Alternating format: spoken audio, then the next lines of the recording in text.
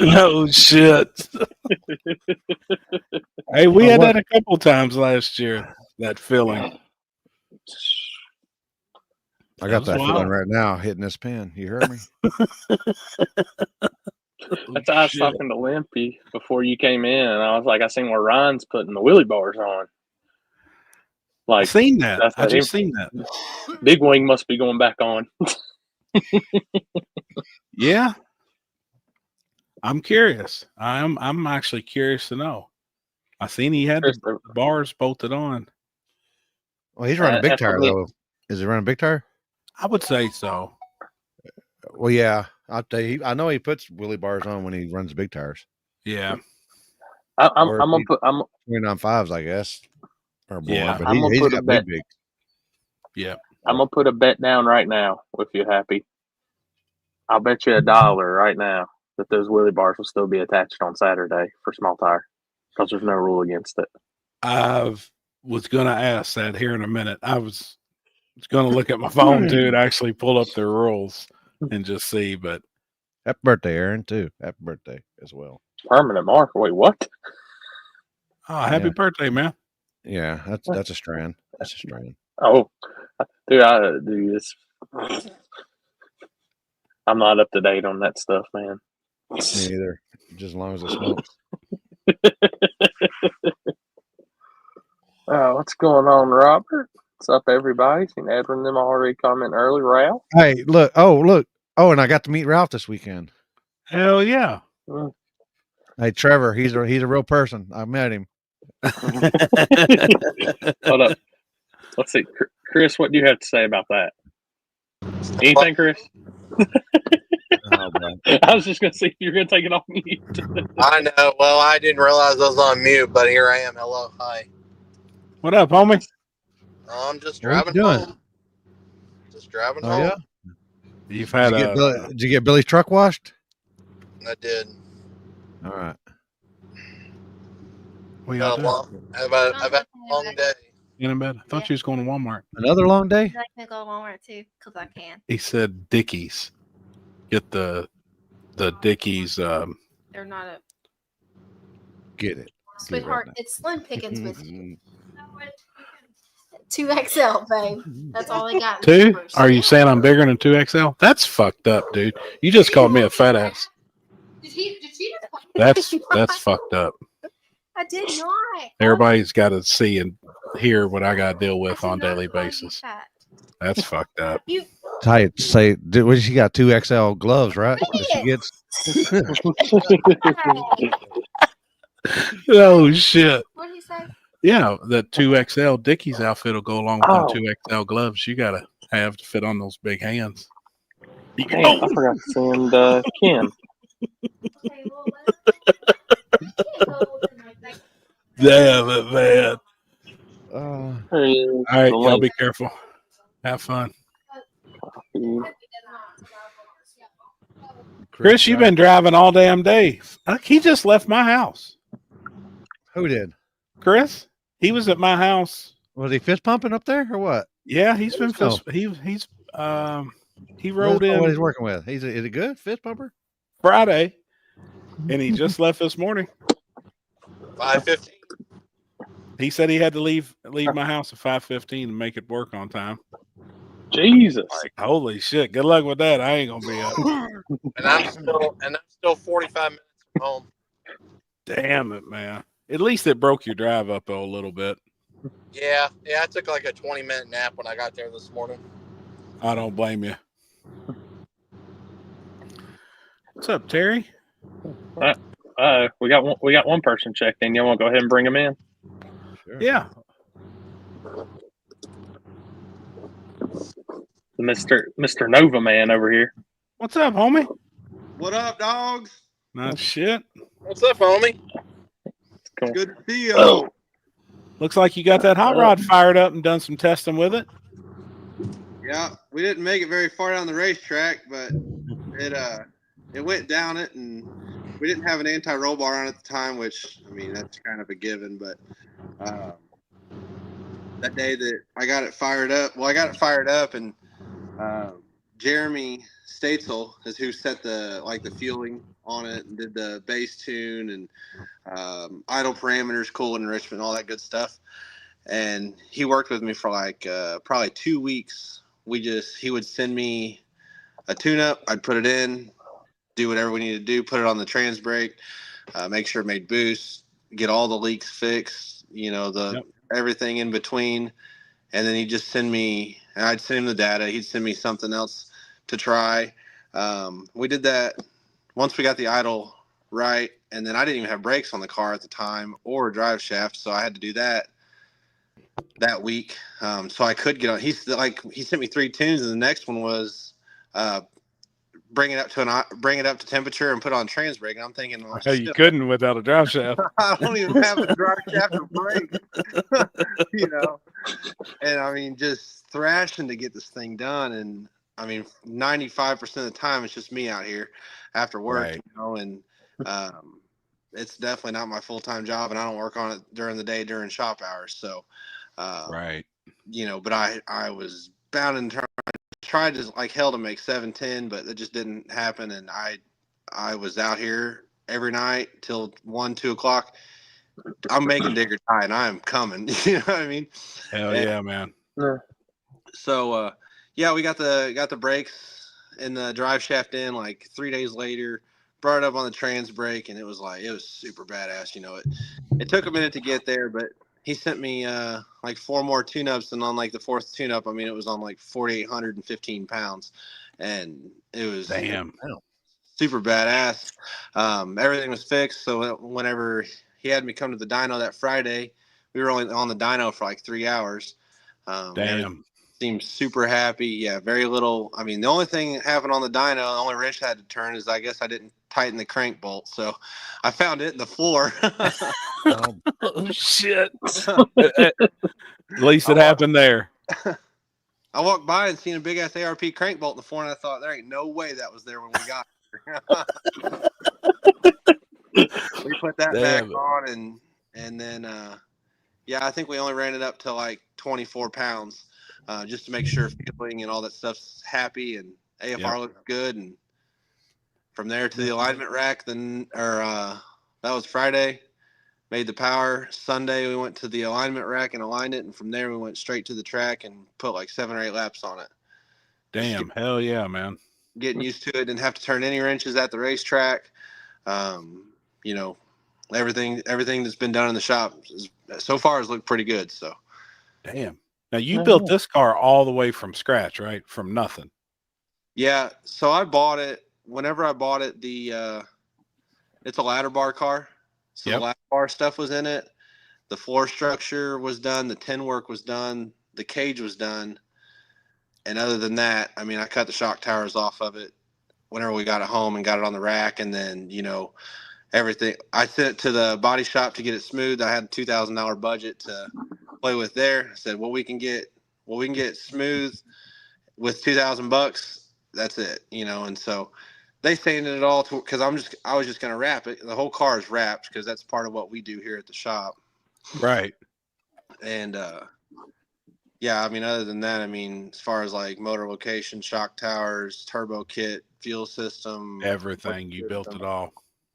Yeah. And it was honestly not, I mean, the Datsun, which is no longer here, went to a company down in Texas. They're going to do some radial stuff with it, which is wild.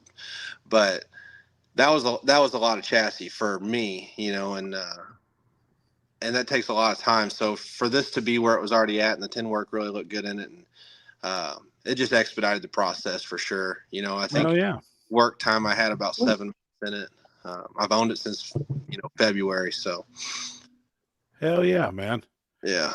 And you're good to go right now. Y'all are loading it up in the box and going to be headed south here the next day or so. She's ready, dude. That's awesome, man. Yeah. Last night and the night before last, I played with some of my shocks. Got the right spring rate on it for what we need for what we're going to run for bias for digger die. And other than that, I mean, bolt checked it. I went to my buddy's place and picked up 5 gallons of methanol earlier, and it's ready to go in the box. Hell yeah, man. Dude, that's awesome. Tell you what, that's fast to build a car in that quick too, since February. I mean, really, you know, it sounded like you kind of had a project roller. Really, you didn't have a complete roller per se, because if you kind of cut it back apart and redid some stuff, and you know, you started back over. So I mean, that's a lot of damn work, man. It was. I mean, especially for, you know, one guy. I had a buddy, my buddy J Rod came into town for a weekend, and like basically like I kind of like fit up the hot side and then just hand it to him and he'd weld it up. You know, so that worked. We built the hot side in a weekend between two guys. I mean, just the hot side on a race car. I mean, if you're trying to do it nice, I mean, you're gonna have 40 hours in it. You know. Yep. No doubt. For sure. And hell yeah, man. I just tried to make it as nice as I could, you know, and it's just I wanted center mount turbo, I wanted bull horns, I wanted some gold somewhere. I've always loved vinyl top race cars, and gloss black's my favorite color, so that's just kind of what it is. Hell yeah. And you all did the wrap, you said? Yeah, me and Liz did the whole car. Which hell yeah. Now the vinyl top's a wrap too, right? It is. That's awesome, dude. That's cool. Yeah, and I mean, I encourage everybody. If anybody out there comes up and sees the car, whenever you come up and see the car, you ain't got to touch everything. Touch the roof. You got to feel the roof because it's got texture in it. Oh yeah, it's sick, dude. It's cool. Everybody that's seen it, that's about their favorite part of the car. That's awesome, man. Dude. David Ray's in here. He's been commenting to you. He said he's glad. He said he's glad to see it put together. He's going to see. Hey, David, are you coming this weekend? Speaking of, you're asking people if they're coming. Are you coming? I'm going to tell you right now, if he's there and it's that cold and he ain't got a shirt on.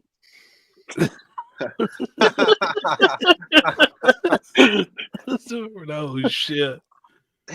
I'm just going to shake my head. Dean Blevins. Andrew is the homie. Those are my dogs. I've seen Dean in there. It's David Ray. Oh, yeah. He said he's coming. Sir. Hell yeah. That's what's up, homie. Good shit, man. What's up, Zach? Hero. You my hero.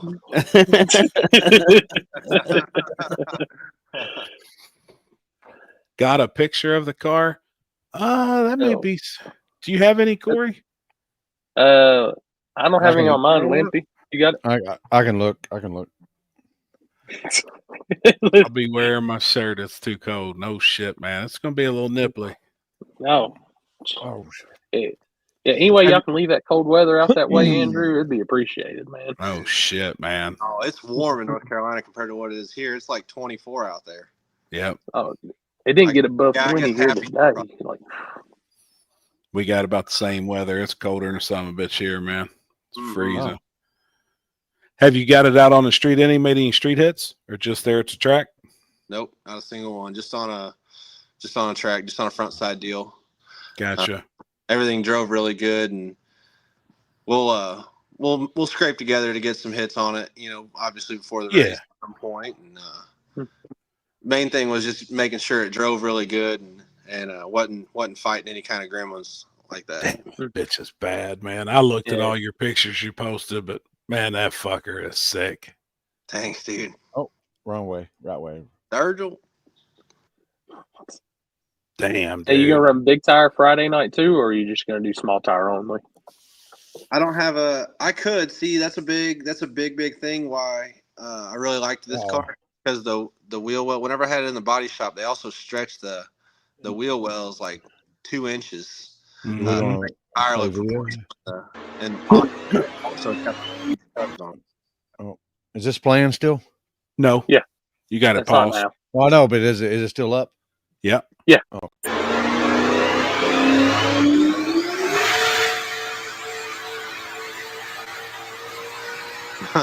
Yeah. Holy shit. It was annihilating the tire on the dyno. Yeah, like right there, it really starts screaming. You just hear like a whole nother pitch come out. It was definitely spinning some RPM. Holy shit, Jesus. Man. And it was really safe. It was like 40-something% duty cycle. I couldn't hardly believe it. Wow. Got 16 of Tom Sewell FID I've got 16 of his 2200s in it, and it was just, I mean, happy as hell. Damn. Has it got a pretty gangster LS in it? Same one out of the red car. It's Hell yeah. So it's a Dart 388 iron block deal. It's been together for 3 years. Spark plug's been changed whenever I switched it to methanol. Holy shit, man. I mean, I mean, on the E85 setup in Indiana, it made 1640 to the hub. Holy shit, man. So we only thing we really changed is did a precision 98 instead of our Garrett unit, and then just switched it to M1. Wow. A little bigger throttle body, low profile, Holley ultra low ram intake, cathedral port. No shit. Damn. Y'all bringing Johnny Cash. I believe Colton's coming too. David Ray, you already know, baby. Oh yeah. Oh, Johnny's coming. Yeah. Colt's been doing the same thing I've been doing every night, and they're just getting him ready and made some changes and trying to get back to our old ways, old Johnny Cash, you know. Now, are you happy with the switch going from now was the red car a stock suspension car? Mm-hmm. Are you happy with the switch going to a back half style car now over the triangulated 4-link? So really for me, I'm not like the kind of guy that's like, oh yeah, we need to move the instant center up here, and this needs to go like this, and we need this. Like the ladder bar thing really is my style. I mean, Right. Right. The simplicity of it, I do like that. I think that, select one of the 3 holes, bite, no bite, not any bite, you know, right. And reset, you know, pinion angle. But I've never had one, but with the roll bar on it and the diagonal link bar in it, I mean, it is, it doesn't move side to side at all. And because with Johnny Cash, for example, I mean, we've chased, you know, the 4-link stuff for a long time since torque boxes, you know, and you can just get so confused with 4-link. I feel like if you don't really know what you're doing, you're not one of the big chassis shops or very knowledgeable with it. So I think it's right up my alley. You know, I'm gonna try it. And if we don't like it, we'll cut it out. But Jeff told me, he's like, dude, those ladder bars, he's like, you're gonna love them, you know. So fuck yeah, man, they're awesome, dude. I've had a couple ladder bar cars. They're simple, long as it's square, they drive straight. Like it hooks like a son of a bitch. Some bitches will hook in a car wash. I was just trying to car wash. Car wash. That's why they say. That's why they can't. That's why they say Louisville. Yeah. Oh shit. There, I guess you guys. There you go. Well, shit. Hey, there you go. About turning the phone sideways. Look at that. Oh damn, man, that thing's a gangster. Did you lose any weight with this car over the red car? No. Really? I mean, I'm within like 100 pounds of the two. Neither of them are extremely light. Yep. Damn, if I could get this thing to proper now. Hang on. That's good. Yeah, I like it. Motherfucker can build a car, but he can't hold something. Figure out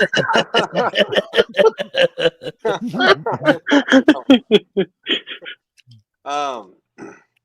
Neither of them are extremely light. I mean, the Fox body's got fiberglass doors on it, but it's all steel, all glass, and right. Dean, get the fuck off the track. And the Nova is all steel, all glass. You know, it's got. Oh hell yeah, cool. It's got some tin work in it, but it's got roll up windows. I mean, it's all. I put brand new glass in the windshield and the back glass, and the rest of it has been in there. But no, I mean, it's a 2,700 pound car all day long. Hell yeah, cool, man. I don't mind a little bit more weight. You know, you put some more power to it, tighten up transmission a little bit, and Sure. you know, I feel like a little bit heavier side car, longer wheelbase is going to be a lot more stable of a race car than something that's not so much. No, I agree. And we've talked about it with other guys on here before, and we've had some chassis guys on here. Jason with Tin Soldier was on here, and we've had a lot of discussions about it. And I think you're right there at the golden weight that it seems like everybody that has a good working car is in that area, 25 to 2,800 pounds. Yeah, I would agree, Happy. I mean, the stability of being able to drive. I mean, you can make it as light as you want, but if you can't get it down the track, don't mean shit. Right. Oh, I agree, man. Hell yeah. Well, we would yell that at Warren Woods. People were getting pissed. It was so bad. It was like 2 Warren the Woods ago, and Liz had her camera with her. Well, I would take her camera and put it on my neck, and I was walking up to the line. Media, we were screaming. Me and Dean were screaming media, and people were getting off the track. And then, Libby get on to somebody or something would happen. And then me and Dean were standing on the guardrail and, screaming at motherfuckers. Get the fuck off the track. If you don't move, we can't race. And Dean's he's like, see those lights? He's like, I put all those lights up for you to be here. He's like, get off the track, dude. We did it all night, and it was fucking hilarious is what it was. People thought that we owned the motherfucker. It's fucking great, man. It's been doing dig or die. That's a good question for Pro Tree Video.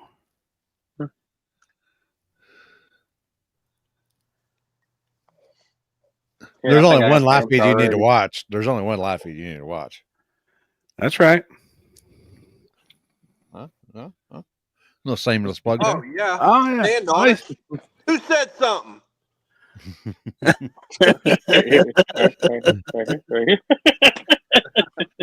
wasn't Richard. It wasn't Richard here. Richard didn't say nothing. Luke Holbrook. What's up, homie? You see that Chevy 2 sitting in Andrew's background, don't you? He said you got some competition for your Chevy 2 this year, Luke. Nice fucking Yeah, car. Like that car. Oh yeah. Andrew said there can only be one Chevy 2. Luke, just saying. I ain't say shit. Slow down. Speaking of Chevy 2s, does anybody know what that silver car that was at the pad last year? That silver Deuce? Oh, that Pro Charge car. Yeah, it was up Michigan area or something. See, I thought he was from down that way. I thought that was a Mississippi car. Full tube chassis, he's hammered on the ground. Yeah. No front end, gangster. Dude, that was a badass car. Yeah. Yeah. That car was bad. Seeing that thing when the sun came up, hearing that fucker in the burnout box hit different. Fuck yes, it did, man. That thing was wild. We'll be there, John. Let's plug the PRI after party if you're in town for. Yeah, our plan is to definitely slide through there, man, on Friday. No. I think we're gonna leave the show early to come hang out with y'all for a bit. We have to race down a hill. I don't have a motor. Damn, Luke, you still ain't got no motor for that thing. Damn it. Where the fuck is Chris going? He's trying to get home. He's playing sim. He's driving. He's delivering that load. He's playing a simulator driving down the road. No, he actually for real is driving tonight. But he does have a sim. Yeah, I've seen it on the channel. He just driving. I'm tired of driving. I'm sure, man. Hey, man, that plane ride was a whole lot better than that drive from Florida. Guarantee it.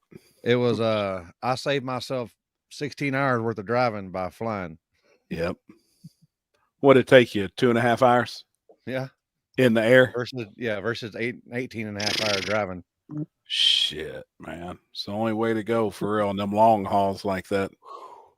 Except on the way back, it was me, the 3 biggest motherfuckers sitting all right next to each other on the very back of the plane. Now that sucks. And all 3 of us were legs are each other because we're fucking trying to. Dude, that sucks. Let our balls hang. And my shoulders will be over the other guy. I said, dude, if I rub up on you, dude, it ain't no gay. No gay. He goes, no gay taken. No gay taken. Right. No, I got that doctor's appointment on Friday, David. So, or I would just stayed in Florida and rode with Mike up, and then went from there to hooked up with Jeff, and then went to Indy, and then stayed at PRI, and then flew home. That was the original plan. Dean, he even called me and was talking about how happy he was to get that Corvette, man. I was just waiting I'm waiting this weekend at Dig or Die for him to show up with some white New Balances and some cutoff jean shorts since he's driving a Corvette now. We did see they him make in a new outfit this weekend, and when I get home, Oh, my God. Yeah, we caught Jeff this weekend eating lunch. Damn it. Oh, yeah. Yeah, Dalton said that we need to go by and Tony Stewart's race shop during PRI because his brother is the driver or crew chief or something for Tony Stewart's race team. Look Oh, at see the shit. highlight now.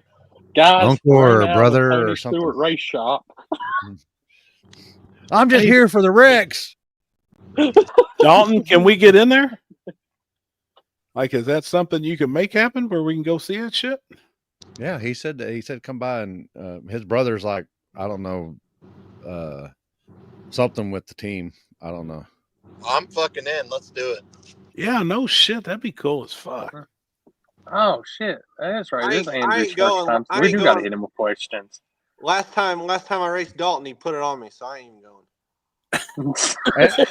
And what was funny was when y'all pulled up, I didn't know which one was which. I'm like, because y'all are like, I'm like, because they got both the same freaking cars. You ain't wrong. It was funny because there was the Muskogee Oklahoma race before that last year. Sorry. Yeah, the finals was me and Dalton there, and it was like same damn car. Then I think I wrapped the roof black. And then well, that was a rough surface too, wasn't it? Yeah, it was. Whenever we were out there, it was just me and Liz and Dylan Cato, buddy Dylan. We went out there and this was his old car. This was the old Ford powered. I think one of the Embrees ended up with it or something. Yeah. Yep. And we was talking about that night, and whenever we got there, and then the next day, you know, I think I won that thing with like a 602 or some deal. You know, it was holy shit. Yeah, it was pretty wild. Which it was water burnout. That was scooting too. Yeah, that was a water burnout deal. Yeah. Power plant in the Deuce. 3-year-old Dart 388 just got converted to methanol from E85. Was that a big change for you? Or not too bad? Yeah. Yeah, it was a big change because I've never had a car on methanol. Bob Ett, AEI is his company. He's out of like St. Louis, Wentzville, somewhere area. But you can basically just message him and tell him what you're doing, and he'll provide you with like all your bracketry that you need for like alternator. The alternator deal. Here, I'm right by it. I got to shout him out because he walked me through this. So big. Can I turn this around? Yeah. Oh, yeah, right there. Yeah. So this bracketry, he made sure that like my alternator bracket was clearing the steering rack, K-member all real nice. And then obviously, you know, your fuel drive side over here. Yep. But just the way that everything tensions and is spaced, man, that's nice. Yeah. I mean, I've always fought alternator belts. I've always had like a tensioner, but literally to tension this thing is just there's a bolt right here on the back side, and then you loosen the top one up, and then you just pry the alternator over, you know, and got a nice tight belt. And then same thing there. That's pretty basic. I mean, that's just kind of bolt on, but I didn't really know anything that I was doing as far as like cable drive, and it took me a minute to comprehend. Like we had Jordan's Fairmont on methanol, but I still didn't really comprehend it that much. And I'm telling you right now, the bottom of that cable, every 4 inches is a secured. I built bracketry all the way down the frame side, and secured it, with a P-style clamp the whole way. Yep. And even this is kind of probably overkill. Somebody tell me it's overkill. I don't really care. So like coming over the axle, I built the bracketry down to keep the cable in a better position, I guess you'd say. Sure, instead of it getting in a bind or something or kinking.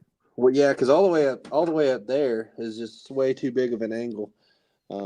Yeah, and the whole way up. Damn, man, hell yeah, it's serious. Looks good. And then you can see her back there just feeds right in, and there's the cable. Damn, man, hell yeah. He's got a vinyl top on it, Junior. Check that thing out. Look at that. Yeah, it's got a vinyl top. Dude, that's sick. You can probably hear the texture. It's cool. Oh, that's sick, man. It's even cool. the seat's gold. Oh, I love it. Yeah, I want to have DSP do like a pour-in deal, maybe over winter at some point, or even just like cut the seat cover there and then have it re-sewn to where you can see the gold tops. But I can't. I slide around. Don't let Jeff Thomas see that shit. God dang. I know shit. Yeah, those seats will be in Indy. No shit. So so anybody that's going to like a methanol setup, doesn't know anything about it, Bob, everything from, I had the injectors. I told him what I want to do injector wise and everything else. He'll just send you an invoice on PayPal. You just pay for it and he sends you everything you need. Dude, that's awesome, man. Hell yeah. Yeah. Big fan. Had some really, really good help. Everybody that's, been a part of it, just really good help on this deal. Hell yeah, man. What are you going to do with the red car now? I've got everything to put it back together. Really. It's got a motor in it. Pretty nice little aluminum deal. It's just, I'm one man and I've been struggling on the Nova. Yeah. Just every minute I get that I can work on it, I'm going to the Nova. Black and white looks cooler. I hear you, Luke. Hey, you got a good looking car, man. That's a good looking car. Luke. I got a black and white truck, so I can't really say much. Had it custom made for a guy and he flaked on me. Oh shit, a real vinyl top. I got you, Junior. I forgot. Yeah, you do interior. Damn. Happy would have to war. You misspelled Warsh. Forgot the R. Hey, I got one. Yeah. I got one for you guys though, because I've heard a lot about how like the that's like I've heard it. It's like, how can you race that, or why would you race it? It's like, dude, I built it to race it. It's a vinyl wrap 67 Nova. You know what I'm saying? Like at the end of it's material item. Like we're gonna keep it nice. I like my things nice, but at the end of the day, it's still a race car. But we were whenever I went to Florida last week to pick that up for my buddy next door, and so I had my friend Leighton do an anti-roll bar setup in the Deuce because I didn't have time. He had the 10 soldier kit there with the billet ends and stuff. Let me turn this thing around again. Well, I got home and I was looking down the side of it, and there's this like monster dent right here. I was like, what the fuck, And then I looked down, and this was all like pushed back in there. It's kind of hard to see, but it's like creased up here, and like it got all fucked up. We were turning around in his driveway, and it's kind of hard to see, but did the wheel catch it? Look on yeah, the wheel caught it. Yeah, you can see it right there. Well, then I got home and I called Leighton and I said, hey, did something happen at the shop while you working on the car? You know, I mean, I'm chill. 7 years ago, there would have been nothing left of the shop foundation.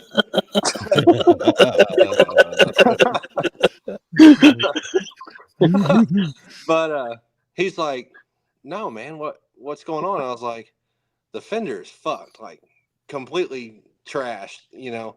He's like, I don't know what you're talking. And like, this is like the most like stand up, dude, like whatever he tells me, I close my eyes, I believe him 100%, you know. So Yeah.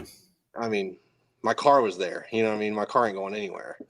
And I told him, I was like, dude, I guess whenever we was turning around this morning in his driveway, the rocks and the structure was just kind of like off, and it's low, and yeah, tire just caught it, and he couldn't hardly believe it. And I was like, well, it's all right. It's race car, man.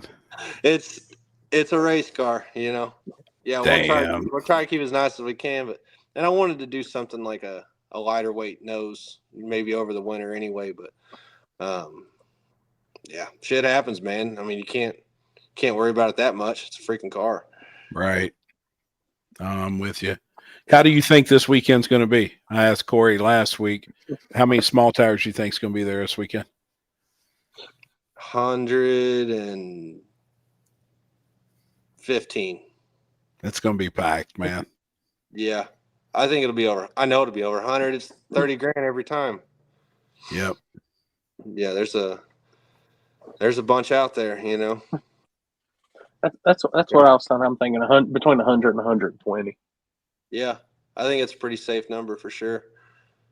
I mean, That's awesome, man. yeah, and Yeah. I haven't even really. I got out one time whenever I came to the butt naked race with Jordan's car before he sold it.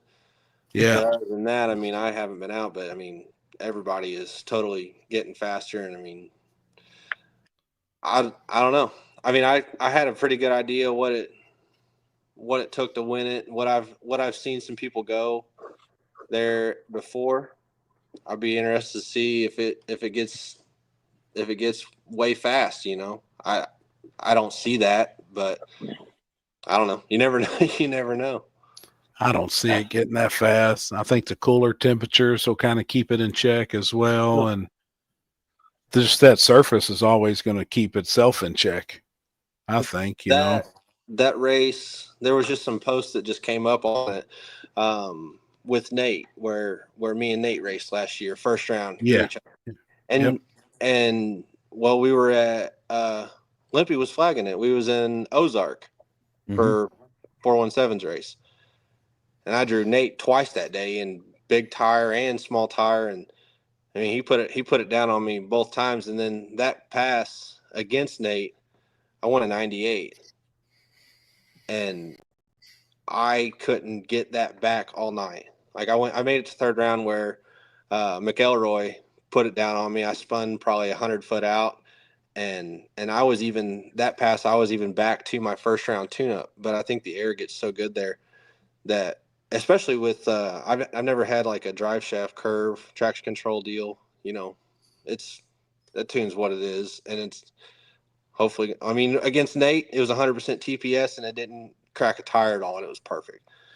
And I knew I had to be perfect to get him, you know, but I was just trying. I mean, I barely touched it going into second round. The DA dropped 200 and it lit the tire, but I was able to move on to third round. And then Jonathan made a hell of a pass against me. And, you know, I'll never know how fast he went because I wasn't there. You know? Right. But yeah, I think the air there is crazy. Oh, it will be. A lot of other places that we race at. Sure. That's what a lot of people this weekend. I mean, racing, like the time we'll be racing, it's going to be cold. And what they think their tune-up is, they're going to be making a lot more power than what they even think. Yeah, and I constantly question that, you know, with it's like, you know, you set your tune-up here and it runs this number, but if you just leave that tune-up in it and just let the air work, You know what I mean? So say it drops Yeah. 200 DA and you have a tune-up in it that goes 600. Is that tune-up going to go a 590 next round? You know, Probably. Yeah. I mean, If you get 200, yeah. I mean, it's probably even be wise to have some kind of traction control agent to be able to catch it. Just, I mean, not to save your junk tune-up, but to just salvage your run. So if you just miss it by just a touch, it'll pull 0.2 degrees and you're down the road. Right. I'm actually gonna. Cause I'm curious to see. That's like when you command, like if you try to command like 10 pounds when the air bad, you might get like 6. But I guess if the air is good, you do May 10, get you might 12 get or 13. 12 or 14. Yep. Yeah, especially if your gates aren't big enough to get it out, Yeah. Right. I mean, just or the sensor can catch it.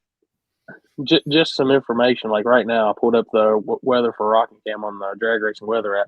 It's 30 degrees there right now, and it's negative 1,951 feet DA. It's Yeah. negative 1,900. Yeah, and 51 feet. Holy That's insane. fuck, dude. That's enough Nitrous to guys melt are like, all "Ah!" 8 pistons in the oil pan. Like that is piston eating weather right there. We might take the And that's turbo what off the weather's son going of to be a this bitch. weekend. Fuck, man. Holy shit. And that's about the same as what we're supposed to have. I seen it's supposed to get 29 degrees, right? Friday or Saturday night one. Yeah. It's going to be Friday in the night's 50 going to be though. the cold night. Yeah. Saturday we're actually going to get decent. It looks like it's warming up just a touch. Yeah. Did y'all see Dylan's comment there? Mm-mm. That one's good. Oh, yeah.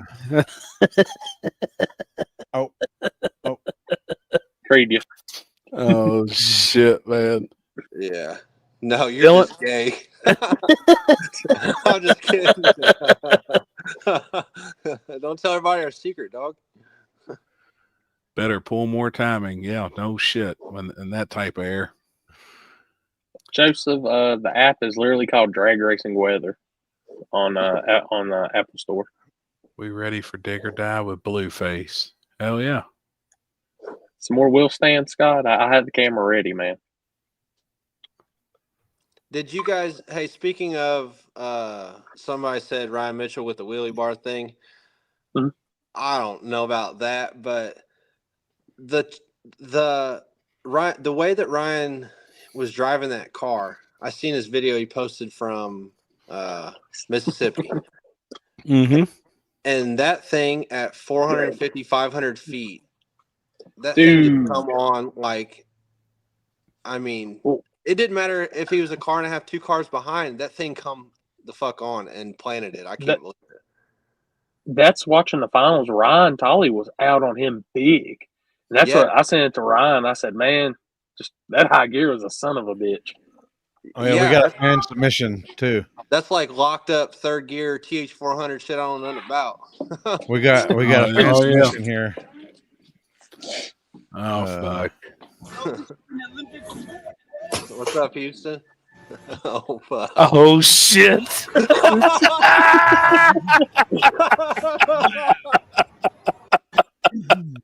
Oh, my God. Oh, that's good, man. Houston done froze up.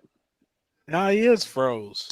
I'll be yeah, damned. we need to slide over it better for that face for the new memes that we're gonna make. Motherfucker was throwing. Oh, damn it! Oh, there he is. Hey, if you turn your phone to the side, it works better.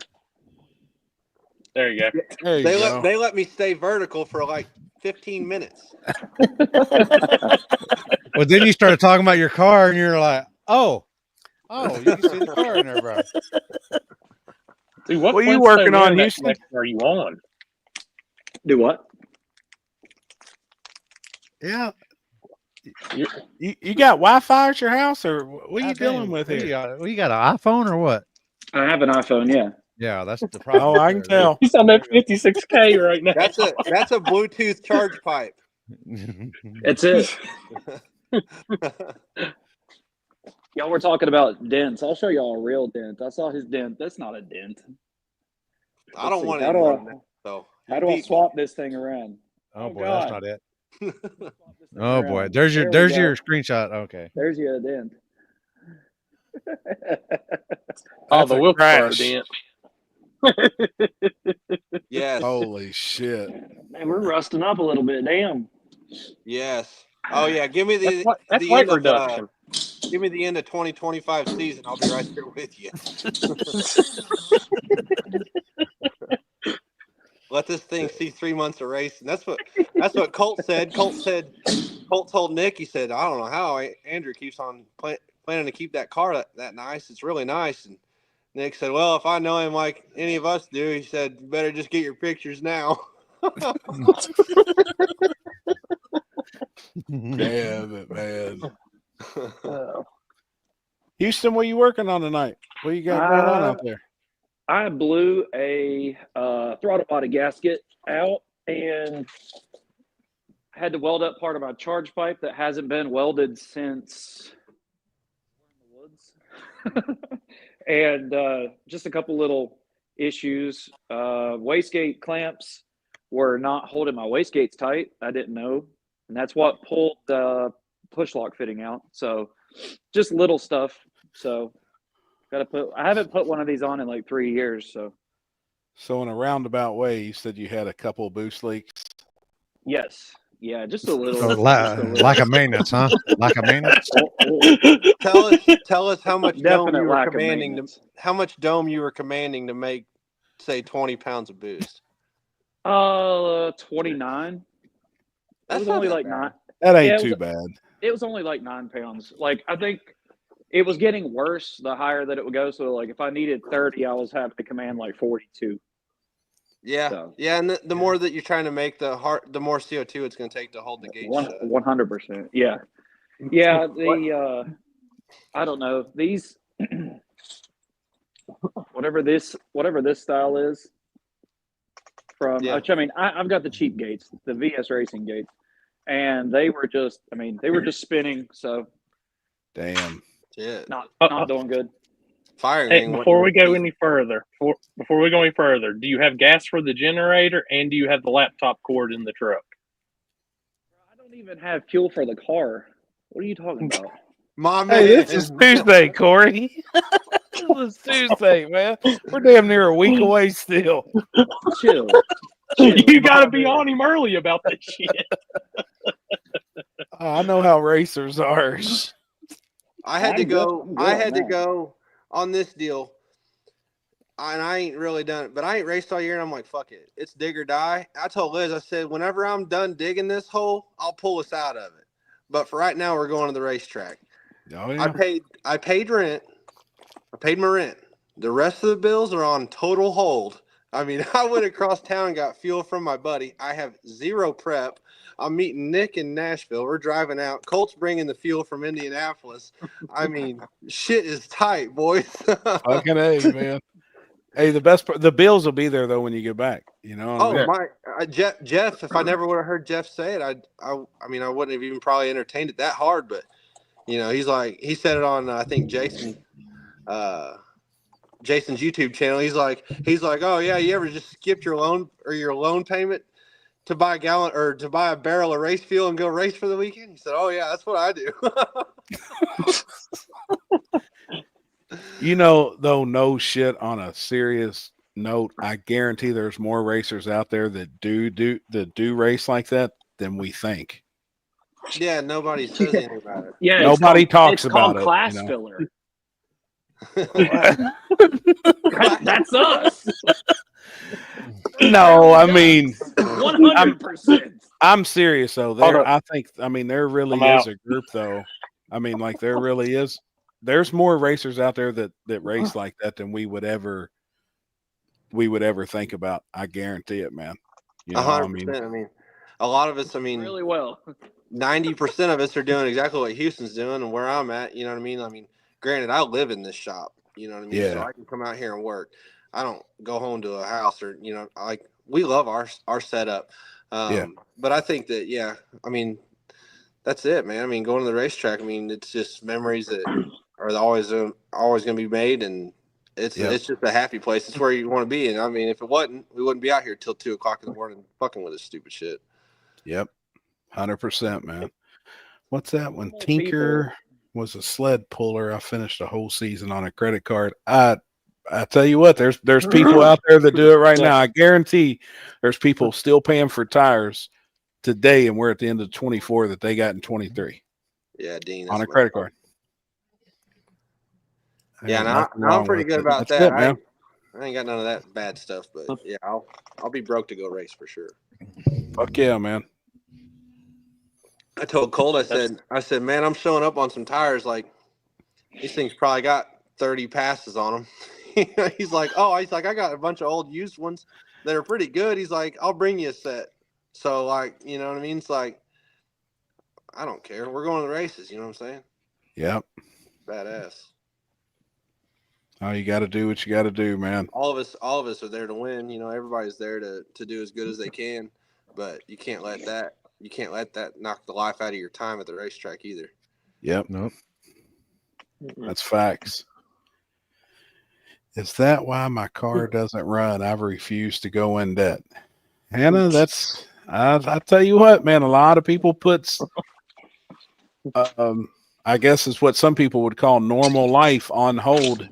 They really do to go racing. I mean, I'm not kidding when I say that. I think there's more racers that do that than what we would think do that, or who tells you, hey man, you know, I'm pulling into the track. I got $86 in my wallet, but I paid my entry fee and I'm here. You know, I mean, propane ain't cheap. And that's pretty Western. You know what I mean? That's pretty damn Western. I mean, yep. I say it gracefully. I mean, you know, I could pay those bills, but I'm gonna hold on to that money until I get back from racing. You know what I mean? Damn right. Do you live there in your shop for real? Do you have like an apartment in your building, or do you live there on property? Yep. No, I live in this building. Oh, dude, that's what's up, man. So where I'm sitting at on this line of the lift, right here and over, that's all my shop. All right? Like that's like my garage. That's like my home garage over Yep. here. You know, pretty. Let me turn this thing around and give you a little shop tour. So I see your aunt Lindsay. there's the what? line. There's the line from here over is our company. Yep. That's where we work. And then here I got the lift bay. I got the MIG, the TIG, the tube bender, bolt bin full of all kinds of random shit, bandsaw, a couple tables, you know, metal brake, your Got you a essential, brake? you know, grinders, vise, just shit to cut shit, you know, storage. Hell yeah. So that A bunch of banners. Oh my God, banners out of this world. Hey, where's your sign at we stole Check last that year? banner out. That Is banner. that the one you stole? No. Which one you stole? Oh, the digger die. No. Oh, fucking Aaron A. gave that to us. Look at that. There it bitch. is. Dude, that bitch is bad, man. Yeah, that's bad. I need that little. Let me grab that little tutor right there. Dude, that's badass. And yeah, I mean it's pretty much a wreck, you know, just from thrashing. But yeah, so that is my garage, and Hell then yeah. this is our workspace. And Oh, you back got a like- War in the Woods banner. Oh yeah, this is the one. This is the one. Limpy, do you remember whenever I got this? Oh, fuck. Yeah. Yep. Hell yeah, man. That was from, and then there's a dog. What's up, Letty? And then that's like our office, and then back behind there, and all back behind there, it's all framed off. Living It's our space. house. Yeah, that was that awesome. year. That was that year at War in the Woods. Whenever it rained like a motherfucker, and Jeff's walking around out there, picking shit up, putting shit up, doing the whole nine, and we didn't even get to race Saturday, and it was a pretty big loss. And I just told Julie just to keep the money, and I'll just get with Jeff. Just want like a banner or something from the event, and he ended up sending me that one with Nate and Sherman and Limpy in the background. That's fucking badass. That one's sick. Yeah. Oh yeah.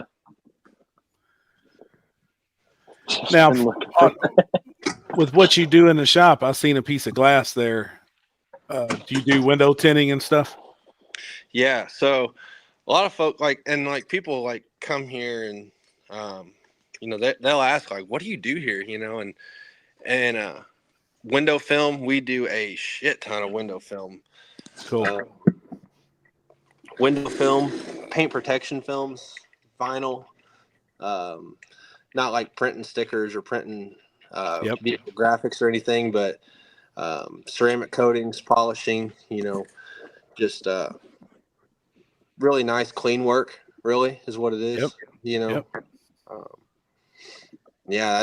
There's like if I've worked 1,000 hours, I haven't touched a welder or, I don't do any of that stuff for the public. That's just what I just build my own cars because I paid a guy one time and I realized that I couldn't afford to do that. So I better just buy me a damn welder. And that's whenever I got the MIG, and then I realized I needed the TIG. And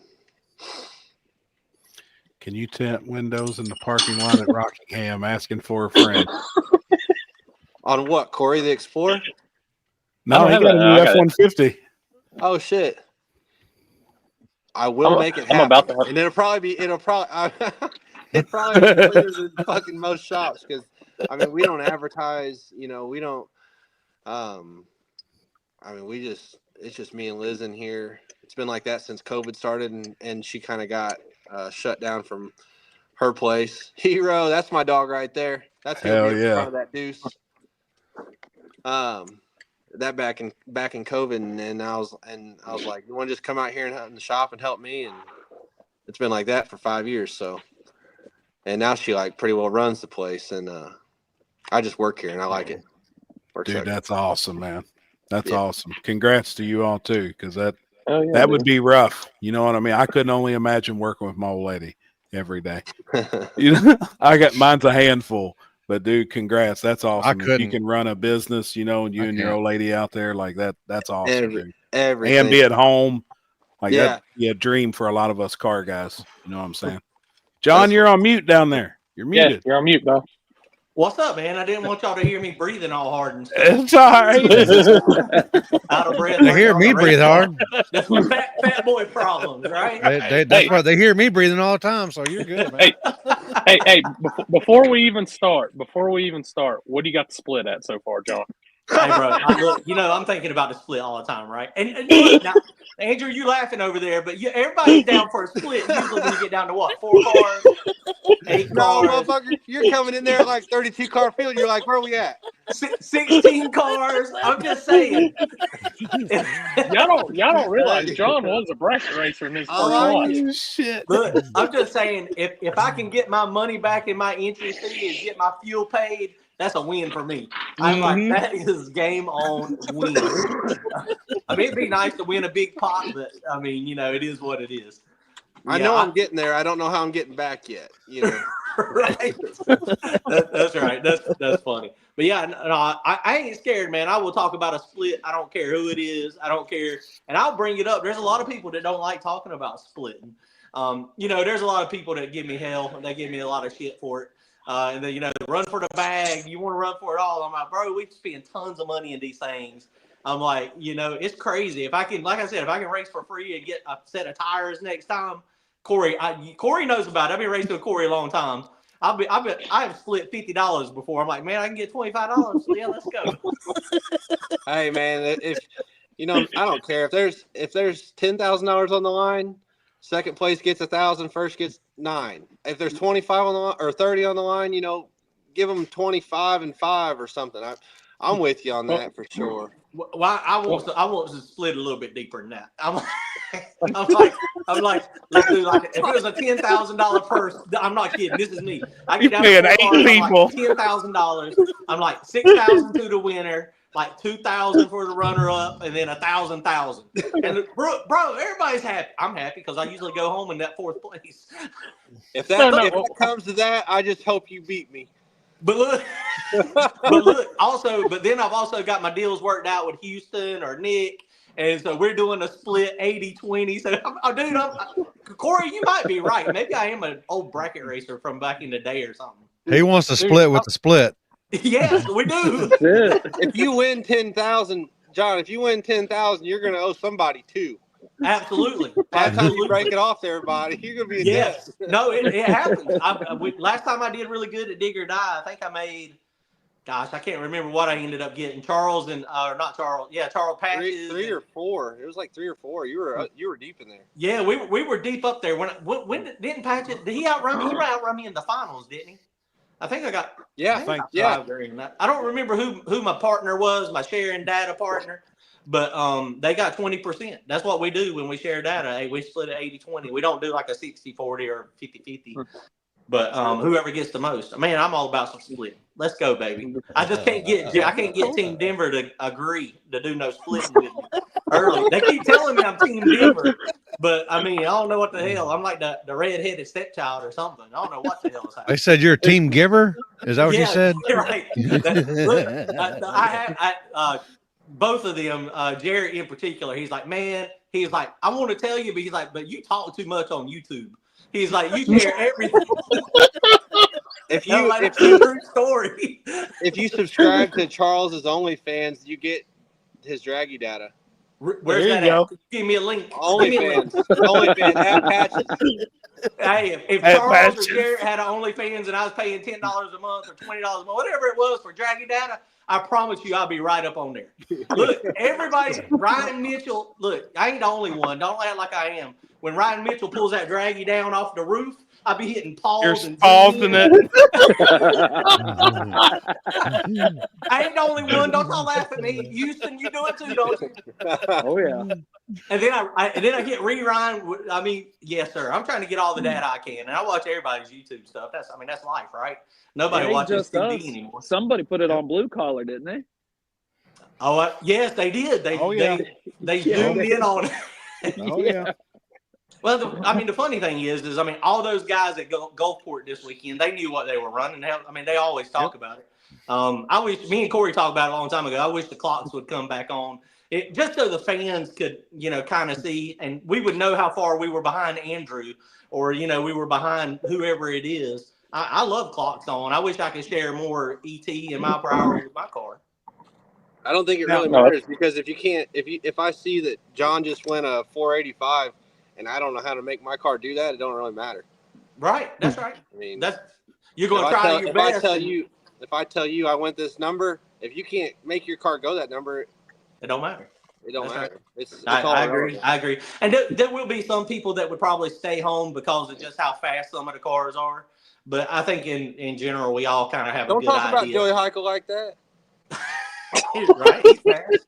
Look, oh boy! Look, Ryan Martin clickbaited me, and I watched his whole damn video today in between stops, talking about we went the fastest ever, and it sounds like they went about an 18, a 4:18, 4:16 at Gulfport, from what I can tell. I mean, they said the record was a 4:14, and then I'm doing math about how close I think Ryan would have been if his wouldn't have got all out of shape. Front side stuff's fast. Front side. Yeah. That's a fast track too. Is it? It looks fun. Ryan, I saw, was putting wheelie bars on. Did y'all see that? Did y'all talk about that yet? Yeah, a little bit. Rules don't. From what I can tell, the rules don't say no wheelie bars.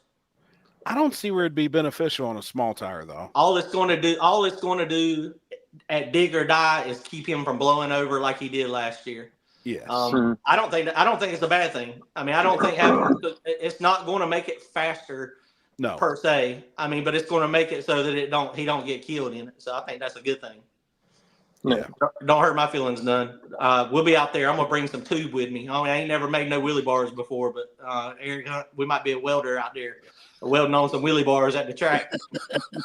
Hey, we got the replay function working great for the live feed, so y'all just do what y'all got to do.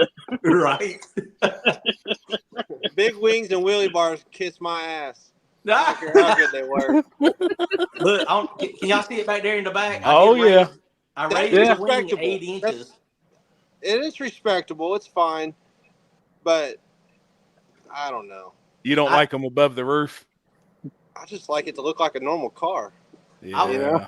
I was hoping I wasn't going to have to put a wing on this car, But it just is what it is. I mean, when we were Hey. running front side, the back of the car was just coming up.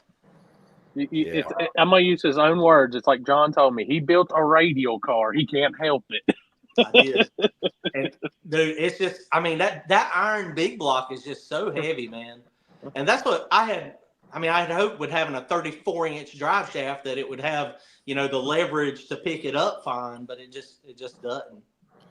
Yeah, and you can even see with it just sitting there behind you, you can tell with the placement of the valve cover to your wheel that the motor's back, quite a bit still, but I guess it's just a heavy piece. There you go. Cut the camera off of us so we can't see nothing. Yeah, ain't no wheelie bars in this house. I was trying to switch it so the camera would go the other way, but I can't switch it. Oh yeah, she shoved up underneath there pretty good. So this is the strut tower right here. I mean, that's what one of them PLR Hemis look like. I know, right? I wish I had a Hemi. I mean, but this thing, man, this car, my buddies, they built a heck of a car. I mean, Mike, Randy, and those guys, I mean, they did a great job building this thing, and it's everything I want. Now, the other thing that is interesting, sitting right there, is that aluminum small block that needs the heads fixed, and 2 pistons is all it needs. So that aluminum small block in this car for back of the track would be pretty gangster. So that may potentially happen at some point. I think that's what we're going to need to do, or revive the OG car. That's another option. Man, look, Andrew's shop over there. Y'all see this? I mean, look, I got a 1-car garage essentially. Can't even hardly walk in this thing. Andrew, can I get some shop space? Yeah, if you beat me first round. Again, we hadn't raced in a while. When was the last time we raced? Oh, don't kick this puppy. I'm just saying. The last time we raced was Dig or Die, fool, in the orange car. That's whenever you race patches. Oh, I got the win there. Oh yeah. Oh, that motherfucker was flying. I mean, it was pretty good, man. I can't. This car right here, 141, 142 or something. Yeah, mile per hour is pretty big on it. I think was I the first one to do a wheelie across the finish line at Dig or Die? And I was watching from the finish line when I seen it, dude. It was fucking awesome.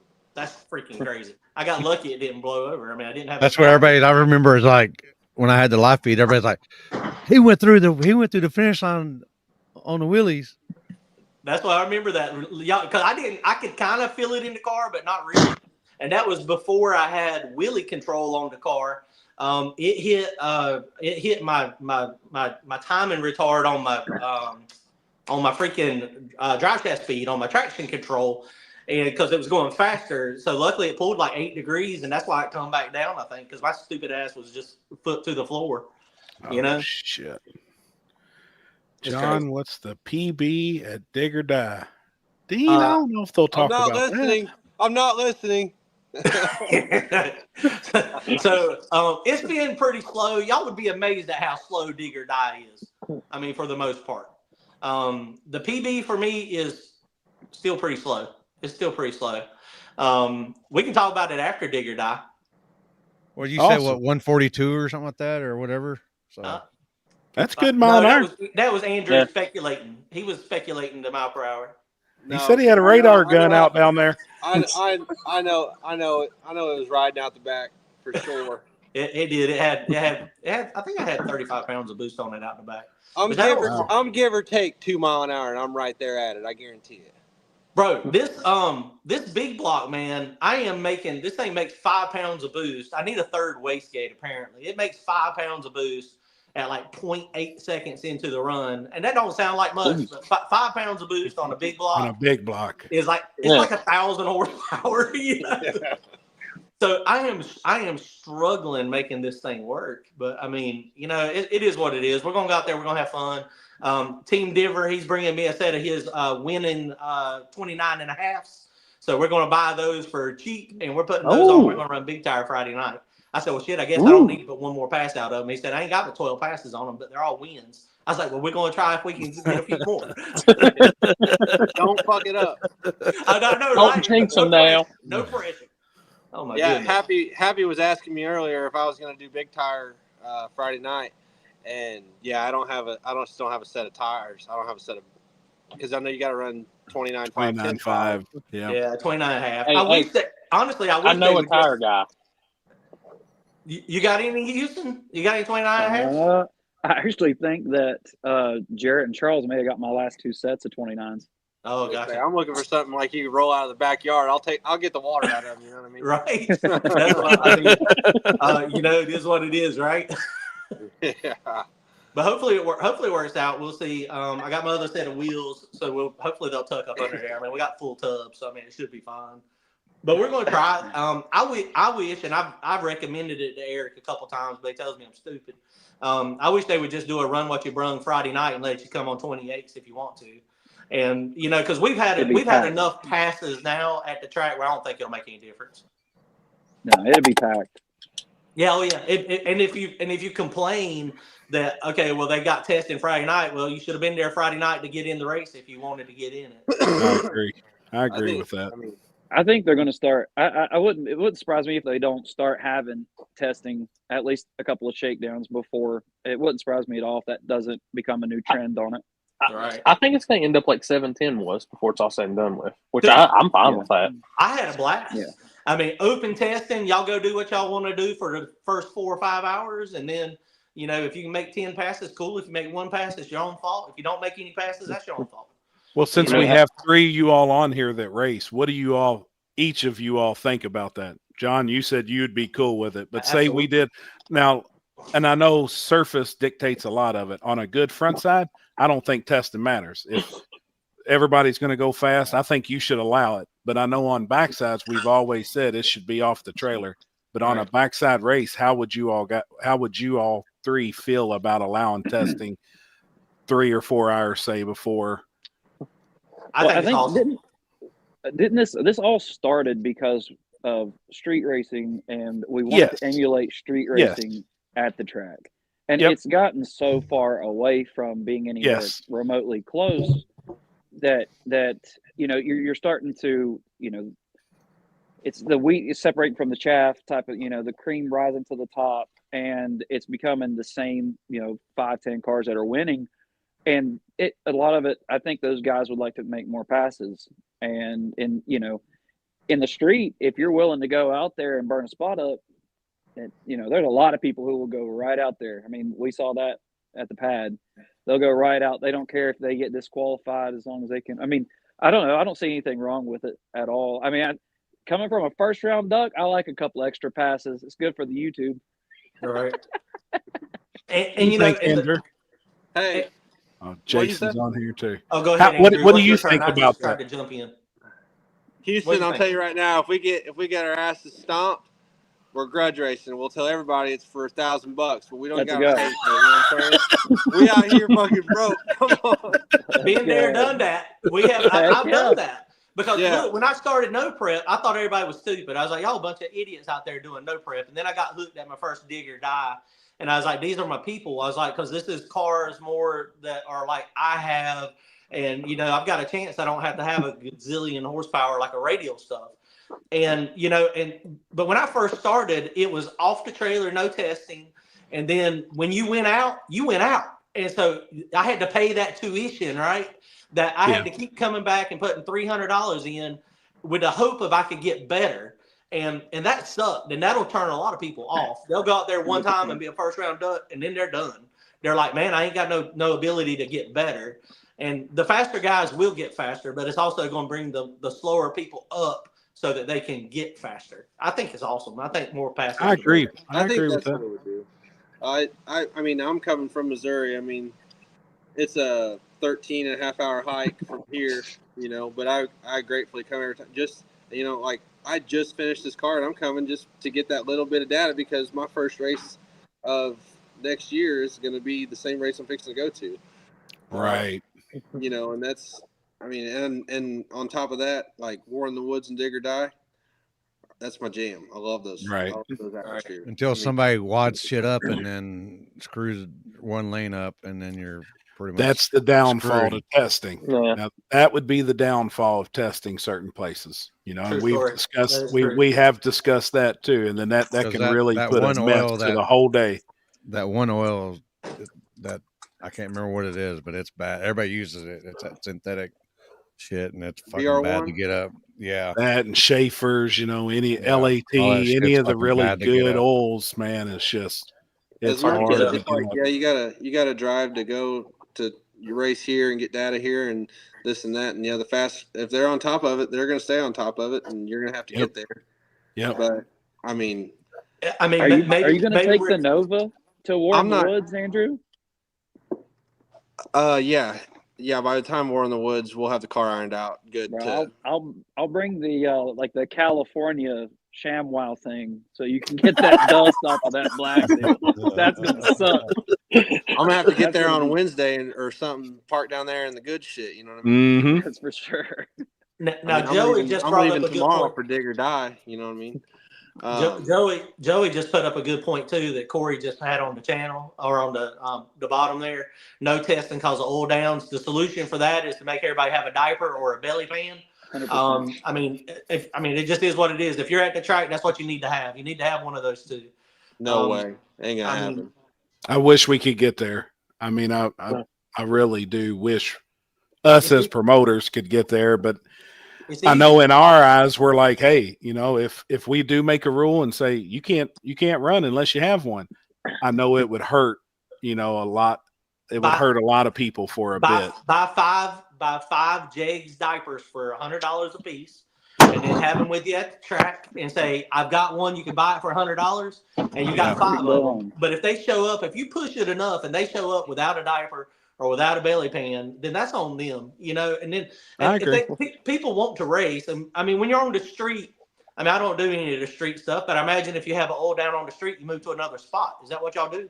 Yes. I mean, so we don't have that ability at the track. So if you don't have that ability at the track, that's the only solution.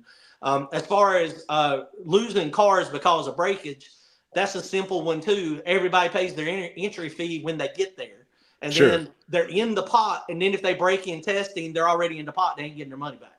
Yep. So, I mean, that's how you keep the numbers up so people don't drop off. I think it'll make for tighter racing. I think it'll destroy the idea of grudge, no prep. You know what I mean? Right. I do this shit to pull up and I got a shot. I'm racing Turbo John. This motherfucker, he's got it together. You know what I mean? Like if I make a good decision here tuning wise, I've got a shot to at least, even if I don't beat him and he beats me by 2 cars, I know what I ran.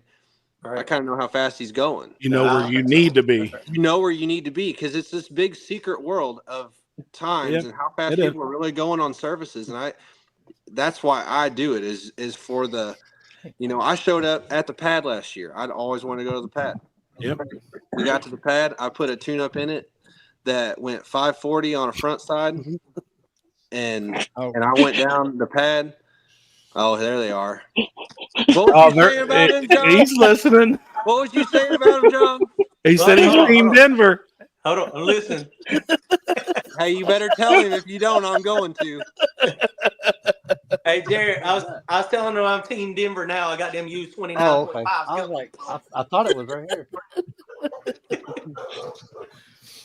Oh shit, man! The pad looks fun. I want to go to the pad at some point, but I mean, it's just it looks like it's a long night.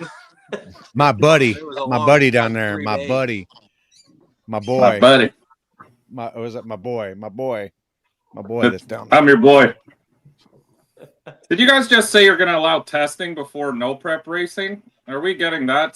Justin Lee. So motherfuckers like me, like off the trailer, to have a chance. I mean, everybody says it's not class racing, but no prep racing is a class. Dig or Die is a perfect example this weekend. You got big tire that run what you run with quarters, and I mean it's still rules, and small tires got rules. You got to have this tire. You got steps. I mean, in my opinion, it's a class. That's my opinion. I'm not a grudge. So now we're gonna test before Dig or Die. I'm down. Let's go. Going to Dig or Die. I'm not down with that. He said, "I can't." Everybody's out testing on the street, anyways. I got to be. Yeah, they can test on the street. They can test on the street all night, but that's a completely different surface. I know. I experienced that for myself when I tested on that street and thought I was big shit, and went out on the track. It was completely different. Well, wouldn't you have been happier to go out there and make a good showing on the track and run better? Absolutely not, because now you're going to just open up. You're going to open up a can of worms, letting people test there. That's the whole nostalgic part of going to Dig or Die is there's no testing. If you have testing now, then defeats the whole purpose of what we're doing. Well, there's enough passes. I'm sure Jarrett and Charles will agree with you wholeheartedly. Patches, they going to donkey stomp all of us because they ain't none of us getting no passes like that. I mean, they got more passes than everybody. That is the truth. All right. I mean, they ain't nobody. I mean, I'm gonna start going up there with freaking what's Charles's brother's name? Get him on the trailer. Jordan. Jordan, yes. Brother. There ain't nothing more defeating than pulling up there and him looking at you and going, "I got 2-1 on the other lane." Well, you're like, really? You know? I'm gonna start going up there and just betting with Jordan. I can probably make more money just betting with him. Whoever he says, that's how I'm gonna start betting the other crowd. But yeah, all right. Well, I'll stay in the middle then. How about testing on Thursday? I wouldn't have followed him that night that Luke Glass had his night because I watched that motherfucker pay out some dough. Oh, right. Yeah, it was bad. He said, "I ain't ever lost that much fucking Mike, money." now say that again. I remember that. Mm-hmm. I said I'd meet in the middle and say go testing on Thursday, but after Thursday, nobody touches the track. We do it at a mock. I like they test that. Friday night. They test Friday night, but then on Saturday we clean the track, we rough it up a little bit, so it's not the same surface. But everyone can come out Friday night and test all night. So if you want to come out and make passes. But the test right before an event, no, fuck that. That doesn't make sense. I really think that would work good to have Thursday testing and then Friday, Saturday's your classes. Right. Yeah, I think that would be good. I mean, everybody would show up and just make a longer weekend, which everybody loves being at the track. Rich people. Damn, Larry, I see your comment in the over there. Badass. Houston said y'all think to turn it into lights out where you guys show up on Americans out. Yeah, all y'all dang rich people showing up on Thursday. Some guys, I gotta unstop some sewers on Thursday. You know what I'm saying? Like, golly. Hey man, if you want to test, you'll make the time. We all do it. Dude, Mike Corley came in here hotter than fuck.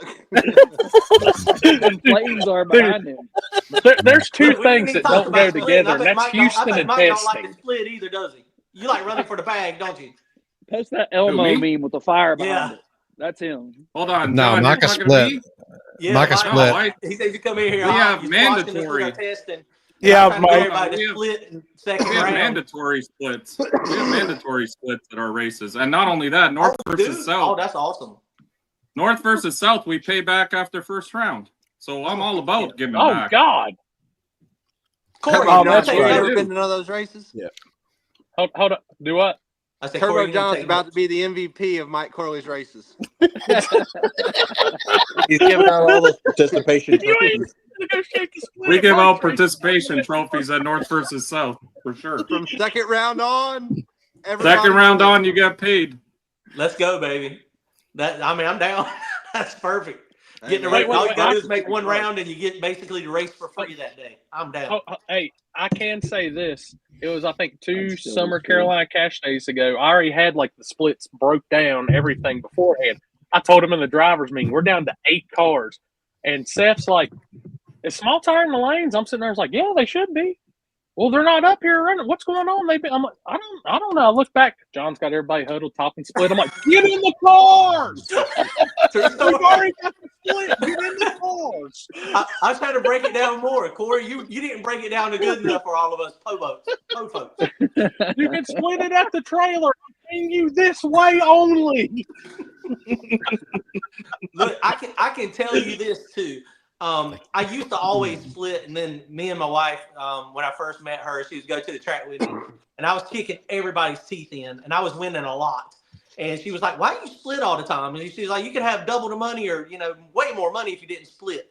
And I was like, "Well, okay, I'll tell you what." I was like, "This next, when I was in the finals, I was like, I'm not going to ask him to split. If he asked me to split, then I'll split. He didn't ask. I was like, okay, cool. Had him covered by a lot. I spun. I lost. I went home with a goose egg. Nothing." And so from that point forward, she's been like, "Y'all talking about splitting yet?" It's funny. I get it. I mean, it's smart. I think so too. I mean, the more racers that it makes it so when Jarrett and Patches do win, when you get second or third or fourth, you still get some money. It gives people an opportunity to still get, a little bit of money. I think it's awesome. Good job, Mike. The more people to get paid, enough usually the more money people on the are coming line to back. split. If there's enough what he didn't, Yeah. What he didn't tell you, John, though, is when at Mike's races, he pays you in Canadian value, not American, so it's not really as much. So. Oh yeah, did y'all see Mike's winners photo for this past weekend? We got a fan submission here. Oh boy! Oh my God! What is that? A hot dog? Yeah, but look at Terry. Look at his T-shirt. I love it. It's got Billy Hodgkinson. Oh my. Did he win yet? That's funny. Oh shit. Jason True. Man, I like running for the bag. It's more exciting. Yeah. I think an 80-20 split is fair to everyone because 80% of whatever it is still a shit ton of money. And 20% for somebody is, you worked hard to get into the semis or into the finals. And then after all that, you might have a malfunction in your trans brake or something and you lose, and then that's it. You're fucking, all that work was for nothing. Yeah. I agree. Especially a big pot. Yeah, like some of these pots are 15, 20 grand. You can't give a guy $2,000 out of that or whatever it may be. Like out of 10, you take 80, you take 2. That's like Bill Lutz bitching about Ryan. Was it Ryan Mitchell at Corey's race? Oh.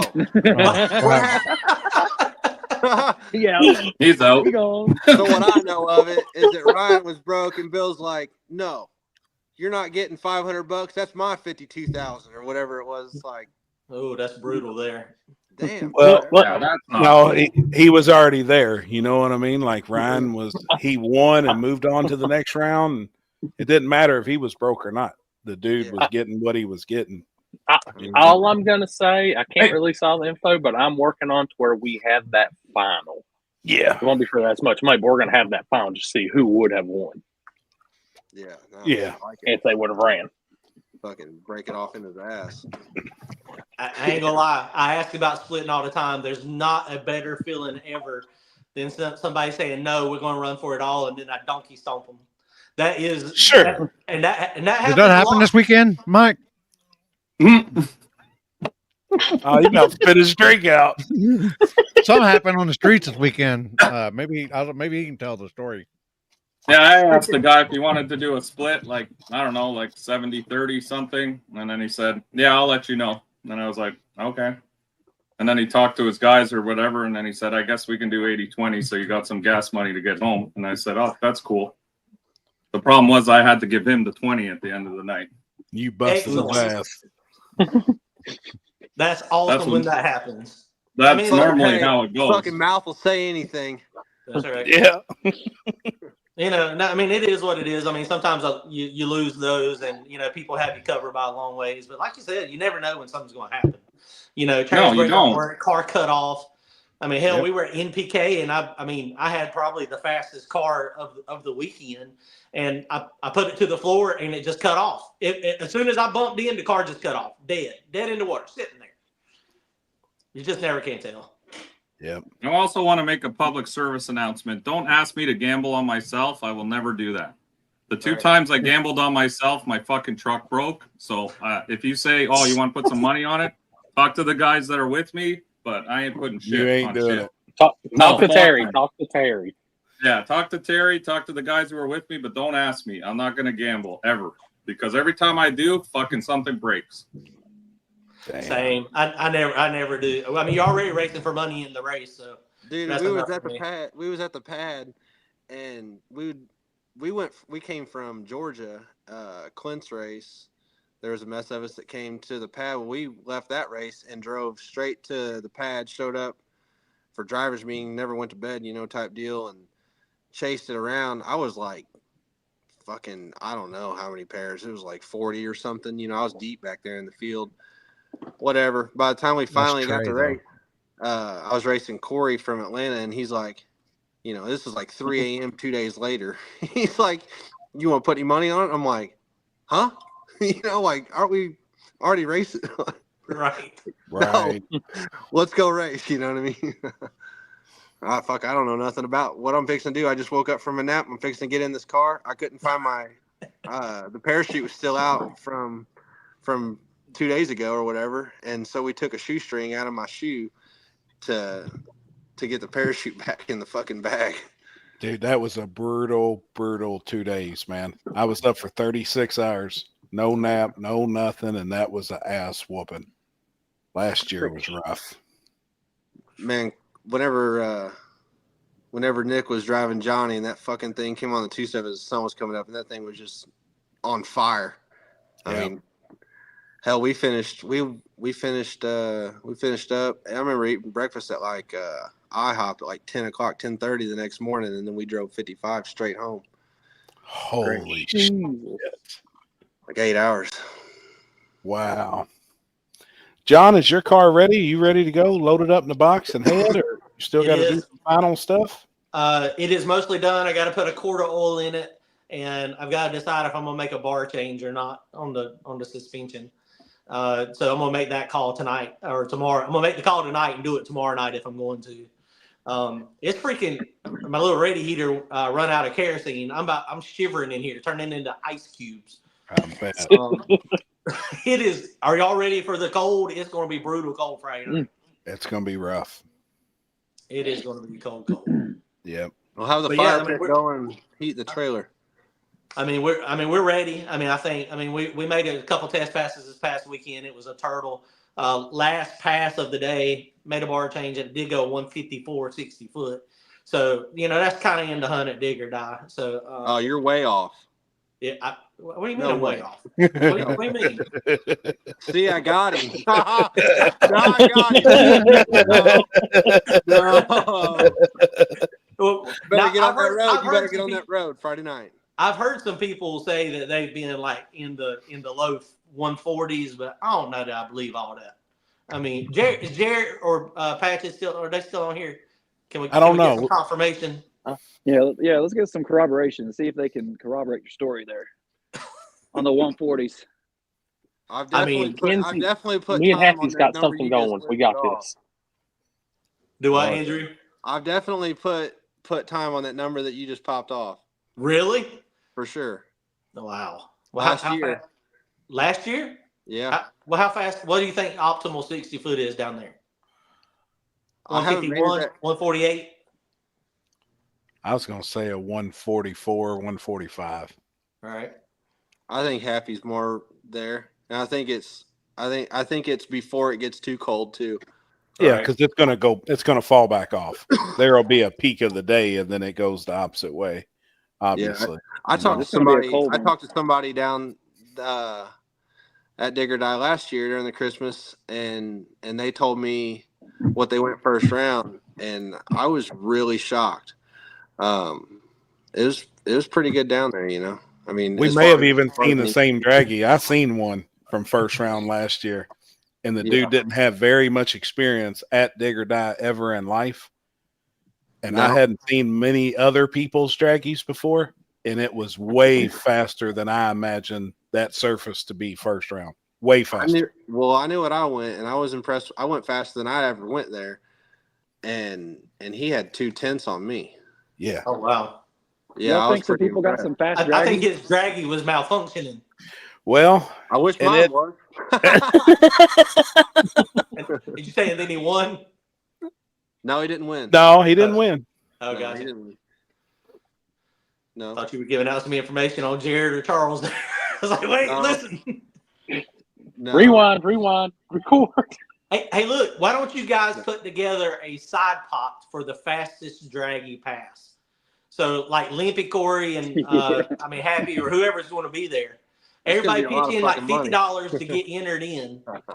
$50. Listen to Turbo John. $50. And then he'll want to split that. Draggy. I just want $200. Now I got to show you. When we're down to 4 cars, wherever the top 5 is, so split it. Everybody put in $50, and then you show your fastest pass to one of those 3, and then they know who's the fastest, and then that person gets all the money. Unless we come up with a split like 80-20. Jared said 500. You lost your mind, Jared. He just moved a decimal. Well, we know Jared and Patches has probably got the fastest one. But so we got to exempt them. If you're the class winner, then you cannot participate in this side pot. Y'all don't think that's a good idea? I think that's awesome. I like it. I'm gonna have to Turbo take a John, picture you give me though, 50. of all the You give me draggies. $50. I'll show you my last year's. Then you'll have to email those to me to confirm them. Which Yeah, I mean, we'll have y'all to know, phone a y'all ain't gonna tell nobody. Andrew, I'll take you up on that $50. Just have your draggy out when I get there, and just let me scroll. On $50, you got it. You can't delete nothing. If it's got one pass in there, it's gonna be suspicious. No, it's honest. It's labeled. It's dated. There's 27 Hey, passes, hey, and each one's like a 10-second pass. Either $50 or a bottle of sauce and 3 gallons of methanol. Oh boy, I got the methanol. I ain't got no sauce. I gotta buy some. Hey, what about I give you some chili? You can have. We'll have some chili. I'll get the wife. Bowl of chili, and 5 gallons of methanol. M1. Don't be fucking doing nothing crazy to it either. It's gonna have the M5 in it. Hey. It's gonna have a little bit of nitro. Ain't nobody gonna be able to breathe.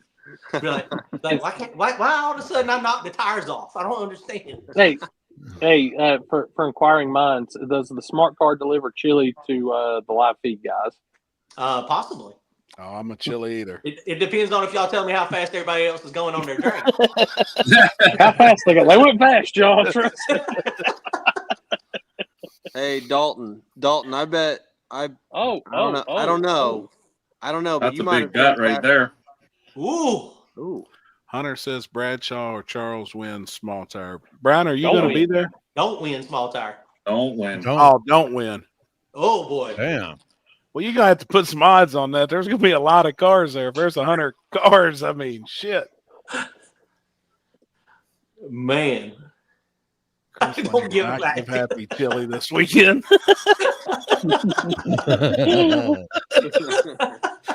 And it's all in caps, so he's yelling it right now. Yeah. God, dang, it's getting rough in here. No chili. Imagine offering 100 just to say you're a hater. Hey, look, Jared. Hey, Corey, send Jared the StreamYard link. Let him hop on. See what they're into. Oh shit! Yeah. Come on, man. Jared, I can come send on, it. buddy. I guarantee that ain't gonna happen. Come on, Jared. He's probably under the race car right now, freaking making sure everything is nut and bolted just so he can whip all our asses. I mean, you never know how fast they're going until you got to race them. And if you make a shitty ass fucking tune up, you're really never going to know how fast. No, that's right. The last time I raced Charles, mine got on the wheelie control. Mine got on the wheelie control about 9/10 of a second out. And then that's where Charles put it on me, and it kind of stayed locked about a car the rest of the pass. So next time we went out, I turned the wheelie control off, and it didn't work out. If you got it quicker, I gotta log in. I don't know if you were on earlier, but I was saying how there is no traction control on these cars, either one of them. I mean, I never have had it. I don't know how to build a drive shaft loop, but I definitely have seen how it can hinder, at times. It does. Sure. I'm just trying to get a good know on. I've watched some videos from Devin Vanderhoof on it, and trying to get a good know-how on it before I try to just throw it on something, So. All right. That it can help, but it's always going to slow you down. But it gives you a chance to save the run if you miss, the tune up some, and it's a little spicier. The track went a little south. Sure. Yeah, that's what I was saying. I think it can definitely help. Jeez. Yeah, I'm on my own this weekend. Hey, how fast do you guys try and go first round? Is it all dependent on the surface, what it looks like to you all for that day? Or do you all have a number right now? There's 4 of you all that's going to be running small tire that's on here. Mm-hmm. All right, do Bradshaw, you all you even go first. Yeah, Derek, you go first. Bradshaw, you go first. Mike, what would you try and go off the trailer at Dig or Die small tire class? If I was in small tire, yeah, around the 590 first round, and I say that's probably about a fair number for everybody what they're going to try and go. Oh, fucker. 480 it's first going to be round really bullshit. cool. It depends how many pairings down you are too, but Sure. with the road being that fucking cold, I don't care what kind of tire and shit you got. That's fucking cold. You better have a snow tire on there if you're gonna get traction. Yeah, I think that usually if you can go into 590, 60, 16, unless you drew somebody that's a bear, you can get through first round pretty easy. Yeah. I would think, but my problem is every single time I look at my fastest pass from the last time I was there, and that's my first round tune-up. Usually it don't work out. Sometimes it does, sometimes it don't. Right. After Orlando this weekend, Dig or Die is going to be a fucking dream. Yeah. That shit's like a gravel road. I don't care. Yeah. Ain't nobody going 550s there, and I'll put as much money as I got on that. Wow. That place was the worst. No, the worst service at Orlando. I've been on. Chicken Hawk said he went 580s. I believe it. 50s.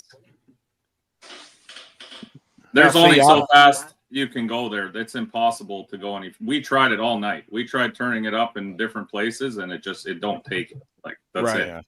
I agree. You can only go so fast. And there will definitely be guys I feel like will go faster than 550s at Dig or Die. Where they can't do it at Orlando. Sure. No, Orlando is tough. I invite Team Denver to leave their safe nest there and come to Orlando. Chip, he's in here. You see he said, hold on. What is our safe nest? Hey, I tell you what, man, I'd have to back up Jared this year. They've traveled and they've done some shit this year, man. Like, I'm saying I think Orlando is the worst track in America. I agree. For backside races. No way. You've never been to Darlington. Yeah. No, it's Is it that bad? Darlington's pretty. I've been to both. They're pretty. I think. I don't know, man. Now you say Darlington's probably maybe a little rougher. There's nothing. But they're pretty equal. Other than that street race Haven backside deal in Mississippi. That was pretty rough. That was my pick last week. That's what I said on here. That's the only thing that I could compare to Orlando because I've been to both of them, and that street race Haven is rough. Orlando destroyed a brand new set of tires in 5 passes. Chicken Hawk said that's because you don't know what the hell you're doing. Yeah. He said you were spinning them. I put a little too much in to race him. I did. That's true. I was doing good until I got to him.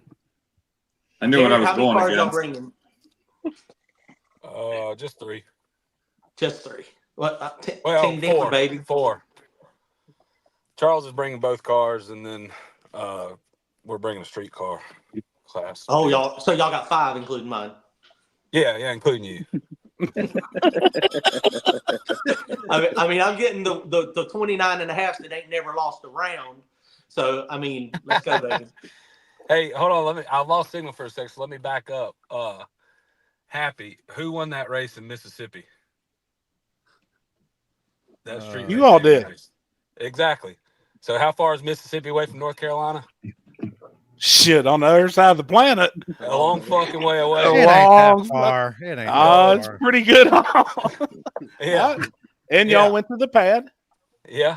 You've been to Kentucky multiple times. Pad's pretty good, Chog. So everybody that starts saying dumb comments about getting out of our nest just needs to lock in for a couple thousand. Yeah. Couple of thousand Canadian. You a go couple thousand, whatever. Charles spelled out "fuck CNN" on the back of patches. That was some Atlanta shit. Oh yeah, hell yeah. I think there was a couple days distance between Jarrett and that black car. I was back to North Carolina before he went to the finish line.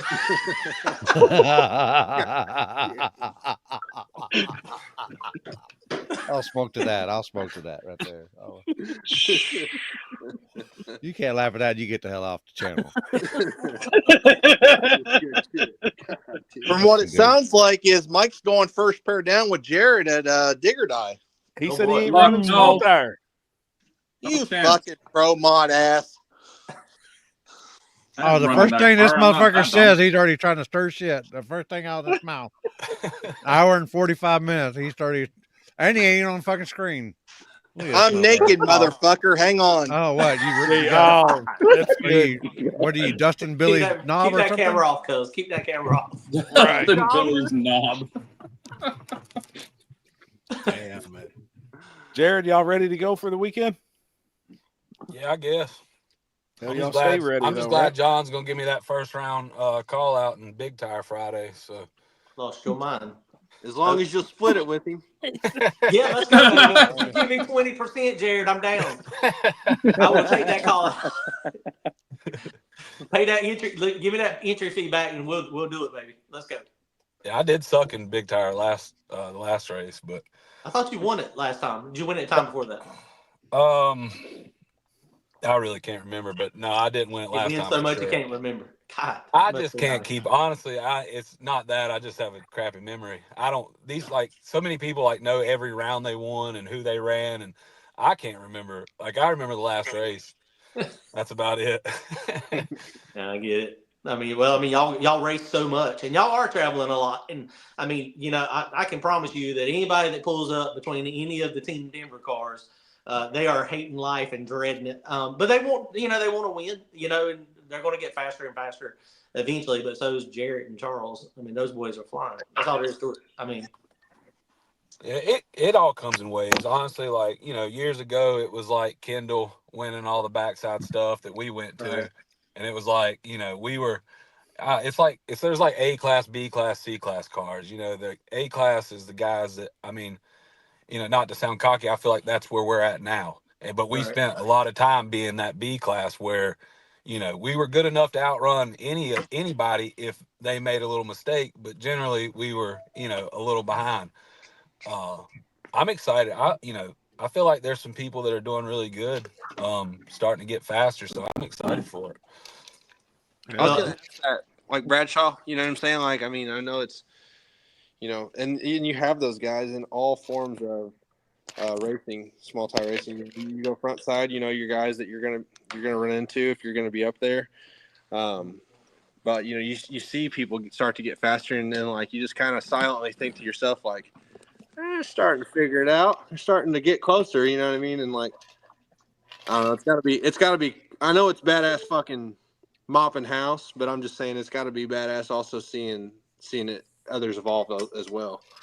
Yeah, I always welcome the competition. Don't get me wrong, I love going to a race and just shit kicking everybody, but honestly it's not good for racing.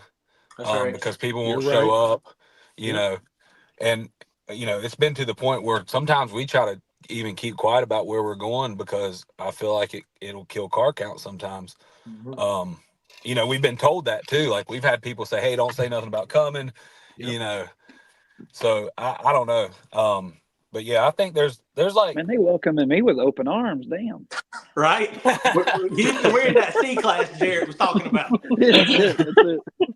We are the ones that pump the pot up. You got to have all we of want us, you to come. Come right? on. Oh, fuck. Here we go. Mr. Rude's on. How you doing? Oh, fuck. It's rated R now. Oh, it's definitely rated R. Ain't no pansies allowed on here. How's that drift car coming? Great. About ready to fucking Tokyo drift here in about 10 minutes. Let's go. Oh, shit. You're going to watch me every time in the return road. You're just going to see me rip that fucking e-brake and just do a huge drift going into the pits.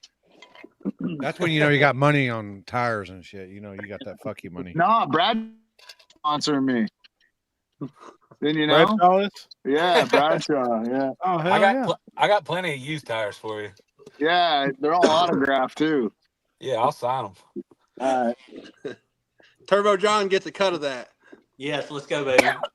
He wants a split. Hey, John, every set of tires you sell for me, I'll give you 20% of that. All right, let's go. How much you asking for me? Whatever you can get, honestly. I'm tired of looking at them.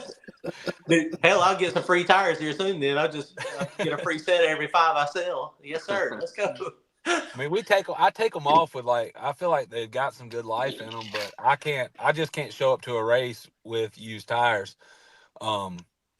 Generally, like I feel like if I'm going to race, I got a good shot at winning. And if I'm coming on tires that have 6 to 8 passes on them, I feel like I'm shooting myself in the foot if I got to go, many rounds. Right. And we used to keep them to test on, and we really don't test a whole lot anymore because we're racing. So I just got a pile of tires with 6, 8, 10 passes on them. Hey Bradshaw, hey, if you got any of the ones that got water in them that like you can't even hardly sell, like I'll just take them because I'm clean the fuck out of money after putting a car together. And if you got some shit that just you need to get rid of, I'll take it for sure. Well, that's what happens. That's what happens when you build a damn SEMA show car to race. Hey, we went over this earlier. Hey, it's already got the fender all wadded up on it. Don't worry. Oh God, now it's a race car. You're Now good it's to a go. race car. Nick and Colt were talking, and Colt said, "I don't know how he's ever going to keep that thing that nice." And Nick said, "Well, you just better get your pictures now. We all know Andrew." It's a race car. It's a couldn't have vinyl a wrap race car Nova. that nice. I mean, even like John's car now, it's like I see the videos of it, and I'm like, man, that thing looks good. I couldn't do it.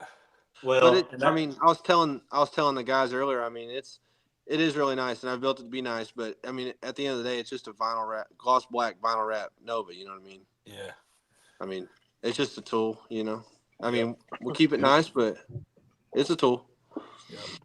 I'll tell you, I've been in the small tire world for a while, and I had my other 2 piece of shit Mustangs. And so we built this nice tube chassis car. And until a tube chassis car can outrun Charles or Jared, I mean, Can't say tube chassis too loud in here. dude, I mean, I just don't know that it's an advantage. I mean, it should be an advantage at some point, or is it? Do the stock suspension stuff, does the little bit of flex help those cars get down better? I don't know. The only way to really know is just to bring me your car, and I'll race it for about 6 to 8 months, and then we'll know what happens. We can start this weekend at Dig or Die. But you can't know anything, and when it goes back to you, we just zero everything out.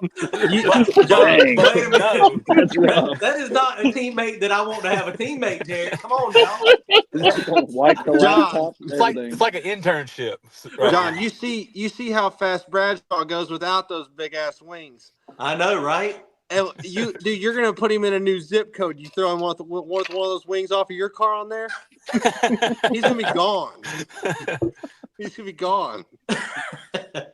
Now this wing back here though, this one's not weighted. I may have put lead in my old one, but this one doesn't have any lead in it, so it's not quite as good as the old one. Yeah, but once you get that air across it up high, it's still gonna do some work. Yeah, I hope so. We'll see. I think I got a duck right now. I don't think the tube chassis stuff's really coming into play much on backside. I mean, the better the surface, the more it comes into play, I think. I think you're right. Yeah. Sure. I don't think it's anything to do with how they work or necessarily what they can do different than a stock suspension car. But, it comes down to the surfaces. You're only going to run a certain number. I mean, until something advances or somebody figures something out. And I think it's getting to the point now where about everything's figured out for most people. I think the top guys, there's not a whole lot left to gain. It would be nice. It would be nice to see. I mean, it'll be nice to see where you go. I mean, if you stick with trying to do the backside stuff, you'll figure out that car. And, then I think once you do that, you'll kind of either know for sure that tube chassis is really not a big advantage on backside, or you'll either be shit kicking all of us. All and right. We'll be building tube chassis cars. All right. But I'm gonna just cry about the rules until people change them. Right. I don't feel like building a car. Well, I tried that. And nobody wanted to listen. So here we are. Yeah. But I'm seriously thinking about bringing my old car back. I was over there at Brian's shop the other day. And, I mean, that thing is really a pile. It is well used, but I think I'm going to put my small block back in that one and try to do backside with that car. I mean, that's the way to go, is to have a backside car and a front side car. And that's what Charles was supposed to be doing, but he's trying to do everything with everything. So, which he does stick with patches for certain surfaces, and we've done pretty decent with Houdini, you know, kind of on both, but it's hard to make a car be really good at both. You're giving it up somewhere. I mean, I go back and forth between front side and back side, and I feel like I do pretty good, but every time I go to a front side race, there's stuff that could be changed on the car that would make it better. I'm just not really willing to do it. It's a lot of changing, and for the most part, the front side races don't pay as good as the back side. So, and the ones that do, I'm having to run like Frankenstein and, you know, whoever else, and it's just another level of car. Right. Just like at Shady Side, the King of the South race. I mean, I felt like I 60'd and probably 330'd right with the Preston Silver car, but the back split was just, I mean, I just basically had to just watch him drive off. I mean, there's just nothing I could do. So I think that's where cars like that shine. It's the horsepower that comes along with them. Yeah, we were talking about Ryan Mitchell's last video and the horsepower and like the 400 foot on. Yeah, just crazy. Yeah, I don't know if he was pedal racing that thing or if it was just the traction control freeing up, but man, that thing was coming on at like 400 foot. It was screaming. Yeah, I think it's that. It's that tranny, right? The lockup and everything just coming kind into of play. override button or something. I mean, Yeah, we have a fan submission here. I don't know what they wanted to get your opinion on it. I don't know if you can see this or not. No, this should be an Olympic.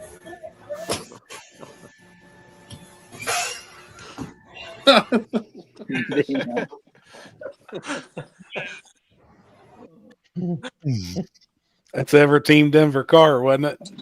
Yep. John, they forgot yours. Nobody wants me on Team Denver. Who made that? I don't know. Well, tell him to get Ryan to lock in with me first round and bet. Oh shit! I love it.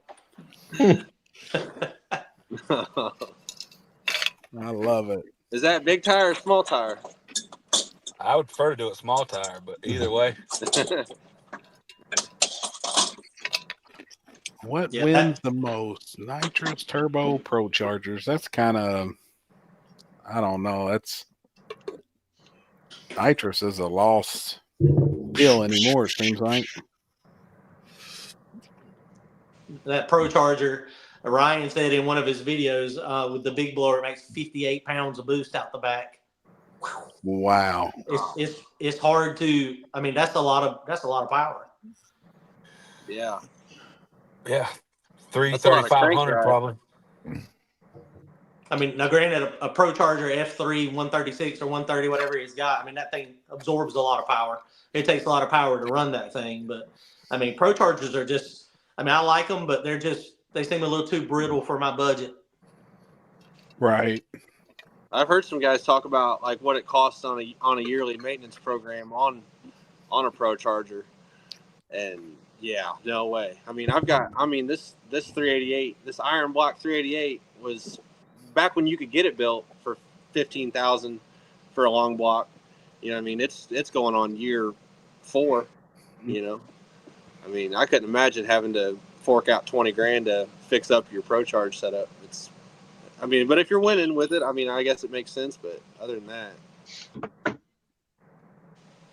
yeah, I'm with you. I think I just had to basically freshen up a motor that had 450, 500 passes on it, 2 years, and I mean, I never touched it. So I told these guys earlier. I said I'd change spark plugs in this thing whenever I swapped it to methanol in the Nova. Wow. I mean, that's honest. That's honest. The not changing plugs kind of bit me in the ass at 710. And Charles was the one that was like, from the time I started at 710 for that Dig or Die Invitational race, everything was all over the place. The car wasn't reacting. It wasn't making power. Like I thought the motor was hurt. And Charles was like, "Hey, when's the last time you put plugs in it?" And I was like, I have no clue. I put a set of plugs in it, and like when I fired it up, it just sounded different. I said, "Golly, I might have to pull some power out of this thing." And I pulled like 4 or 5 degrees out of, or 4 or 5 pounds out of the ramp, and it just absolutely killed the tire. Luckily, I had a pretty easy. That was the semifinals, I think, and I was able to get down through there enough to win it. But if I would have ran anybody that made a good pass, I think he might have messed up too and spun. But if I would have ran anybody that made a good pass, I'd have been done. Love you. Change the plugs, pick up 200 horsepower. That's what it felt like. Yeah. Houston, what are you doing back there? Fixing to wave traffic on, it looks like. No, I fixed my charge pipe, and I'm actually getting ready to put some plugs in it as well. He said, "Oh shit, let me do that right quick." Hey, I'm putting about 300 or 400 more horsepower here, so I'm It's putting been a minute since I changed mine too. Thanks for the reminder. I got 16 spark plugs. I think Hey, I can get me about 400 or 500, so I'm gonna throw those in there too. I don't know if anybody else in here is like hardcore nitrous guys. I know John. I think you ran some nitrous stuff, and Happy, I think you have. But y'all remember Index and spark plugs? Oh yeah. Oh yeah. God, I never. Oh, have it another sucks. nitrous. Yeah. Index and spark plug sucks, dude. And then legit having, a nitrous car, a half a degree Every of tire pass. will burn it up. You got to Oh, pull yeah. plugs every single pass. Every pass. No, Yep. I'm gonna pass. I think that's the most expensive way to race a car today in today's time with filling bottles and plugs and the fuel. And the slowest. Right. And the slowest. You're right. You're not knocking anybody, but if you look at class races, nitrous cars have to have weight brakes, and it just is what it is. Yeah, you're right. I just don't know how anybody can build one of these huge cubic inch motors and do that kind of racing just to know. I guess not unless you just love nitrous. We nitrous raced for a long time, and it was just what we knew. But yeah. Oh. Jeff Thomas, hey now. Oh boy. Hey, he'll agree though. You got to be a certain kind of crazy to run a nitrous combo now, and I think Jeff speaks for that. You do. Well, Jeff is crazy. He's the most dangerous man in no prep. That's what they say. I promise that racing, once you get by the initial cost, a turbo car on methanol is the cheapest to race continuously. Methanol is $4 a gallon. It's just ridiculous cheap to race. Yeah, except for setting up the $10,000 fuel system. That's why you go to Inside Alky Digger or Inside Top Alcohol, and you find the used 15-gallon pumps for $300 or $400. I'll be honest though, I feel like most people overkill fuel systems. Oh yeah. And they'll have a 1,500 horsepower turbo LS deal with enough fuel system for a 3,000 horsepower big block. That's true. Right. So honestly, my fuel system is a few $1,000s. It is nothing special. Which injectors do you have? You got 550s? 550s, yeah. All right.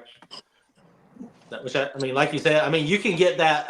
The Magna Fuel makes a belt drive 1,000 is 10 gallon per minute.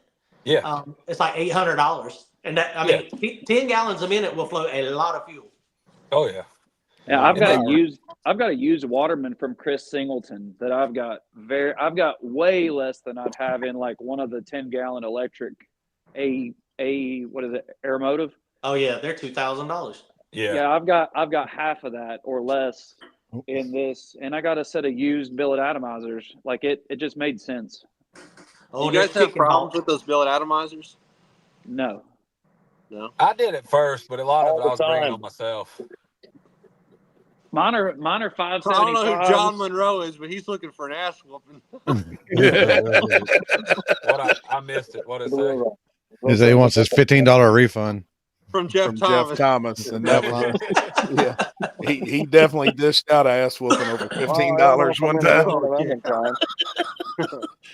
He whipped one guy, got the refund. He whipped several people asses for the $15 refund. Yeah. Okay. Yeah. Oh yeah. It wasn't just one person. It was several people. I ran into my first issue. Oh shit. Ain't got no brakes. You got to bleed them. Nah, the fucking Master's fucked. No shit. Did you bench bleed the That's master what I was cylinder? just messing with. We were about to bleed the brakes, and then we couldn't get it to pump up. Oh yeah, that should work. Let's pull that off of there. Did you bench bleed the master cylinder?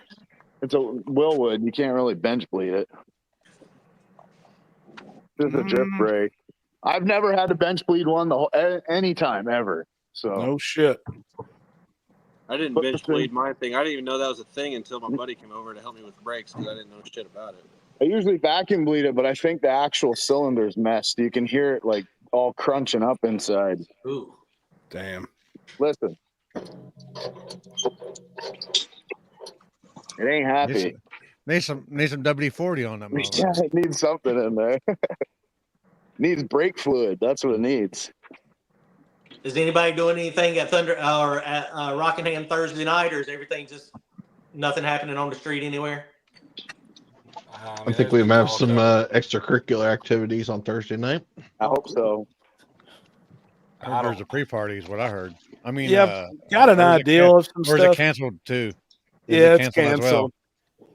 We've spoke about possibly doing something, but we're just going to wait till we actually get to the track and then just get a group of people together Thursday and do something.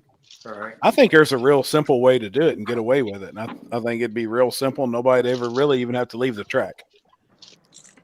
Hit them digits, Happy. Yeah. I mean, I think there's an easy way to do it. Yeah. Drive Someone to say the we're race racing spot. Thursday? If you want to. Well, you could drive to the race spot. Yeah. I mean, yeah. What are you fuck sakesing about now? I think there's a way to do it there and get it off, and it'd be fine. I mean, people do it all day long. So what's the difference in two cars going down at one time than one? Yeah. You know, we've been discussing it, but keep it very minimum, like eight cars, and that's the it. difference You'd is have to when- cap it. When people do their pass or test pass, it's not like an all out. They just do a quick hit and it's done. It's like when you're racing, you know, shit gets out of hand. Oh yeah. Then you got 3,000 people out there watching. Oh, God, there'd be more people there than at the track. Yeah. And then nobody will just hang out there, and that's what'll get people to call the cops and shit. Where was that place that we were at when those friggin' wildlife smokies were coming after us? That must have been Do you Canada. remember? That must have been Canada. I think it was in South Carolina or something. Were they on horseback or what? Are you talking about down this way, Trevor? Yeah, last winter when we were there. Yeah, it in was those wildlife. No, it was North Carolina. Yeah. Oh, okay. That was some of Bubba's people out there. Man, there was I know he's literally on this 1,000 people there. Yeah, yeah. And then People had partners barbecues going, fucking heaters going. and partners fucking- on freaking game land. Like Yeah. federal game land. I'm pretty sure I heard about that. Somebody says the cops pulled up or something, and then fucking Bubba rolled out of that bitch with a damn stack. Or No, something. that was at the other spot. Oh. But Fucking gone. I got lucky. I actually we thought they were coming back. I think Jarrett got out of there too, or did you stay? The first spot we stayed. I think I was trying to find my trailer keys or something, and they came around and got all of our IDs and stuff, and then Yeah, that's when Mike took his truck 4x4 and Yeah, I got put in the mud. Damn. like literally there's some guy sitting in his Honda Civic and he's parked in the only spot that you could drive through the puddles on both sides, and he's literally just sitting there like having a nap or smoking a joint or something. Oh, that was last year. Yeah. Yeah. You were there. Yeah. Yeah, we were in my trailer in the heat trying to stay warm because it was fucking That's freezing. when what's his face went and hid Bubba. behind the dumpster or I was something until Bubba was out of there. hey, Trevor, you remember the guys that showed up at that first road that said that was like their road or whatever, and the dude had on like a coon hat. I remember. Yeah, he said I can't remember what he called himself now, but it was like Davy Crockett. like some Hills Have Eyes shit for sure. He was like, "Yeah, my name's Fox, and this is my road." And I was like, "Hell yeah!" Yeah. Get fucking stabbed with a spoon. Fuck, I was so tired by the third spot, man. Yeah. Yeah, honestly, that's why. Yeah, the Fox. Yeah, Bubba, the Fox guy. Yeah, I think he called himself Fox. He referred to himself as Fox. Oh boy! I said this guy's got to be related to Bubba Phillips.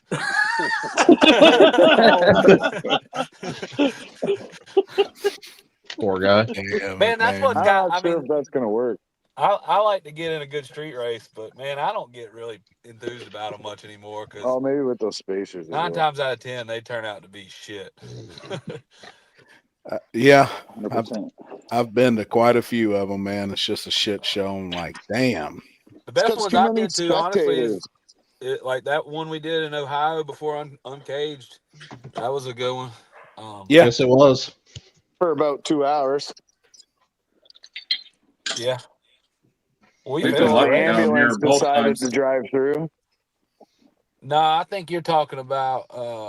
That was the year before, Trevor. Yeah, that was the year before. okay. Yeah, that was when Nate was there. Yeah, right. No, we had a good time that last street race. Yeah, that one the year before in the cornfield. They told us they were going to wait on us, and we told them what time we would be there, and we literally left from here, and I mean we were 100 mile an hour most of the time, and we pulled in while they were doing the drivers meeting and wouldn't let us in the race. Yeah, that was bullshit. I remember that. But I did make you're scared. $500 off some dude because he bet me that he wasn't the one that told me that he would wait. I can't remember exactly what it was, but it was whoever was helping put on the race. I don't know, but The internet seen it. he said I didn't tell you that, and I said bet me $500, and he bet me, and I pulled out the message and showed him.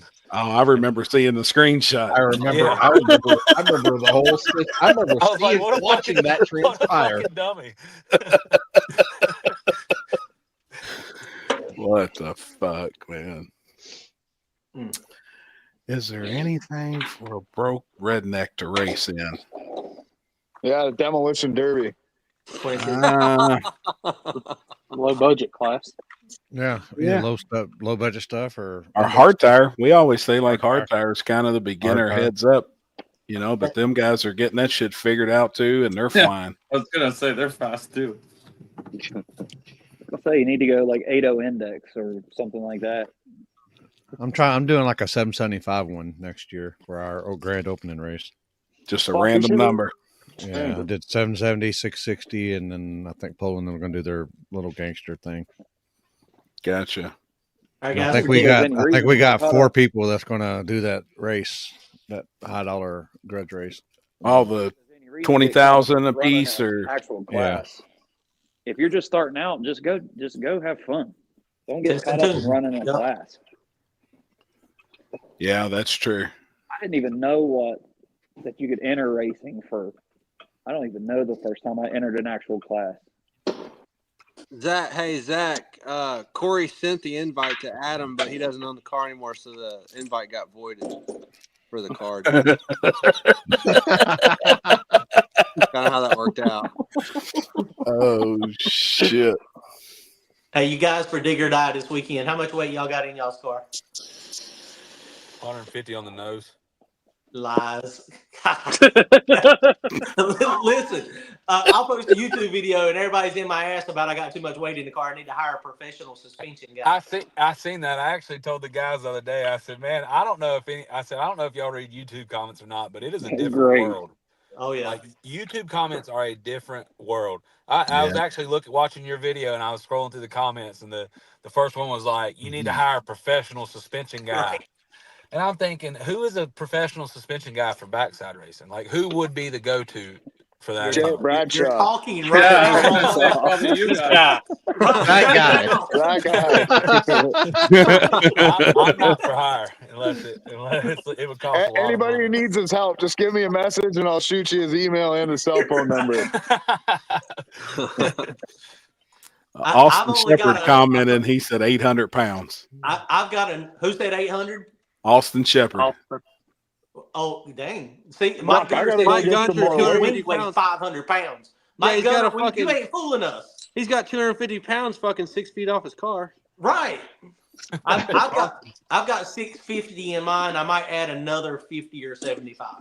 God damn. Is that like 80% bias?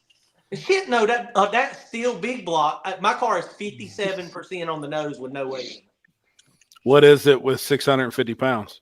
I ain't got it on scales. I just keep adding until it gets better.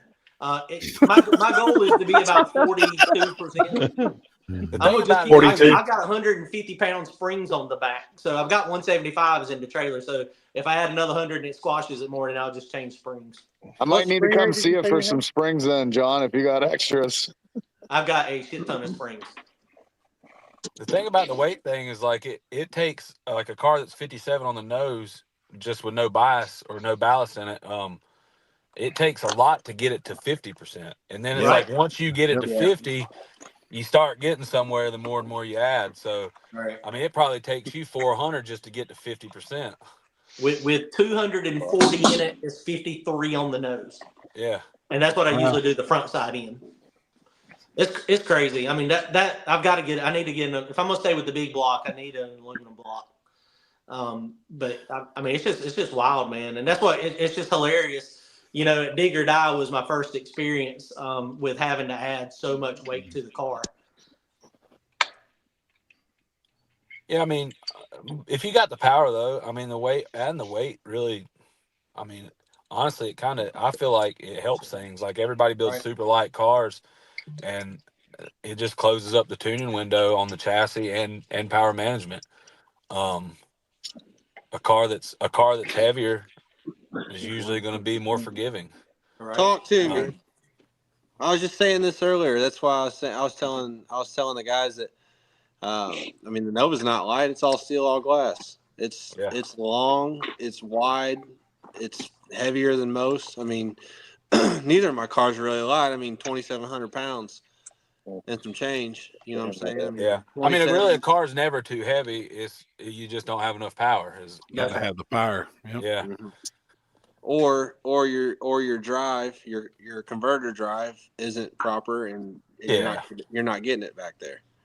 Honestly, the converter thing is if more people would work with converters, I think that would help 70% of people that race is really figuring out how converters work and getting that stuff figured out. Because I mean, there's a lot of people that will send me data logs and stuff and asking me about, who knows what power management or whatever. And, I'll help a certain few people. Usually anybody that wants to help themselves, if they reach out to me with like a legit question, I'll help them. But I'm like, I'll look at the data log and I'm like, I mean, this was not good from the time you let go of the button. So you really shouldn't be worried about what it's doing in high gear when it ain't even right in low gear, Yeah, totally. We just had this discussion last week or the week before, and there was so many people in the comments asking how you guys are so successful with what, as of today's standards, is really like an average car. Your suspension on your car, your all's power plants, and I 100%. I feel like personally, it's converter, and I said it on here, and power management. That's where you guys really, I feel like, progress, because there's so many other cars that sits like yours or sits like Charles, car for car, but they may not have the right converter, and their power management's in left field, and right there are the two, I think, keys. This converter is way bigger than what people think it is. Yep. I mean, that goes back. I mean, like, because I've seen, like, we've all watched Small Tire, and especially Small Tire Backside Evolve, people trying to put weight back. They're trying to you're trying to do all these things to make the car faster.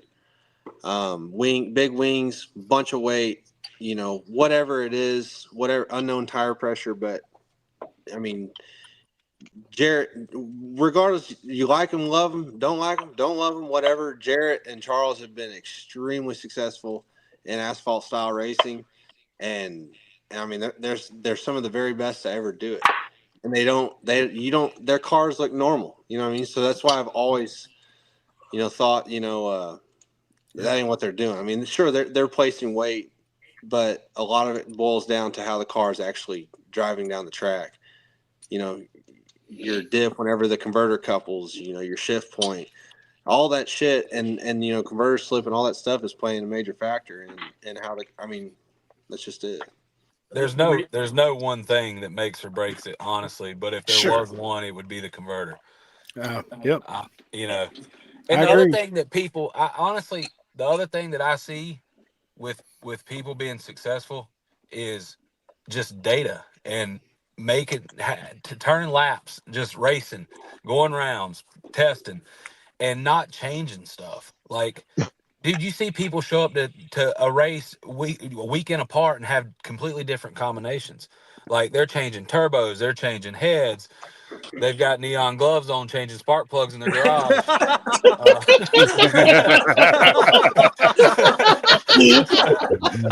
But you know, that's something I've always said. I'm like, man, how do you get it anywhere because it don't matter what you build. You can build two identical cars, and I promise you, they're going to be a little different when it comes to tuning. You know, and it's like every time you see somebody start to do pretty decent, and I'm gonna go like Luke Glass is one I've noticed. Luke Glass has done really good, and then it's like that guy will change everything. Everything. I mean, he's putting turbos. I mean, I think he's had a turbo everywhere but on the roof. You know? He's right. An engine combo. That's the stupidest thing I've ever seen. He seems to figure it out pretty fast. So I'm like, man, if he would just stick with one thing, he would be dangerous everywhere he goes. I mean, but Mike Gunner, don't hate on me, motherfucker. But the reality that you got to find some kind of consistency. Mm-hmm. I was gonna say the reality that we're at with this backside stuff is Team Denver and like Ryan Mitchell. They are the Steve Petty's from the radio world in our world, and so it's the passes, it's the knowledge, and you know, having 2 or 3 cars, getting data, sharing data with their team, and that's how they are so much faster than everybody is applying what they're learning and just moving forward. I mean, and everybody's going to catch up eventually, but you know, how many more years is it going to take us to do it? And they're going to get more advanced. No, the guys that are already advanced are going to keep getting advanced. They're going to figure out. I guarantee Jared learns still stuff today or figures something out, or like, damn, man, you know, I didn't think about this. You know, I could do that, or whatever it may be. You know, he's still learning. Charles is learning. Every time Ryan Mitchell's learning. You know. Yeah, I mean, and Ron Mitchell has nobody to. Data later, but, and Ron Mitchell has nobody to share data with. So I mean, he's just you know, he's just learning to go. Yeah, it's definitely like a little cheat code having a teammate that you're close with. I mean, because it's like you almost get double the data each round. I mean, even though the cars aren't the same really anymore combo wise, like as far as a number, it's like all right, well, let's try to run this with your car, and then you know that'll tell me if I can run this. So it definitely helps. So I encourage everybody to bring their friends and enter in small tire. Man, I like how you led into that. Hey, and that's how it is, and that's how it's always been, and that's me and Colt and Nick and Austin are coming. I mean, that's how we go racing. We go racing as one. We're there to take the picture at the end. You know what I'm saying? And Nick has like 42 cars he drives now. So are y'all bringing all of those? Oh yeah. I didn't even mention Pete's long list of cars. That guy's got it made. Every time I see him, he's driving some kind of new badass car. Like, dude, I mean, that Malibu went like 80s on the street the other day, and I ain't talking 5s. You know what I mean? Yeah.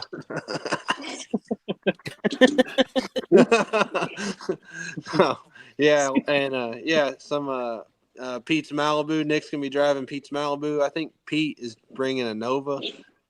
Colt's bringing Johnny Cash. I'm bringing the Deuce. That's Austin's driving. I think Austin's driving the Rusty car. I don't know what's up with Lil Heavy. I don't know. He might be driving that one. I don't know. He's bringing the Corvette. I gotta check that out. That's a fun Corvette. I'm not sure. I think that I can't use a brake fitting. It's got to be 8-inch NPT. They might have it fixed by now. So what y'all trying to run? I don't have brake fitting. We'll start with Jarrett. What? Who? What happened? What I missed? I heard. I know what Turbo John's trying to run. He talks a lot in his videos. Right? How fast are Is you? that fast enough, Jared? Did you say something in the video of how fast you're trying to go, John? I don't think I did, but I may have. He's still fucked up on that 60-foot. Me telling him about that 60-foot. Right. You referenced the 60-foot that you were going to try to go at Dig or Die. Oh yeah. Yeah. I think that's. I mean, I think the 154 is. I mean, hell, Andrew's already said he's been a 144 out there. You been faster than that? I didn't say that. I didn't say that. He said I was close when I said I think there's guys that can go low 140s. I do. Yeah, But I think watching a 40, cars. I think a 48 to a 51 is like money hole first round. I mean, that's First nice. round. Well, first round. It depends on if you're first or you're 100th or last. Fact.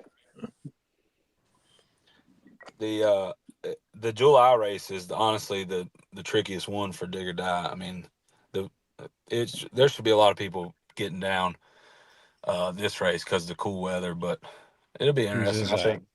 What? Corey, you may have Whose to is get on that? that there. I don't That's know. not on me. Who is it? YouTube terms of service. A violation has been detected. If you find our AI generated That's on one of y'all.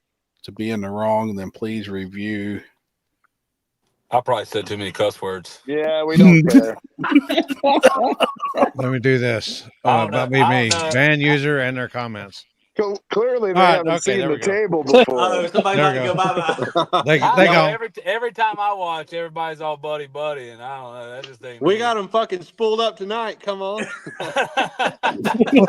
Every time I watch, you're probably talking in about my like fucking fucking kit. Buc-ee's or something like that.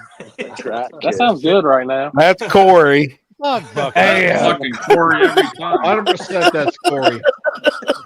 You know how to save money? Don't go to Bucky's. Save money. Don't go to Bucky's. I can't. $80. Listen, my temper and anxiety can't handle going to Bucky's. I would probably not leave unless I was in handcuffs. That's way too many people in one spot. Like It is a lot of people. They're good for a shitter at like 2 or 3 o'clock in the morning, but that's about the it. shitters are great. I would Yeah, literally the sit on the Crossville tongue one of my at 1 trailer in and the shit morning is before I about went to a Dinner's Bucky's. about the only good thing. That and get you some pork rinds and a fucking monster. Get back on the road. Fucking pork. I need at I least love a burrito, a sandwich, a drink. I do love whenever we do stop in there on the way, get some cheap fuel, and we just take up 2 fucking pumps sticking out the ass end and the front end. They hate it. Mm-hmm. They hate like tractor trailers and RVs and big trailers and shit. Yeah. All right, guys, I got to jump off of here. I will see y'all Friday at Dig or Die. All y'all drive safe. Good luck Same on that. here. Split. We'll see you, sir. We'll see Later, you. man. Appreciate We'll it. see you, man. See you, John. Congrats Thank you. on splitting. Thanks. Hey, Houston, you haven't got a chance to answer the question. How fast are you trying to go at Dig or Die? 60 foot. You just say that. I'd like to go what I went at Knoxville. What was that? It's right in that same ballpark where John and them are wanting to be. Cool. It wasn't fast enough because you got No. outrun. 100%. Oh, 100%. Did you get outrun in the 60 foot? I did Nah, not I get think- outrun in the 60 Nah, foot. he drove around you on the big end, didn't Yeah, he did. he? Yeah. Yeah, I was jumping around on the whoop section over there. Yeah. He didn't have the scramble in by .01. That's a small Well, one. that Ford. wasn't the problem. It shouldn't have no scramble. It needs to be all in.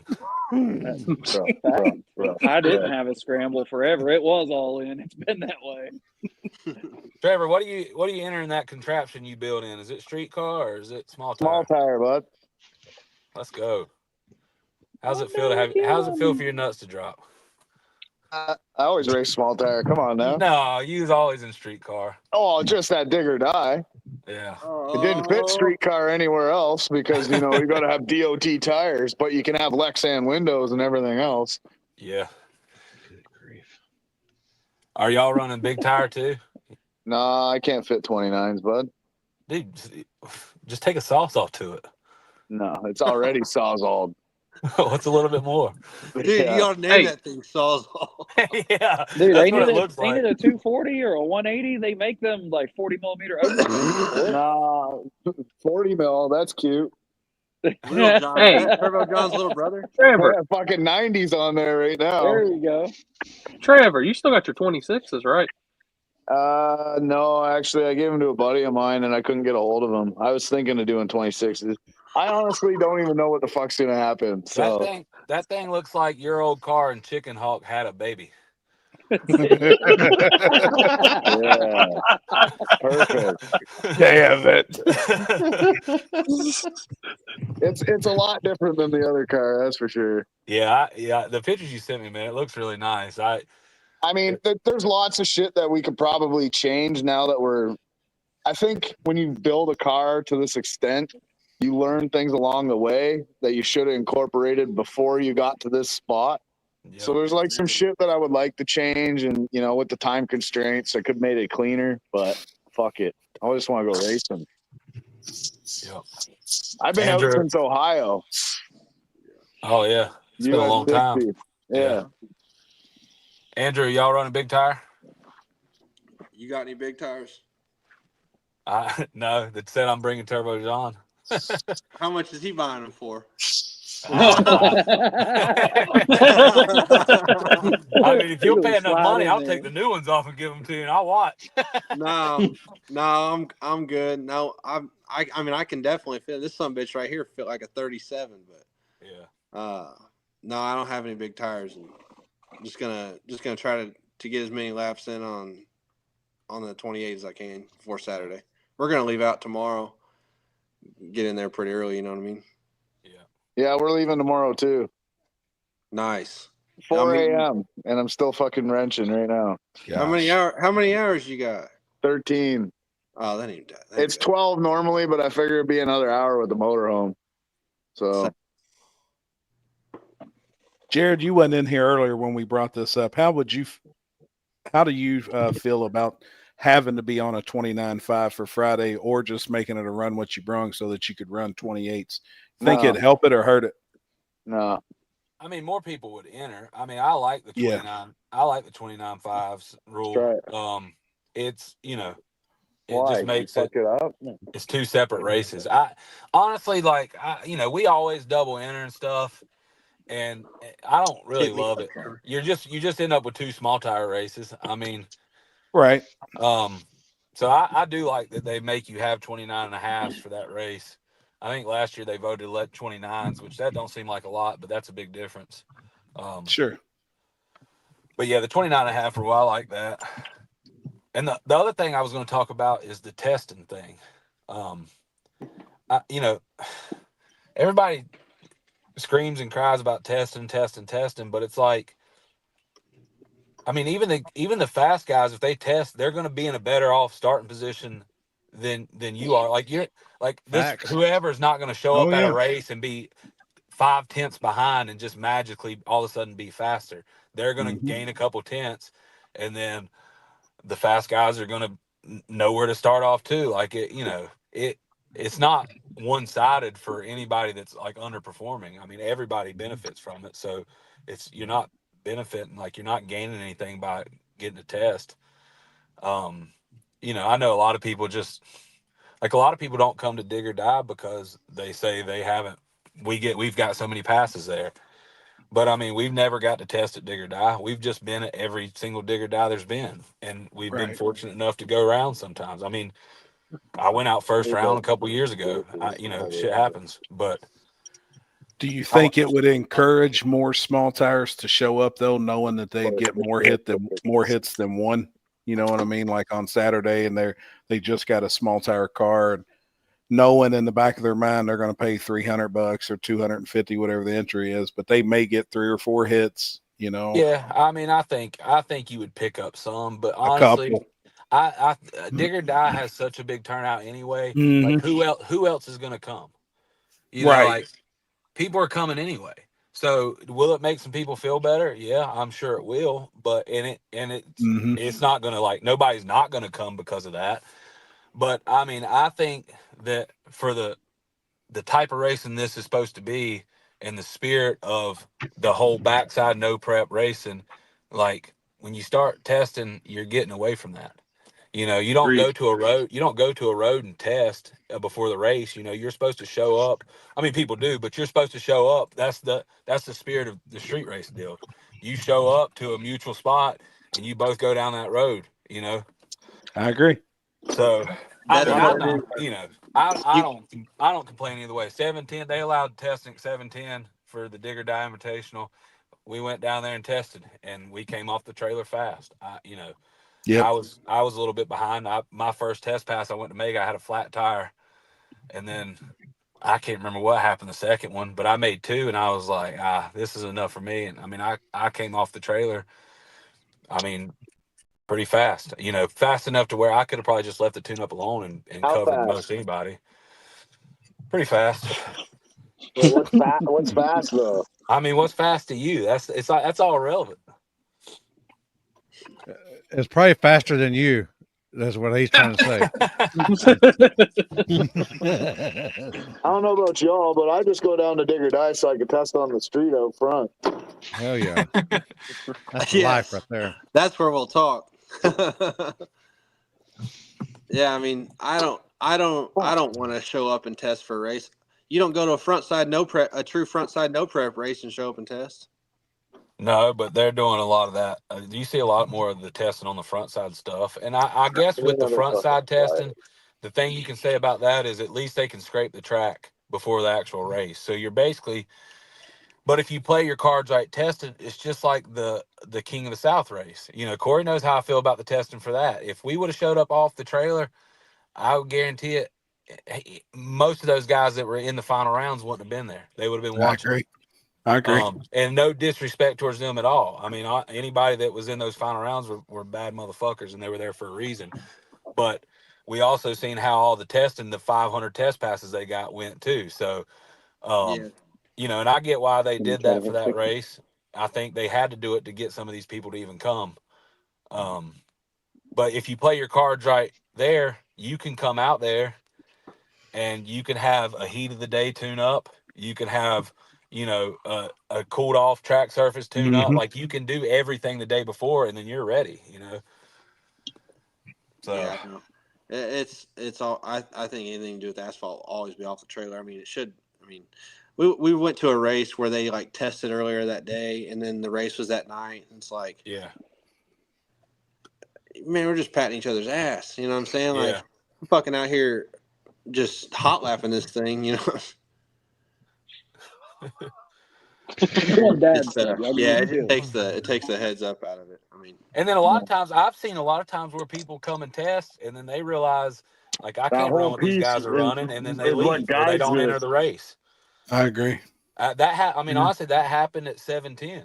I think there was a few cars there that were planning on racing until they seen some of the test passes.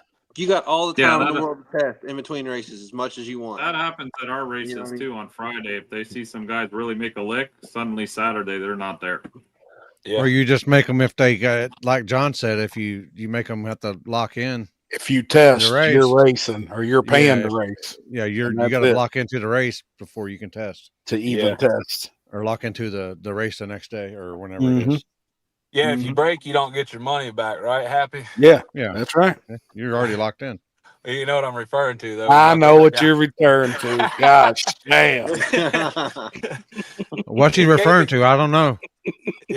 Enlighten me. You know what they do? You know what they do in the front side of New York? They give you one hit before the race starts. That's it, though. Not multiple testing. Like everyone gets one pass just to make sure your car's not fucked up, and that's all you get.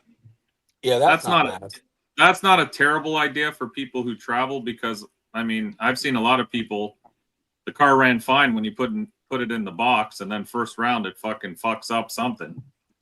Yeah. The ride you see David Tabor and Chris Tabor out there spreading their nuts across fucking upstate. Them guys ain't no test hit. Them guys are fucking gangsters. Go 520s testing the car all race and then go 620s.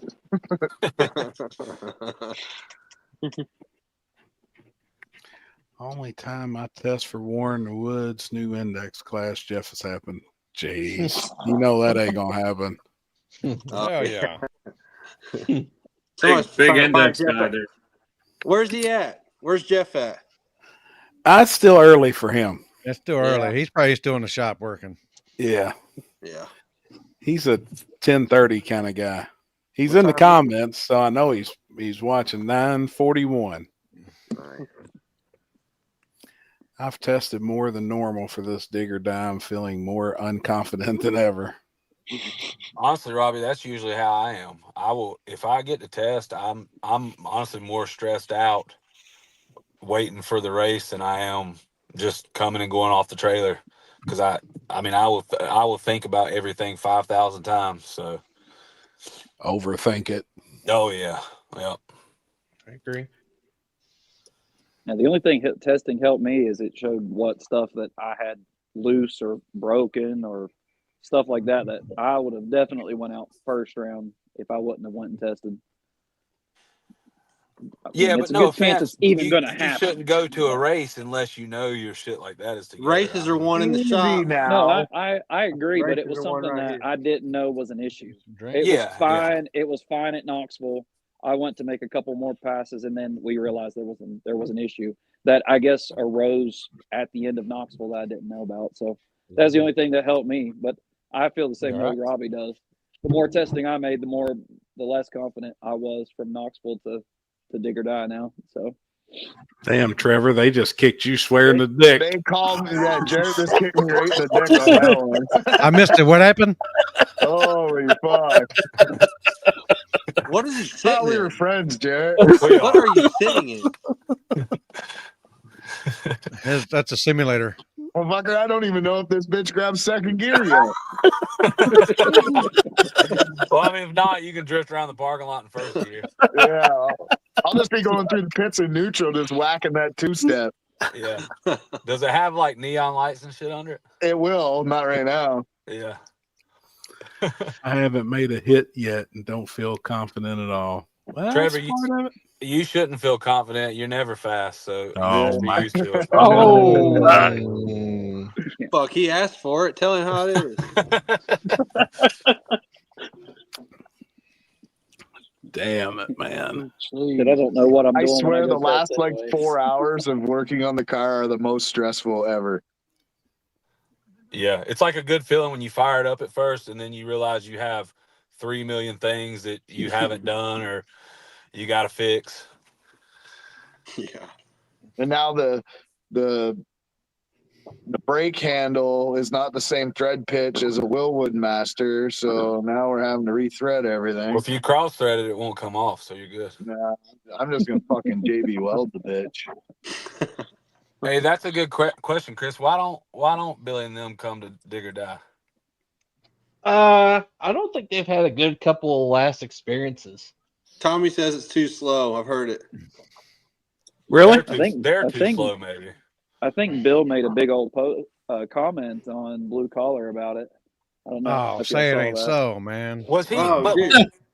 Say it ain't so. Don't I think- step in my son's lane. I think there was bad calls, drama, a bunch of different things that was said. That's on that every post. race. That's backside racing. That's every race. I agree. Yeah, because they raced there a few times, right, Chris? Oh, is this whenever? Is this all steaming back to whenever Raggedy Ann hit the line and caused a big scene in Ohio? I think it had something to do with it, possibly. He was over the line. I'm sure. Well I'm over sure, the line.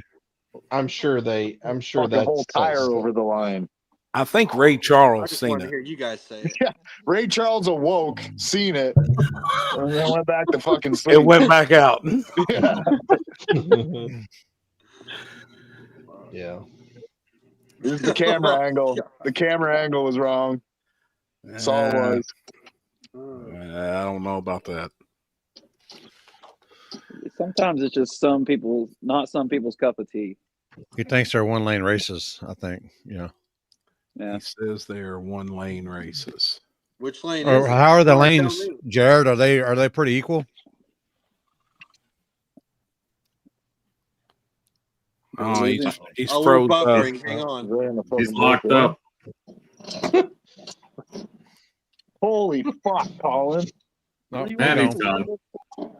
Okay. He gone. We're getting one of these now. Real quick. Is that a cock? Is that a dildo on the end? Has that got a dick on it? The other one's fucking broken. Now we gotta. So I bought that drift car. That's a mold. 13. Hey, I that's got a it for all the mold. window seals and all the little shit that I was missing on this one. It just happened to have a drift brake in there, so we're stealing that bitch. Hey, that's a mole of his dick right there. Look, that. Nice lever. That's 10 millimeters right there. He found it. Oh my god. I wonder, are the lanes that far off there? No, I don't think so. I mean, think I'm they pretty did. sure. I think it just depends. I'm pretty sure Jarrett and Charles is probably one in both lanes, both of them. Both of them. Both. Jared only ever gets the right lane, so he's never been in the left lane at Dig or Die. I've heard that before. I think Really? he's back. Yeah. Maybe. Oh, he's coming back. Like 56K dial up. Ding dong. Forgot to pay his internet bill with all that money he wins. It's that Carolina Boost Mobile. Gotta go Verizon. Looks like every one of my live feeds. That's. Did you get a laptop? Hey, look, it's Mike Not yet. in the bottom right corner. Yeah. In the bed. And I seen that. I guess the oil filter was good. Yeah, the oil filter's good. We're good to go. My engine builder's not a huge fan of my decision, but he knows what we're about. Yeah, he knows that life, huh? He knows that lifestyle I have. I said, "How's the filter look?" He goes, "Oh, it's not bad." Why? What are you looking at? And I showed him the logs. He goes, "Oh, we should pull that." I said, "Yeah, okay, we'll pull it after this weekend." What's it doing? It's a little low on oil pressure. Like Is it below above 30 40? low? No, we're not in the 30s yet. Then it's not low. Yeah, right. It's not far it's from not, 30s. It's not low. What do you normally I know run? guys out there with fucking hundreds of hits on engines with 20 fucking oil pressure at 8,000 RPM. No, they can do whatever they want. They don't have I'm my making like wallet. 120. I'm telling you right now, this little Dart 388, this thing has lived a life. So that's this 5.3 and this car right here. This thing dropped. Normal.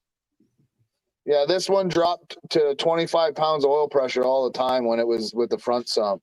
Every fucking pass it would drop 25. Damn. That's why I put the AccuSump on it. It'd be like 35. So it's probably got 400, 450 hits, dropping oil pressure down to 25. Damn.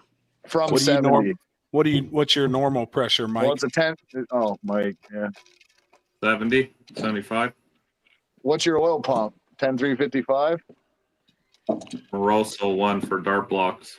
Oh. Oh.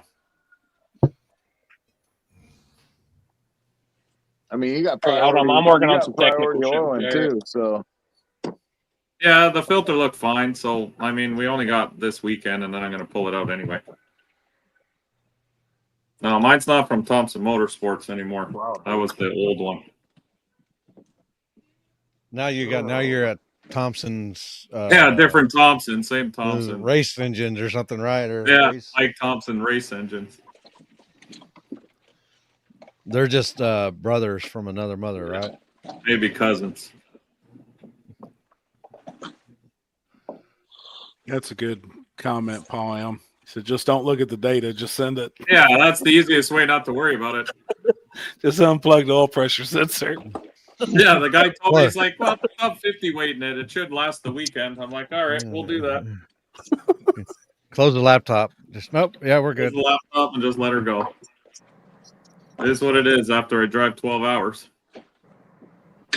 You just got a cheap Summit pan on your shit, don't you? No, Moroso, we changed it at fucking War in the Woods, remember? While you were drunk ass fucking laughing at us. Yeah, I remember. When he slept. That Kool-Aid had me fucked up. Oh, shit. Me too. That was some. We drunk some this weekend. We did. Chris was tearing that shit up this weekend. What was that? Oh, that is a good idea too, Ricky Bobby. Maybe a broken pump spring. Maybe I like Ted. I like Ted Gibson's idea though. Just change the offset so it looks better. We'll just add 20 on the I offset. made a whole video about this on my Facebook. Don't you remember? Hey, listen, There he is. He's back. if my kid decides to bet with y'all this weekend, do not take any of his $100 bills. Oh Please. shit! These Don't are send not them with real. him. Oh, What's your kid's name? Yeah. Cashton. Okay, well I'm gonna look for him. I need them hundies. FTK, right? Hey, Jarrett, what's that one young man's name? Young kid, always betting at Digger at Rockingham. I think he had like a hard come up. I can't say his name, but he looks tough as fuck. You know what I mean? Oh yeah, that kid looks like a little gangster. I can't remember his name, but I know you're talking I know about. who you're talking about. Yeah, baby something, dude. Yeah, that little kid be getting it, dude. Yeah, he's wild. Oh, God, I'm trying to think of that kid's name now. I got kicked out when we were talking about the SRC guys. What was the general? What is your ideal on the lanes? Oh, in the lanes. Is it a one lane race? How are the lanes? Are they pretty much equal, or a couple tenths difference, or? No, they're not. They're not that different. It depends. Sometime in the summer race, the one lane gets shade first. Yeah, like most places. It's like anywhere you go. I mean, you get sometimes the lanes go back and forth. I mean, that was one of the reasons. That Kent Rose race was definitely had a big lane bias. Yeah, it's just part of the game. It is what it is. I've been bit in the ass by it many times, and I've came out good and got the good lane many times. So that's what Trevor said. He said he's never seen you in the left lane and Digger die. Yeah, I heard stories. I mean, like looking back now, I've only ever seen you in the right lane. Oh, is the right lane the better lane? Where? Who are you paying just to get the right lane? When? At Digger Die every year. Is that the better lane? I don't know. You tell me. What's your logs look like? Oh. He has logs. It just says L and R. I think I've been faster in the left lane there, honestly. No shit. Yeah. I didn't know if there was a better lane or not. Really, I don't think there is. I mean, I think certain times of the day there is. But like I said, that's anywhere. The street out front's better than the track. That's true. Oh yeah. No, sure. T-Bone, I don't know. Honestly, it's something I don't ask. I'm not nosy. I mean, obviously, I know that they've had some differences and some stuff that's happened over the last couple of years. Well, I do remember one time that was very questionable on a call, was because of the way the finish line was. Was it the finish line camera angle? Yeah, maybe. Yep. And there was I don't know if there was a miscommunication between the two. I don't really know. I don't give a fuck. It's none of my fucking business. But gotcha. I don't know. You can ask them. Here we go. Now we're talking. Look at him. He's fucking pissed. Bring one of them on. Oh, that would be a first. Do what? So why are you so angry? I'm not. I'm good. I'm tired. I'm ready for fucking bed. I'd like for him to come. You still got about 6 more hours for that happens. Come on. I like racing with both of them, Billy and Tommy. I mean, I even like Bill, but what'd you say? Your phone cut out, Rich. Me? Yeah. I said I like them all. Is that what you said? Dude, he's fucking with you. He got your ass. Say that again. I can't repeat myself so many times. It's a good thing you ain't got lipstick on. That shit be on your ears. I just like to see a good car count. Man, I think it's going to be one. Yeah. Yeah, it should be a good race. I think a lot of people are looking forward to it. I do too. I couldn't type that fast enough That's what I was gonna say too. He's just looking to maximize his payday. Hey, I've noticed that's a progression tonight. The sweet talking people to show up, run man, this I small just- power hey. dig or die. We're all here to have a good time, right? We're all here to have fun. Yeah. Got a friend that's never ran backside. Come on, the water ain't bad. Yeah, bring him, Kinston said he's got $1,000 bounty on Team Denver. No. No. No. Fuck. Hey, who's the guy earlier that said $100 that we don't win? I don't know who that Does was. anybody know that guy? He's up in the chat somewhere. I don't I need remember. to know who hurt him. Oh, shit. I don't remember where it says. His last name was Peacock. Was it? Was it on Facebook or was I mean, it that's on, hard to forget. That's Brian. He always comes with Jim Bob and them. He's a Big northerner dude, bigger dude. from the north. Stripper glitter people. Yeah. Fuck that guy. They're angry all the time. Oh, Who's the okay. peacock guy, Chris? I don't know. I said Jim Bob. Oh, I'm not angry. I'm just happy as can be. was it? There Drew you go. Peacock? He's just waiting to get off here so he can tractor trailer somewhere. Yeah. I haven't drove in a while. Get a new toy and then shit, Shady Side. There There he he is. is. There's Brian. I've won plenty of money with you, Bradshaw. That's good. And people love to see us lose, honestly. I mean, I guess it's part of winning a lot. Well, when you're on top, Yeah, they all you get a want to number see on it your head. lose. Yeah, it's like sometimes like I'll go back and watch videos and live feeds like when I lose, and it's like, man, people are jumping around, like celebrating. Well, I it's mean kind of that funny. That don't well, surprise me. that's a feat. They're with happy. that's with everything. Like honestly, like I mean, even like your top, UFC fighters or When whatever. you kill the king, you're the king. Yeah, that's true.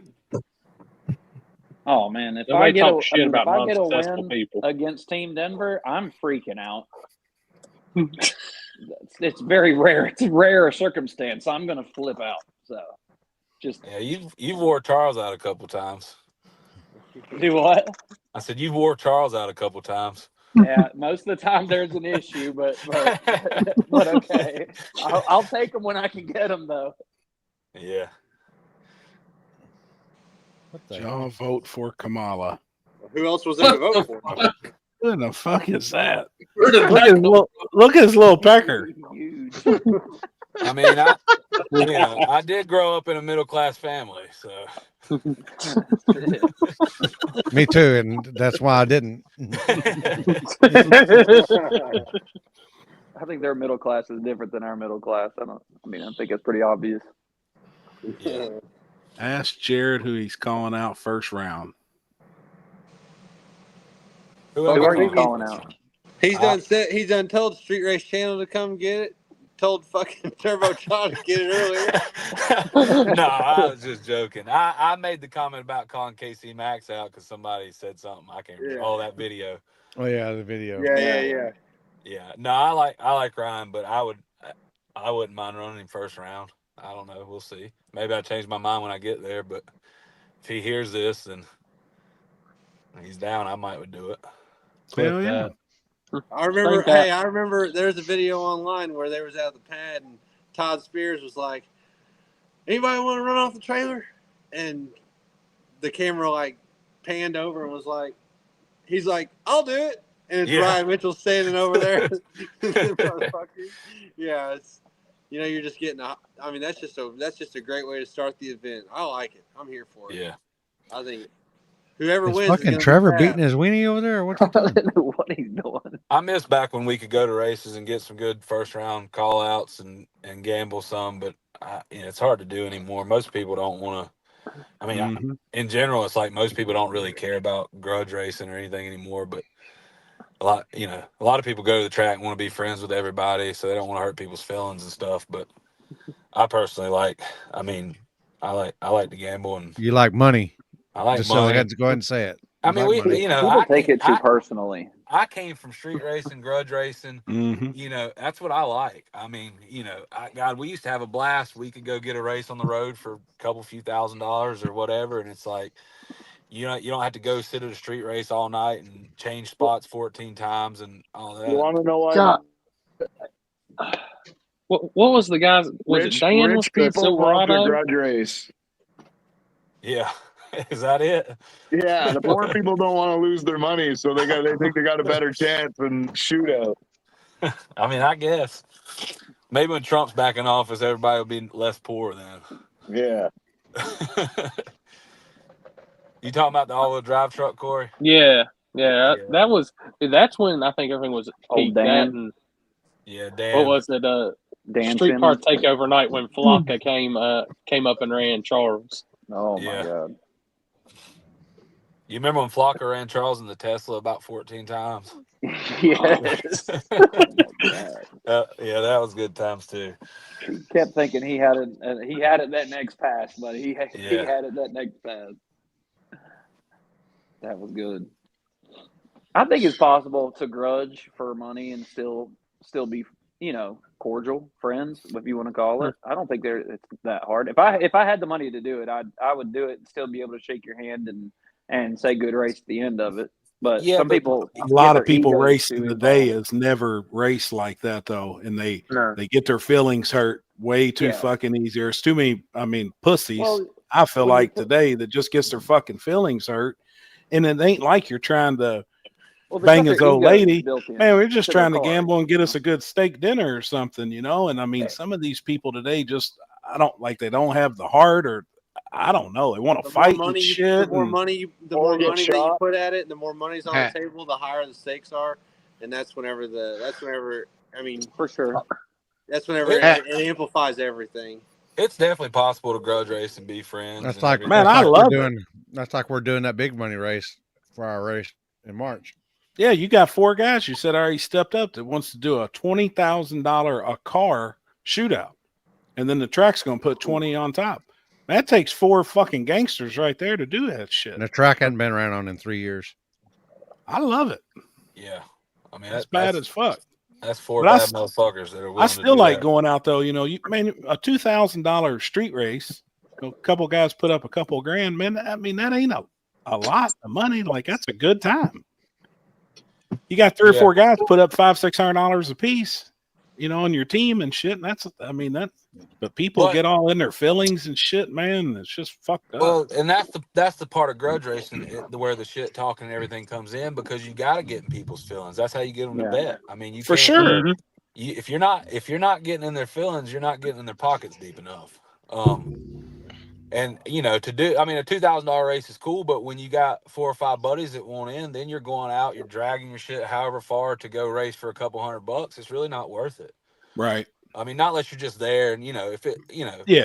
like when we went to that Ohio race 2 years ago, we were there, we couldn't race, and Jeff Thomas stepped up and ran Charles. I mean, honestly, that was cool as hell of him to do, just because. Mhm. I mean, it gave us a reason to be there. We at least were able to make a little bit of money. Yeah. So. I'll tell you, the more I think about it, there hasn't really been a good first round lock in since, what was it? Y'all ran Manny Boost at Rockingham. Yeah. God, if I wish that would happen every time we go somewhere. What was that guy thinking? I think more Okay, people I was would like- do more first round lock-ins too if there was a second chance race. But traveling that far and then doing first round, that's tough. That's tough to eat. Yeah, well, a race like that, you got to be a gangster to really, or have a plan. You know, sometimes you want somebody early. You know, and you feel like if you got your shit together a little better than they will first round, it's, you know, strategically it might make sense to go ahead and try to take them out. Oh, 100%. I get that.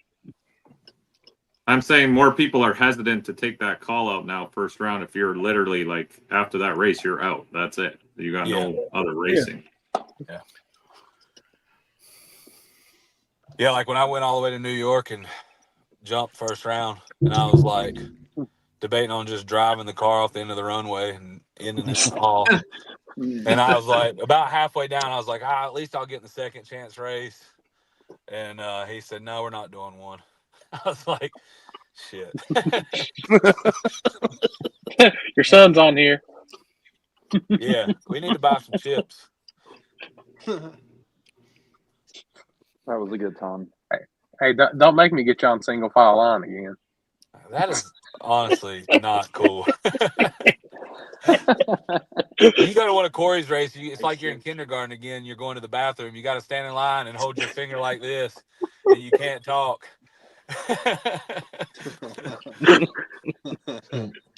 Hey, we still get done on time, so you can make it a good dinner at least.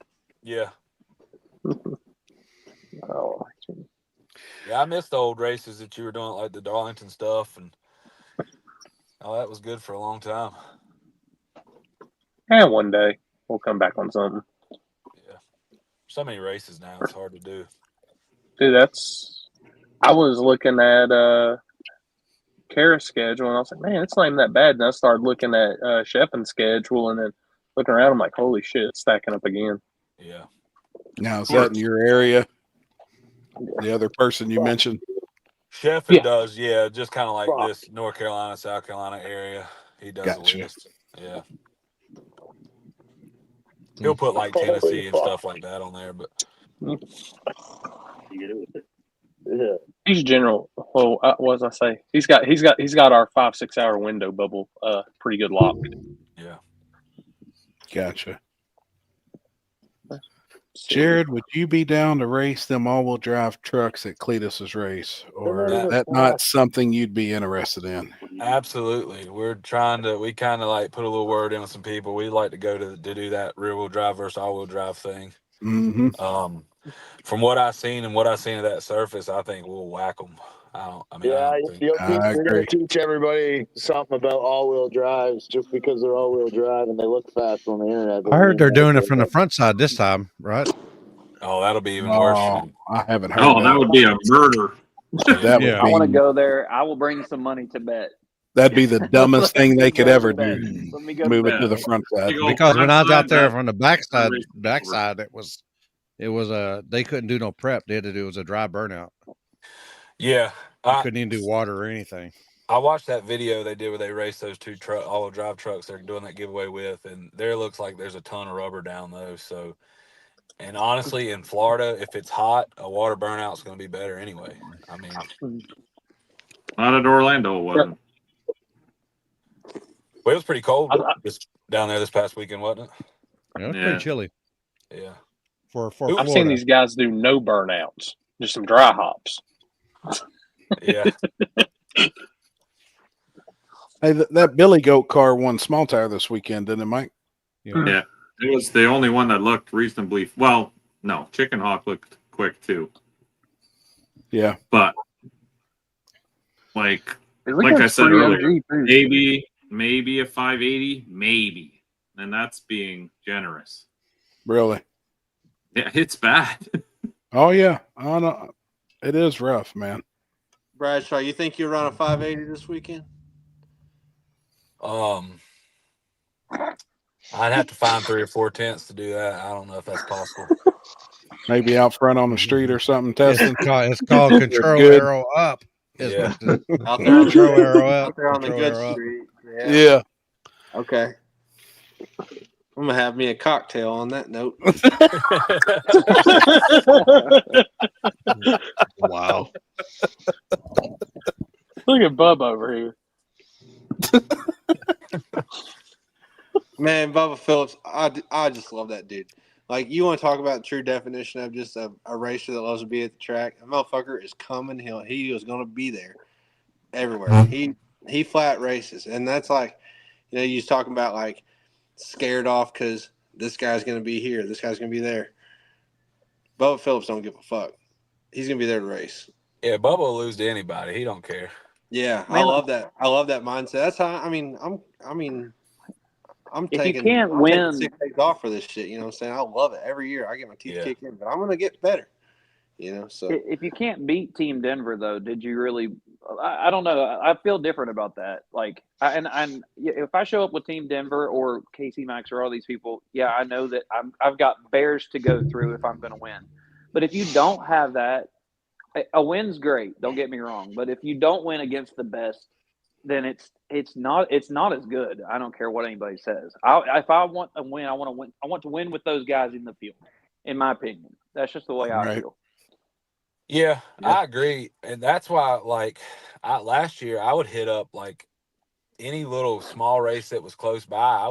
I would just go just to race, and it's kind of, I mean, it's cool to go and win, but I mean, I like to go, like, I mean, that's why I like the Digger Dies. I mean, that's why I haven't raced the past 3 weekends, and I mean, it's probably the longest I haven't raced, and I don't know how long. You know, I thought about going to that little Thunder Valley deal they had last Saturday, Saturday, and I was like, I mean, not to sound arrogant or anything, but like I know I could most likely go down there and win. And, you know, at the end of the day, is it really exciting to do that? I mean, it's cool to win, post your picture and all, but the money isn't really that great, and you taking a chance of tearing up a car and all that stuff. So you're also getting data for, you know, I mean, I know it ain't somewhere, but you got a different surface style data that well, that's why for the year before last and last year, I'd changed some combinations around. I'd went to methanol. I was making a bunch more power, I was chasing converters. I probably went through for years and years I'd use Camerons, and they've always been good to me, but I just I changed up the engine combination a little bit, and I just couldn't get the converter happy, and we wasn't really seeing eye to eye. So I ended up getting up with Pete Nichols, Circle D, and I honestly, thanks to Brian Pickett with Advanced Racing Transmissions that does my transmissions, he's the one that was like, man, you just need to get up with him. I didn't like him, to be honest. I had always talked shit to him on Facebook, and I think he'd block me. So I kind of like swallowed my pride a little bit. Not you. Yeah. Well, I told him at one time, well, when he was with Hughes, I think he pushed a product that he didn't even really believe in himself. I could be wrong. He might send me a message and tell me to go fuck myself. I don't know, but that's just how I felt about it. Every time I would get on Facebook, everything was Hughes converter, Hughes converter, Hughes converter. And every weekend I'm going and outrunning people with these converters. And I'm like, I think I told him, I said, if I had a dollar for every Hughes converter I'd outrun, I would just retire or something like that. And he blocked me. But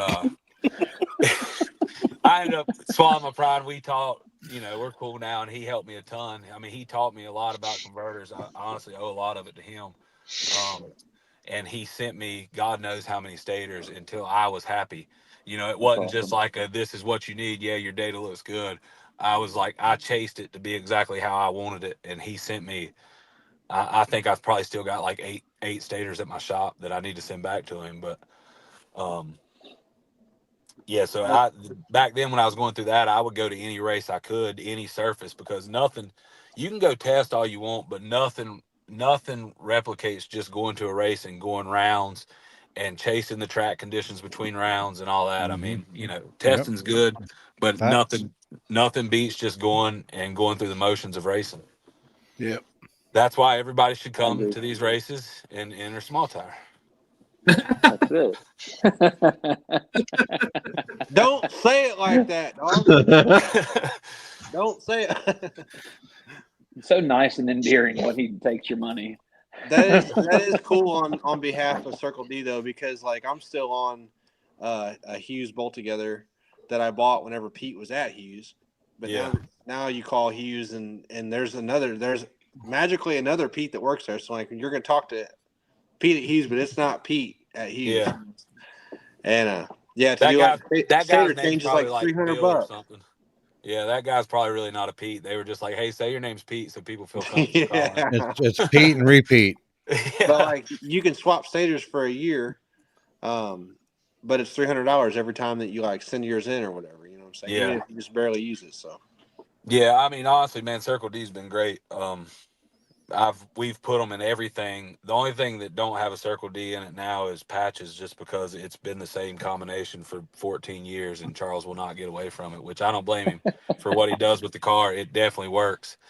And that was the Cameron's converter that I worked with them when I had a 5.3 combo.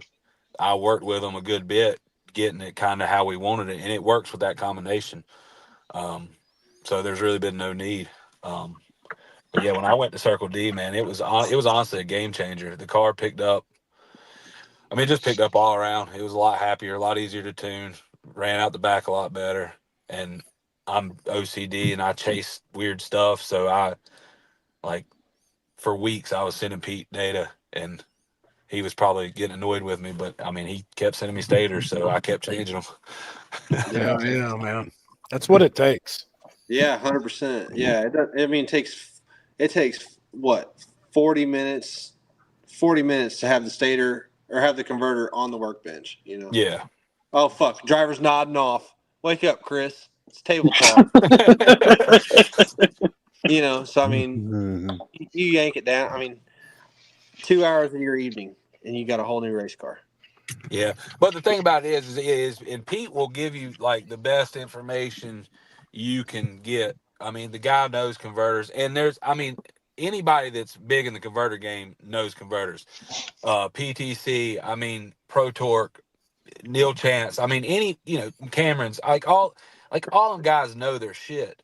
But it's like it comes down to getting somebody that you can work with that understands what you're wanting to. And it's up to you to understand how you want to run the car, because there's 100 different ways to run one of these cars. There's not one way I would say there's not really one way that's better than any of them. So like you got to know what you want out of the converter and be able to relay that to them. Or you're just you're going to end up with whatever converter guy tells you is good, and then you deal with it. So yeah, and I've been in that boat for sure. Yeah. Yeah. Same. Because I don't know. Converters are hard to understand. So honestly, it's like, yeah, it is. You start talking about like K factors and all this stuff, and then you get into this whole airfoil design, and like Pete will start sending you like those CFD models of how they flow stuff, and it's just like a bunch of dots on a chart. Like he sends them to me like I'm gonna understand them. Yeah. Yeah, let's try this one. Yeah. I understand clutches a lot better than converters. Yeah, that's it's been converter spark plug night around this bitch. I think that's a big key though. It's converters, man. I mean, I've said it numerous times on here. I've been saying it and preaching it, but I think that's a big thing that a lot of people's missing. And that's a huge part of it. Where you want it to flash, how you want it to couple. I mean, it's just. Yeah, it's got to work with how you tune the car power management too. Yep, and exactly. How you run the suspension. Like it's all got to work together. What did the one comment say about Frankenstein? Where had Frankenstein been? That I don't know. Heard he put it on radials and ain't putting it back on a slick. I bet don't know. I bet they'll be down south. Probably so. Probably. What's the deal with the pad? Everybody's saying that the cops had drones out there. Have y'all seen all that stuff? Yeah, and it's actually real. I had a phone call. When did I get that, Chris? You was with me. Monday. Yesterday? Yep. Yesterday, I got a phone call from some locals down there, and they was like, look, that shit's real. They actually, the state police has formed a task force, and they actually witnessed them putting the drone up in the air behind the shipping containers over at the rail yard and filming. And then they did lock up some guys and impound the cars. I know in the group chat, it says one thing. Somebody said something, in the group chat that don't listen to it, that it's bullshit. But the person I talked to on the phone knows the district attorney for the city. And they said they're fucking tired of it. They're sick of it because it's all the gun shooting from the roundy round dudes, the donut kings and shit. They said they're shooting every single night. And the dude that owns the rail yard is scared to death one of his employees is going to get shot because they're open 24/7. He said the bullet ricochet marks off the container ships is unreal. They got them stacked up 4 high now to keep the gunshots from getting to the rail yard. Jesus. Them fucking dudes are out of control down there with that dumb shit. Yeah. And why pick that fucking street? I mean, I would almost think that the guys that run that street, because obviously there is somebody that runs that street down there for actually legitimate street racing, would put a stop to that shit. There's got to be a certain point where you got to kind of police it and be like, look, fuck. But it could be tough. I mean, all them dudes but down there. what are you gonna do? You can't be there 24/7 to make sure Right. they're not. I mean, with the public street, that's the same way. Like you see people talking about charging spectators to watch street racing, and it's like it's cool to speak up and say, hey, anybody want to throw into the pot? And a lot of times somebody will. What I usually do. But the minute you say you're not watching this street race without paying, honestly, even me being a racer, if I'm on the other end of that, it makes you want to go and be like, fuck you. Yeah, it's a street. That's part of it. But yeah, I seen that about the pad, and I was wondering if this New Year's deal was even going to be a thing. The information I got, it was real. The shit's what's up, Janine? Like it's a real deal, but I don't know. Yeah, I'm all about a good street race, but I ain't with all that. Right. I mean, it was a crazy fucking deal this year. Last year was fucked up. Yeah. Oh yeah, this year, the beginning of the year. I mean, that was a fucking mess. But it wound up being good. Yeah. Don't nobody know them streets better than them. That's why whenever the poll was put up about it, like I voted to race during the week. I think that'd actually be the best time. Yeah. You know what I mean? And then, everything's kind of been changed. I'm not going to say on here when it is or when it ain't going to be, but I don't know. It's just hard racing certain days of the week. I don't know. They're acting like it's real though, but they said they'll keep me updated, and I'm sure they're still going to try it on the date that it's planned for. Yeah. They better do the part-time BJ says this time instead of moving it to another. That's another thing too. Nobody knows that place better than him. I mean, that's listen to him and do what he says. That's the way I look at it. Everything got changed up last year, and I think that's what fucked it all up. Limpy knows his streets. You know what I mean? Like Chris knows his streets. Everybody knows their area and knows what they got to play with. And when that shit gets thrown off, it's all fucked up. Yep. I heard they're not changing it. Yeah, you need to put a good one on, Limpy. I want to come back to Dallas, Mexico. I think it needs to be a big nationwide cash days. Like a fucking banger, man. Just somewhere in the middle. A banger. Hey, somewhere in the middle. Over here where I'm at, they've been getting some things off on the street. I mean, they've been running things like a lot. Too. I've been watching all the videos from your area. I'm like, damn, man. I just watched one tonight. That new old boy that's kind of taking things. The other old boy, old Leon. I mean, I love him to death, but man, he get blowed over when he fucking flags a race. You know what I mean? But now the new shit going on around here is pretty lit. I mean, I just got my car together, obviously, so I haven't really ran any of them. But we took Jordan's car before he sold it and raced one, and they're legit roads I ain't seen before. I thought it was pretty cool. Hell yeah. Yeah, there was a new one popped up on YouTube tonight, and I was like, damn, man, they're fucking killing it in that area right now. Yeah, and then you had whenever Kansas City came in there, and then that guy that drives I think that's some like Blazer called the Bucket. Yep. Whatever. Anthony Redlit, for whatever reason. Samsel's fast on the street. I mean, usually we race up there. I mean, get down to me and Samsel. I mean, that's what it's been. But Samsel's good, and he Redlit, and that old boy from Kansas City was like, yeah, we cleaned St. Louis out.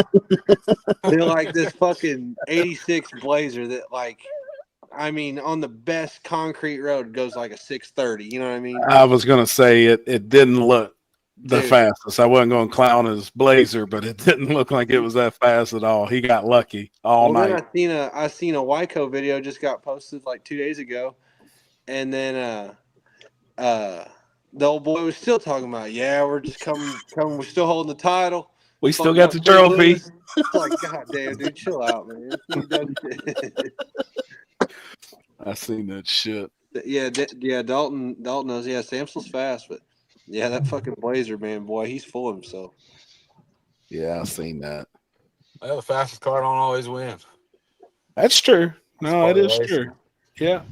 And all jokes aside, I mean, Bradshaw, it's like, all right, you go red. you go red and put 4 cars on me. I'm like, yeah, I done fucked up Team Denver. Yeah. Oh yeah. No, I get that part. I get that Yeah, part for bullshit. sure. You'll drive across the map, race one night for 10 grand. Yeah. Yeah. But Yeah. no, I mean, I was just gonna go back to saying that's why people should just go race, man. I mean, shit happens. It's People, coming this weekend, right? I mean, just come I on. mean, or any small tire race, you Yeah, know. just show up this weekend for small But time. start now. Yeah. Nah, but in all serious, like not even joking. Like I, you know, for years when I was racing, I wasn't winning, and I just kept my head down, kept learning, kept trying to go faster. There was a lot of races that I shouldn't have won that I won. I mean, honestly, I remember this was before I was even drag racing. My brother had a old Falcon big block nitrous car that he did like index racing with and stuff like that back when like we as my family first started drag racing, and we went to a race and literally never made a clean pass. Like we were fighting the car and won the race. Like we never made a to B pass. Like it would leave, and I mean, you know, we were trying to figure out big tires and, you know, the right amount of wheel speed and all that stuff, so it was just all learning curve. But I mean, won the race just because we were there. So I agree with I'm gonna that. get A off lot here, of boys. people's lost that I too. appreciate y'all having me on. See you, man. Houston, we'll see you this See y'all. weekend, brother. Yes, sir. See ya, homie. I think a lot of people, when I say lost their heart and shit, I think that, I mean, that like that's part of, you know, what I was saying. Like a lot of people just don't have that anymore. Or it could be money. You know, we've discussed that a lot too. A lot of people just don't have the money to go say, man, I'm gonna go piss away $300. I know I'm gonna get beat first round. But it may not happen. You may win first Yeah, but it's round. not, You may win just second round. It's a sign. Well, it ain't you know, $300. That's the problem. No, I know. Like, yeah, it's $1,000 by the time you Yeah, get it's most races. minimum $1,000 to go anywhere and race. well, social media and YouTube and all that stuff has killed a lot of it, because honestly, like most of y'all know, you can't go and lose a race just because you lost a race. You go lose a race and your shit's slow and you're dumb and you're an idiot. And, you know, it's like the people that aren't really involved in racing drag so many people. I mean, just Down. like John was talking, Turbo John was talking about on his YouTube comments, like these people probably don't hardly leave their couch, and they will absolutely drag you on social media for like making one mistake, you know. And it's like that's what's killed grudge racing. You can't go, like I couldn't go meet Andrew somewhere tomorrow night and get a race off, you know. And if it went on Facebook or YouTube, if he beat me, people would drag me, you know. And it's Yeah. like a lot of people don't want to deal with that, man. There's so many grown men that care so much what people on Facebook and Think about 'em. Instagram think about them. Like it's crazy. All that shit's irrelevant. People don't even understand it. And what you got to remember is 9 times out of 10, it's not coming from somebody you should even give a fuck about.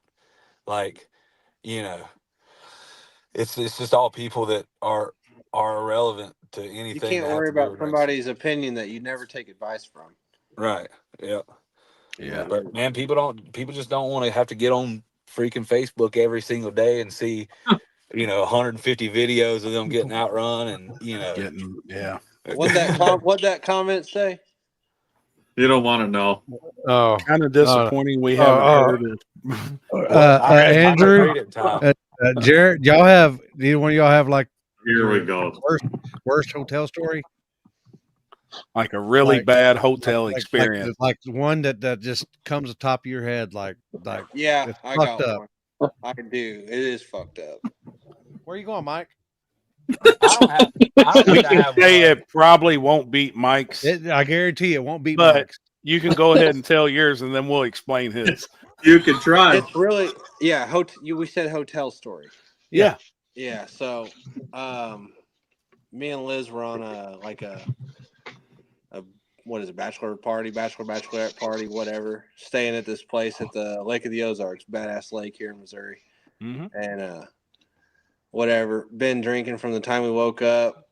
You got 14 hours of drinking. Like, we took these boat rides, went to these places, like all kinds of shit. I don't drink liquor, and that's why. Or this is why, and I'm fixing to tell you. But Yeah, I've been drinking everything under the sun. Whatever. Got back to the place and was freaking out. Whatever. There was an ironing board in the closet, and I threw it off the fucking balcony, and like to the tree or whatever. Well, then we all got backpacks for our time or whatever at the bachelor party. Well, they all had our fucking names on them. Oh, dude, I chucked this motherfucker off the balcony. 15 minutes later, I hear a knock on the door. The cops. I was like, how can I help you? He's like, you Andrew? And I was like, yeah. He's like, what have you been throwing off the balcony? I was like, nothing. He's like, is this your backpack? Fuck. Oh, dude. Yeah, I paid $1,000. The fucking hotel fined me $1,000 for the ironing board. Holy shit. Yeah, dude, hit the card. I didn't even care, man. Fuck it. That's it. Done. Fuck, we're done. Damn. Did they lock you up or no? No. Go to bed. Give us our money and then you're good. Hotel pay stay. for it and go to bed. Yeah, I'm not really proud of that, but I mean, definitely came to mind. So go ahead, Bradshaw. I hope you got one. That valve cover gasket, though, 'cause I do really wanna don't go on have. the tip. I really don't have one, Don't you? especially not racing related. Years ago.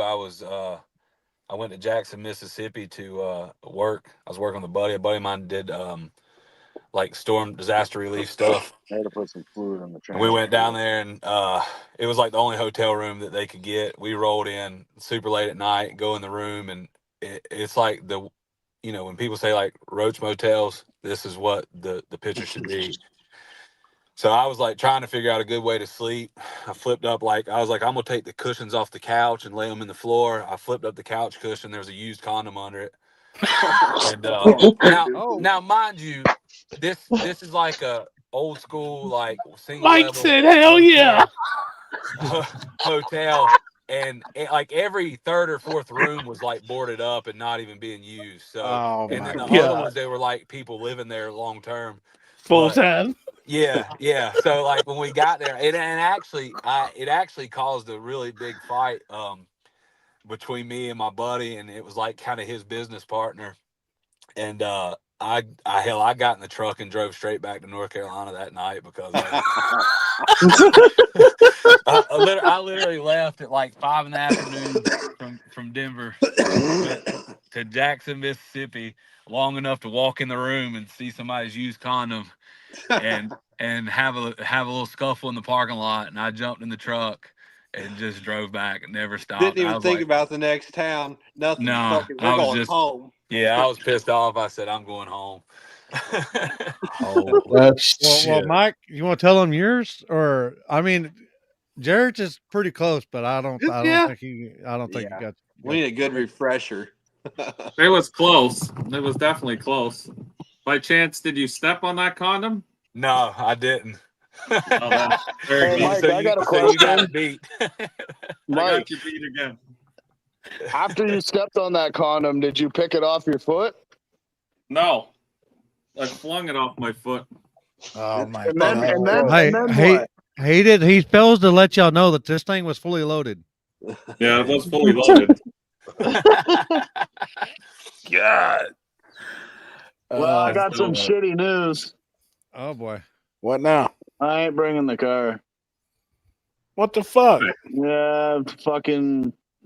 I don't even want to talk about it. Well, don't bring it up. What the hell happened? Too much shit to get fucking fixed before I leave. Well, get the hell off here and start working.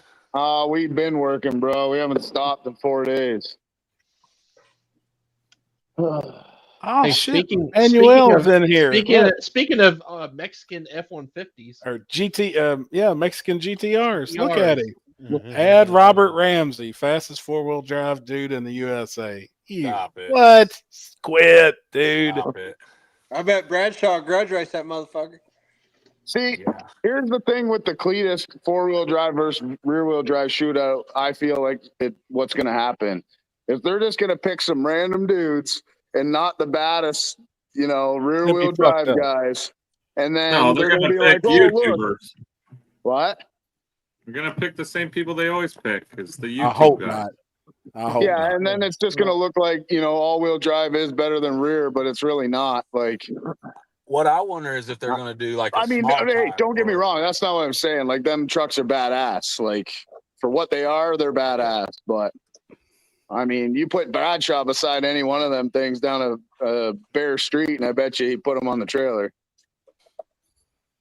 Yeah, pick some badass backside racers, the legitimate dudes that are out there Yeah. winning. Go through and look and see who's won some shit. That Yeah, should be who gets the invite.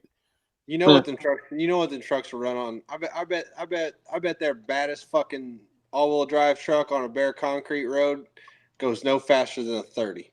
Yeah, I agree. I think. I don't even think it does that. Manuel's in here. I don't know if he'll say numbers, but he's in here. Yeah, well, I know. I'm trying to get him to say something. Try and get him worked up.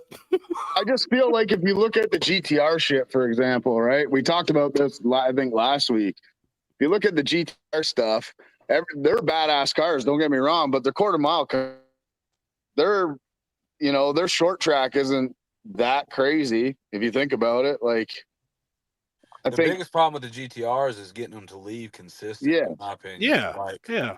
I think one of the best to do it with the GTR stuff is what's his name with the red one? I can't think now. Mike Bandy. Yeah, Mike Bandy.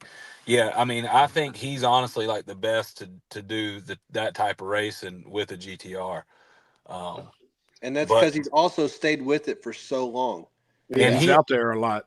Yeah, and he's out there. he understood drag racing before he was racing a GTR. Yeah. So, he's got a couple little things. Like, I ain't gonna put his business out there. It's probably not a secret, but he's got a couple little things that he's done that makes it more consistent because he understood that that's how it needed to be done. But even still, 9 times out of 10, what takes him out is himself, or the car just does something stupid on the launch control or whatever. I mean, so yeah. Manuel, you still in here? They said them trucks won't go 530s. Did you hear that shit? Robert Ramsey's laughing at a 30. They're too heavy. Yeah, I know. I probably gave it too much. You're right. You giving it too much credit, Andrew? I think a couple of them. I mean, a trucks are 30's probably, on a fucking pass, but I think a couple of them trucks are probably going faster than that on a concrete. Well, you see that one in Texas, that red one that's doing those street hits. I mean, his draggy, every time he posts it, it's only a 40. And that motherfucker. The orange one that they've got appears to be. That's got a big block in it. That's I think got a big block Chevy in it. It's a badass truck, like. I haven't seen much of the green one out, but I've seen a couple pictures of the green one, and that thing sits fucking real good.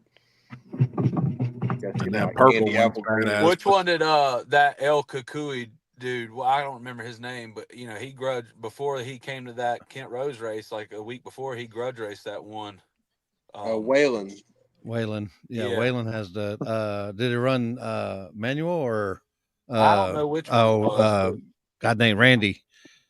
Is that the El Gringo truck? Randy, yeah, I think that was it. El Gringo. Yeah, that's Randy. That Nova's fast. Yeah, it's got a big block in it too. Yeah. I'll hit you guys back up in a bit. Hey, get the thing together. Outside and start swinging on this fucking tree outside. Just smoke one real quick and just burn. I'll smoke one for you. Here you go. Burn one and go back in there and fix it. I'll be back. You still got a full day tomorrow. No, I'm leaving at fucking 4 a.m., bud. For what? Right. If you have no car, I'll bring some tools. Because half my parts are sitting in North Carolina still. My brakes and shit. Like, yeah. Hey, just testing. I haven't made one hit in the car. I'm not going Thursday and then trying to test before the fucking race. I get it, but if you're not bringing the car, why don't you work on the car until you get to North Carolina? Because we already have things in motion, Mike. You know how traveling works. He's pissed. They just leave a day later. I'm probably going to show up with casts on my wrist, but it's all good. Jesus. Oh, yeah. All right, homie. That's why I got off before, because I was about to snap. I get it, man. All right, yeah. All right, homie. I'll be back on in a bit. All right, homie. Yep. So. What's up, Shad Media? Hi, buddy. Yeah, you ran Randy. I've heard some draggy numbers, and they're not slow. They make some power for sure. Just a question, not trying to start any crap, but if the all-wheel drive cars or trucks are so slow, why are they excluded from so many backside races? The biggest thing we've heard is from a lot of promoters just think they're gay. I'm like, that's really been like the biggest thing. I'm like, hey, why don't y'all let all-wheel drives in? They're like, here's the they're thing. fucking gay. Let me put my 2 cents on that.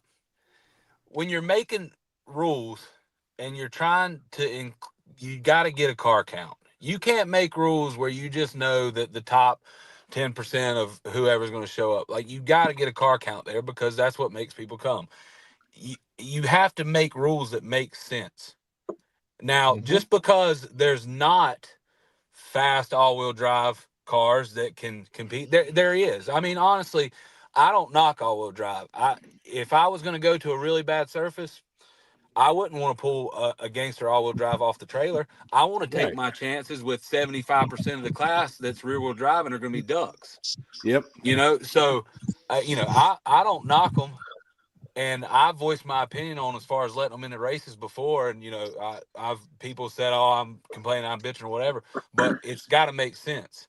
Just because there's not, it's just like the tube chassis argument. Just because there's not anybody doing it now doesn't mean that they shouldn't be doing it or they can't do it. Like, you have to make rules that make sense. So in what world does having an all-wheel drive truck with 4 28-inch tires running something with 2 28-inch tires? Like, it don't make sense. Like, I'm all for a couple races a year just being like gangster, let your balls hang out, run whatever shows up. So it don't matter to me to run them. But from a promoter standpoint, my opinion, I'm not a promoter, but they have to make sense. Like, the rules have to make sense, and it's got to make people want to come. When you've got half of the cars that don't even think they can run with the top rear-wheel drive cars, but they'll still come try because the rules are fair, those guys ain't going to come and run all-wheel drive shit. Promise you. Correct. Especially on a sketchy surface. So plus they're gay. I heard you had that in there. Plus they're gay. I mean, that's like at Darlington with Big Tire. I had 28 cars ready to back out because of 2 all-wheel drives. I mean, as a promoter, what sense does it make to keep letting them in? It doesn't make no sense, and they'll all cry. But the thing about it is there was 2 all-wheel drive cars there, but on Facebook there was 55 of them crying about not being able to come. Yep. But when you let them come, they don't fucking show up. That's why they run all-wheel drive stuff, because they're gay. I mean, they just want a bitch. Like, honestly, that excludes. It's not all of them, So yeah. But the majority of the people talking on Facebook that you see with the all-wheel drive stuff, complaining about not being allowed in, they're not going to come race anyway. They just want to beat their chest and act like they're not allowed to race because they're fast. It's not it.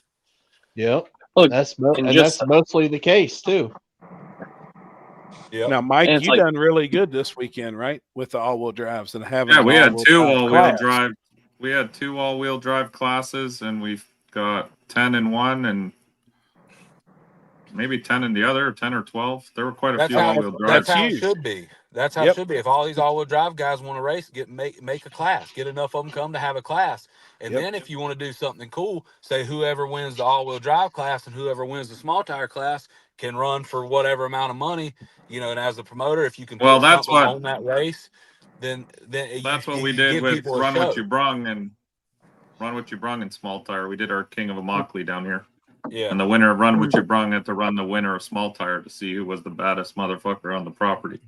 Yeah. And the Run What You Brung guy had to rebuild his motor because it was a pro mod and he could only do 6 passes or something before having to rebuild it all. Oh God. So the Small Tire guy won. So do y'all put money on that? Like, extra? Yeah, we put money. We put extra money for that one race, winner take all. Yeah. Do you think if you would have allowed all-wheel drives in your small tire this weekend, it would have hurt it?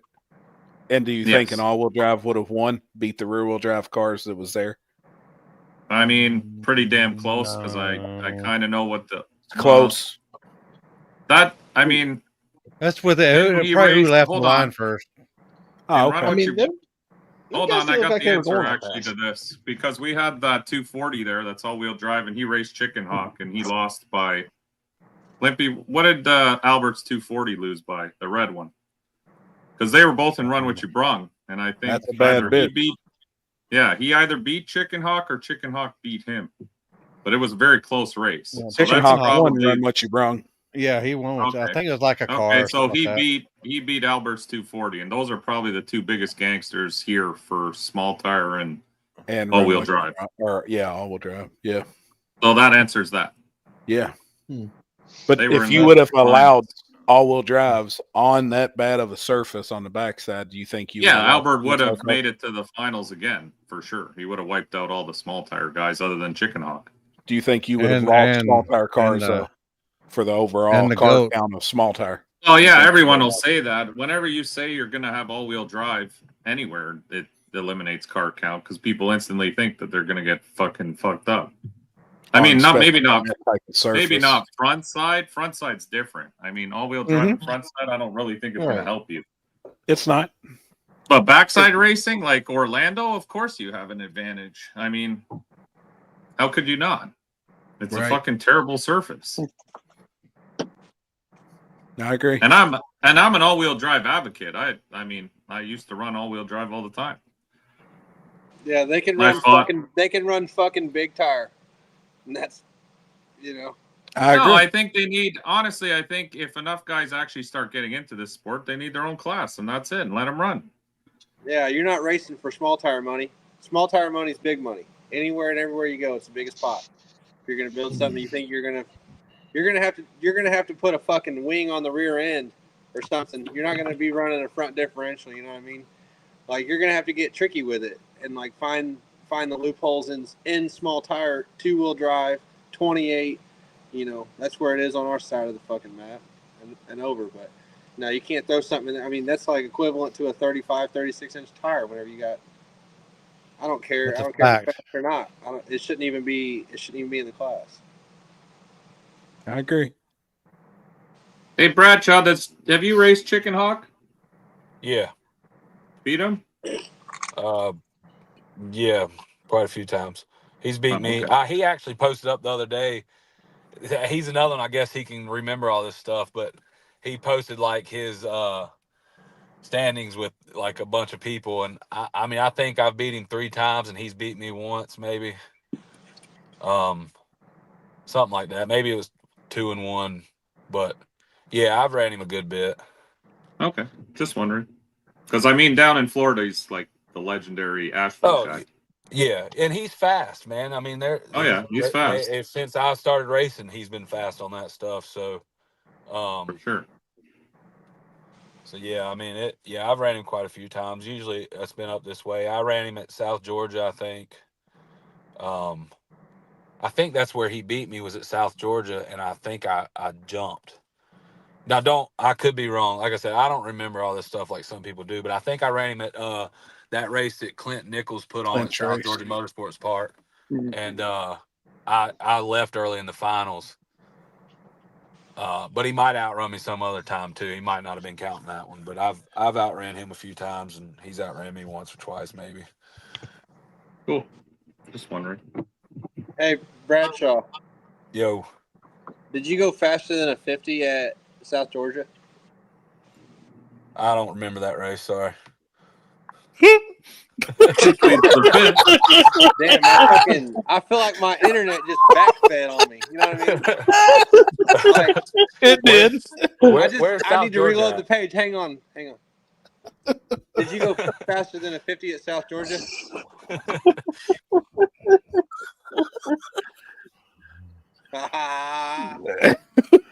While we're waiting on that to load, you guys can carry on. I think Jared's froze down there. Look. Yeah, looks frozen, or he's a really good actor. Yeah, dude, he is holding fucking still. But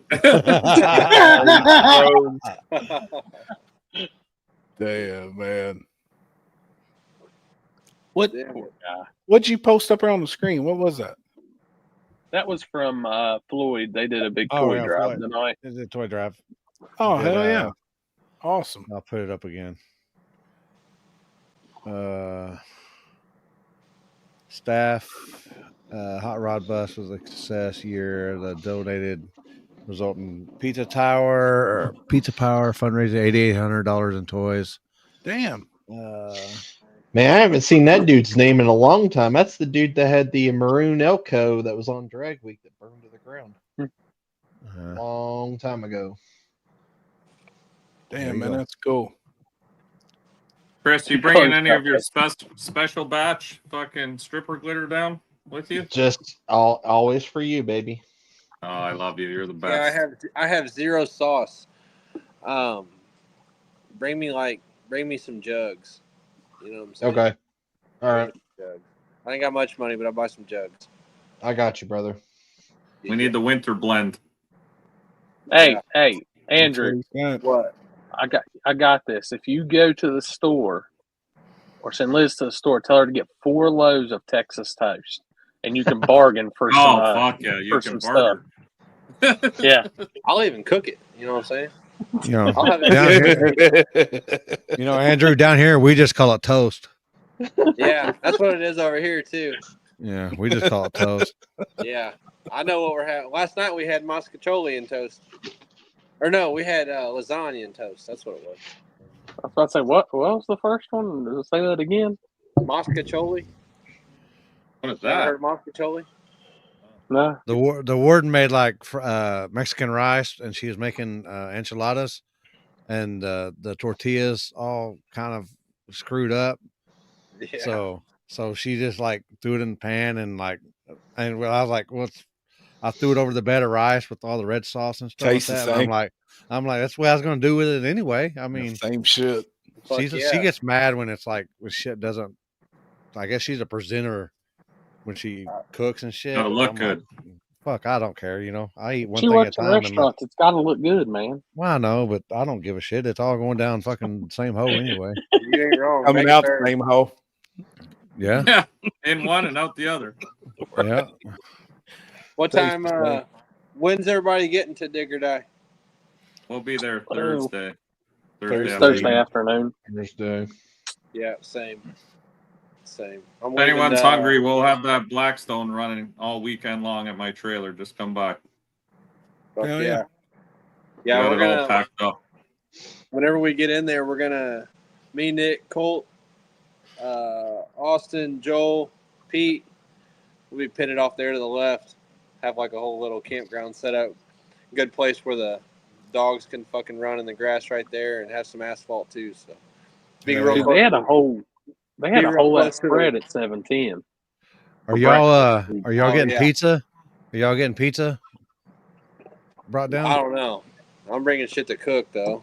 Bringing I don't know if some Alan's food. coming or not. Actually, No, I don't know. I ain't talked to him. I know. I think he's still working on issues with the car. Be real close to the road. I mean, I'm gonna burn a set of fucking slicks up on that thing. I think I'll have a pretty good. I mean, I got a pretty good idea what it take to make it go down just with in here in the shop, you know. But yeah, I'd like to get 10, 12 passes under it, you know. Just hell yeah. I got lots of used tires here if you need used tires. Colt's bringing me a set. Lots. I got a set. CO7s. I got a set of CO7s. Somebody, Trevor Whitaker actually said something in the comments about a big tire too. I might get crazy and run big tire, but I don't know. I don't have any of those. Can't help you there. No, me neither. That shit's clear as mud to me. I don't even want to do it, you know, but whatever. We'll see. Oh, hey, Mike. It was me and the 2 other biggest guys on the plane. All 3 sat next to each other on the very back. In the very back of the fucking plane, dude. Oh, they're riding like this the whole way? Oh yeah. We had the fucking we had the Carolina squat going all the way back. And it was a 3-wheel. It had a little 3-wheel going. 3-wheel stance when you landed? Yeah, because we were on the back right. Dude, I hate when I'm already sitting down and Oh, I yeah. see this big 12 sandwich eating bitch walking down the aisle and she's looking up at the numbers.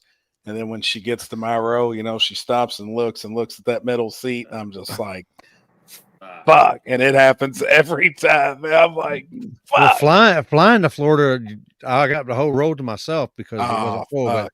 But That's nice. coming back, we were fucking elbows and assholes now. Did you leave the armrest up or down? Up. Yeah, so you was rib cage to rib cage. Yeah, that was my seatbelt. My armrest was my seatbelts. Fuck, man, I've been there. Fuck.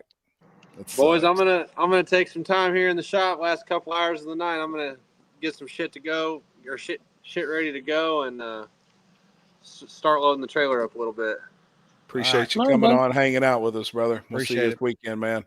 Been a badass night, man. Fuck yeah. Be a good weekend. I'll see you boys in North Carolina. Need anything, holler, man. We'll see you. Thank y'all. Bye. See you, man. Later.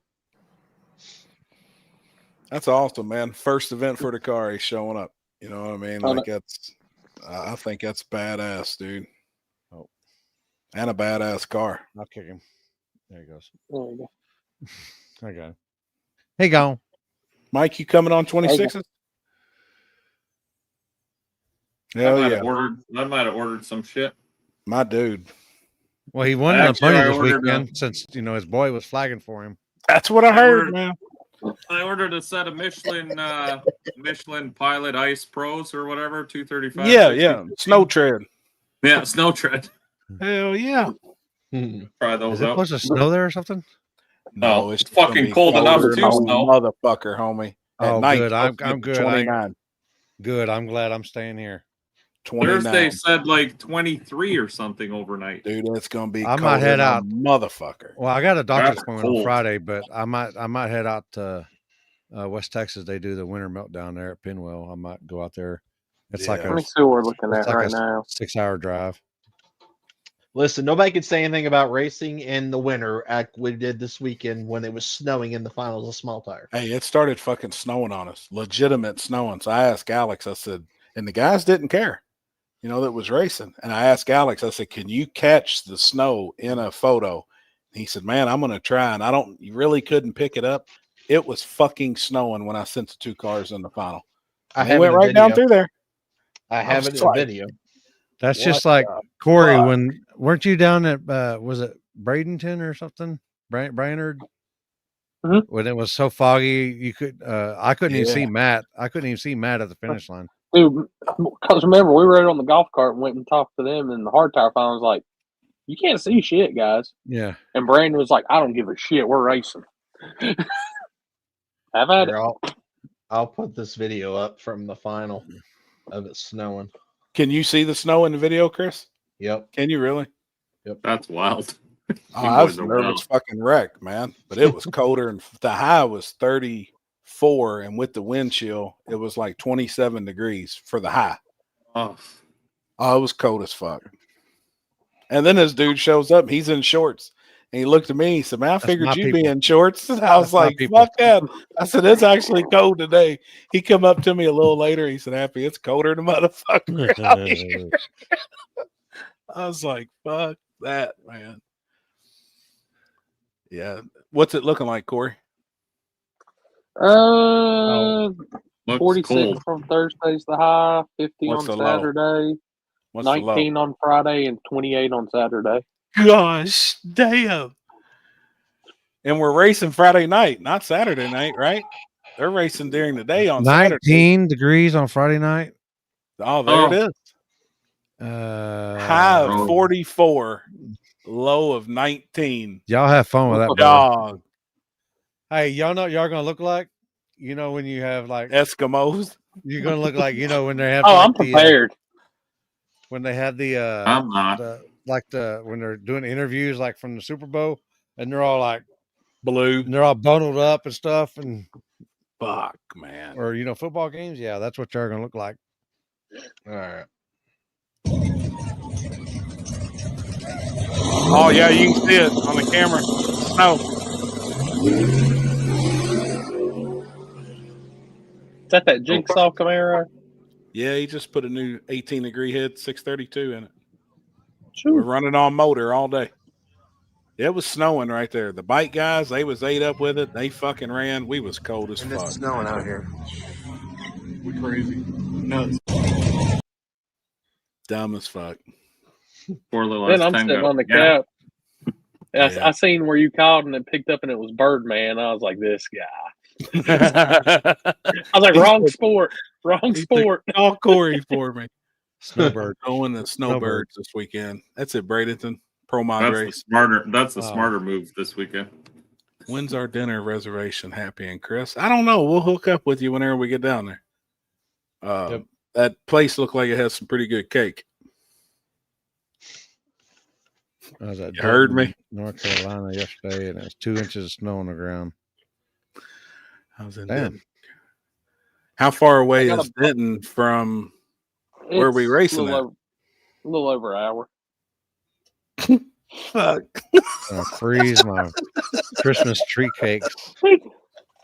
Hey, guess what, Happy? It's still snowing up above you. Me. Yep. Are you fucking shitting me? They're estimating another 12 inches tomorrow. Is that a real 12 inches or? Dude, we turned it on the other night when he was here. They expected to get 5 feet in a matter of hours around Cleveland. Just an hour north of me. 4 to 5 feet in a day. And they got hammered with fucking snow. We was watching it. These motherfuckers had like D10 dozers clearing the fucking interstates. Here, I'll pull you a video. Yeah. This is Dan. Huh? Did the power grid hold out, or did it power lines down and shit? And I think they held up because I don't think they had ice. It was just powder. We're paying for all those warm winters we've had the last 3 Buffalo 4 got years. hammered. I did see that. See, I'm kind of nervous. The guys that are traveling from the north, from New York, Michigan, Canada, coming through that, getting to the Carolinas. Like, dude, it is a fucking mess. Dude, that's on Thursday when y'all come. If y'all come 64-77, be ready because they're calling for snow and shit here Thursday morning. Like it's around 6 a.m., 8 a.m. Motherfucker. Hey, Jared, appreciate you coming on, man. Appreciate you Just coming hanging on, out man. bullshitting. Yep. For real. Appreciate it. buddy. That was cool, man. Yep. Have a good night, man. We'll see you this weekend. Yeah, so this is Danny. This is our stick shift. He heads up all the stick shift stuff in our area, and he lives probably about 10 minutes from Coonley. So that's about maybe an hour. Yeah, a little under an hour from me. Look at that shit up on his house. When I tell you, we got some snow. We got some snow. Look at the top of that trailer. This is us currently trying to get into the shop. Yeah, it's probably about 4 That's that feet lake deep right effect there. shit too. We That's haven't what seen happened. snow like this in a long, long time. I just cut a path from my other shop. That global warming. Look at this. Look at that fucking shit. That's from where they plowed it up. Global warming hit. Holy Just walk through here. Look. fuck, It's dude. crazy. I mean, that's all the way up to my hip. To his pecker. It's his hip bone connected to your. That's just so I can get to work. I've never seen snow that high in person. So we'll continue to Really? dig. Well, yeah, I've been up there. Yeah, Robert, they don't really know how to do it down there. If you go north in Canada, you'll see that, or even on the East Coast, like when they get that shit off the ocean, they can have 6-7 feet of snow there. It's crazy. Like you open your garage and it's just a wall. A wall of snow. What? Yeah, you open it, you're like, okay, we'll close that again. We don't need to go anywhere today. You're right. Yeah, Canadian for US. So right now as it sits tomorrow, that same area is going to get an additional 12 to 18 inches, and there's a plus sign on that. There's no way them guys can get out and come race. Hey, and y'all complain when it's 110 degrees here for like 100 days straight. I'm fine with that. I'm I good. can I'm deal good with with that. it. I'm good with that. I could deal with the heat over that shit, man. I'd like to me see too, it. always. Once. I'd just like to see it, 4 or 5 foot of snow, but then I'm ready to go. I like the snow and stuff. I like every once in a while, but not every winter. Fuck that, dude. If I was up north, I wouldn't be coming this weekend. No Look way. at Jet Black. Australian viewers are still drop jawed. What the fuck is that? You probably ain't never seen nothing like that before in your life, besides on TV. but I've never have either. Living here in Kentucky, I've never Buffalo's seen. average is 80 inches. Yeah. I'm not gonna lie. I'll take snow over like the wild, like 15-foot spiders and shit that Australia has. I'll take snow over. Yeah, didn't I show you that? There are like That 3 or 4 fight? fucking snakes in the world. Most venomous snakes in the world are fucking from Oh yeah, Australia. they got some weird Oh. shit in that place. I showed Alex that on the way to the track. That fucking tarantula that was eating a possum. What? Oh yeah, they got them fucking sand spiders down there. They're fucking big as like 2 hands. Put the hand. That's how big them motherfuckers are, and they're fast. You can't outrun them. Hey, should you tell him about? Should you tell him about the the interesting phone call you got Monday Yeah, morning? she just left. She was over here tonight. She come over here and I watched the videos, all the videos. Now the FBI and the something has contacted her and she's got to go in for an interview. They want her like tomorrow. And the bad part is if she was filming and they'll pull her phone records and they'll do a deal on her phone where she has to forfeit her phone. It could be a mess. Right. But so Sandy was flying last night from San Francisco to like Chicago. She said as soon as she got up to 35,000 feet, she started seeing these bright white lights. And at one time, one of them was headed straight for her. Well, she couldn't tell what it was. So she called the towers and they pulled it up on radar and there was nothing there. And she's like, I'm telling you, there's 3 lights. They're flying around and all of a sudden it'll be in front of me. Then it goes to outer space extremely fast. And then it'll come back and then it'll disappear and then it'll come back. And there was 1 bright one and 2 small ones flying around it.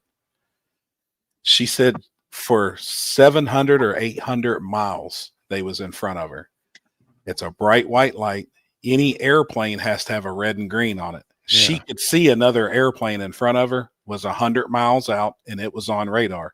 So at 100 miles, this is what's fucking crazy. Tonight, I watched the video and you could see the plane 100 miles in front of you at 35,000 feet because you're flat. Yeah. You know what I mean? And there's nothing blocking you. So at 100 miles and you could see red and green blinking. Is this during the day or at night? 4 a.m. Okay. And these fucking lights were everywhere. She said they would go all the way up to like 100,000 feet, which is out of our atmosphere. You know, that's up to outer space, and then back, and then drop down and back, and then come at her. She said at one time they was within 20 miles. Well, within 20 miles of an airplane that's going 500 mile an hour, that's fucking scary. Yeah. And I asked her, Chris heard her. I had it on speakerphone. What's up, Maxwell? That the country will. What's up, homie? So Chris heard the whole conversation. I mean, the entire conversation I had with her. I said, look, did you believe in unidentified flying objects before this? And she's flew for the military. She's flew for everybody. And she said, hell no, I don't believe in that shit. I don't believe in none of that shit. But I do now. I seen it with my own eyes. I witnessed it. And she brought me her phone tonight. But she's got to get interviewed tomorrow from like the FBI and some other people that's now involved, FFA or fucking whatever. But oh yeah, it's definitely FFA. Yeah.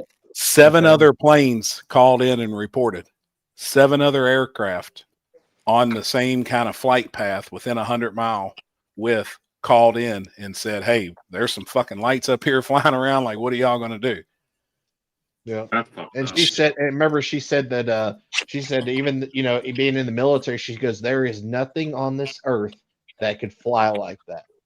She said, there's nothing man-made that our government that she knows of has ever produced that can be hovering at 35,000 feet, go to 100,000 feet, come back, go blank. Who is this? Who you talking about? Sandy seen 3 UFOs last night at 4 a.m. flying from San Francisco to Chicago, and she's got it on her cell phone. Oh, she was on a plane and saw it. She was flying. Oh yeah, she was flying the plane. She said at one time it felt like it was going to hit her. It was within 20 miles of her. Dude, there's thousands of stories like that. It's crazy. So now they want to interview her, the FBI and shit. And there's some other, I don't know the agency. So she pulled out her phone and started filming it? Fuck yeah. Because, you know, planes on remote, like it. flies. It's on autopilot. Only I know thing, that, but I know that, but I'm just saying, did oh she? fuck yeah, oh yeah. Okay, that's what I fucking that's what I was like. Here's my proof right here. Hey, homie, and But I'm the problem telling is it the might problem fuck is you don't supposed to have your phone out as a pilot. As a pilot, that's like, against the It's rules. like driving and But using I your would be phone. like, man, I don't give a fuck. This this motherfucker was flying at me with the lights on. I pulled my phone out, like He's flying at me, and you're not seeing nothing on the radar, but I'm and you showing ain't got you this shit is on what the I'm looking radar. at. It freaked me out. And you can hear her talking in the background and the co-pilot. And the co-pilot's freaking out. He's like, what the fuck? I mean, he's tripping. For sure. They said they've never seen anything like that before in their life, ever. She said, I don't Damn. believe in that shit. It's real, dude. It gives me goosebumps talking about it now. And then once I seen the videos tonight, it was fucked up. Look What's at up, Maxwell's Maxwell? ears sticking up. He knows look, all he about got- it. Oh yeah, there he is. There he got nose ear back. Hell yeah. Dude, you should send Maxwell at where were we at? What breast bar were we at? Oh, Twin Peaks. Twin Peaks? Breast bar. Oh yeah. Breast bar. How's the local talent at the Twin Peaks down there? Oh, I'll tell you now. Woo. Wait, hold on. Huh? Hold on. Yeah. Yeah. Hell yeah. Maxwell was pulling them in now. Oh yeah, Maxwell is the lure. Limpy, is it a Billy Bob? I give it a 10. Yeah. One of them was like, I thought it was like, I started on repeat. I was like, and He blew a fuse upstairs. Blew a 15 amp. We had to reload him. Damn it, man. Hell yeah. You know how I am with them brown brunette girls down there. Uh-huh. Hell yeah. They're built a little different too. That's my weakness now. They can roll their R's the right way. You heard me?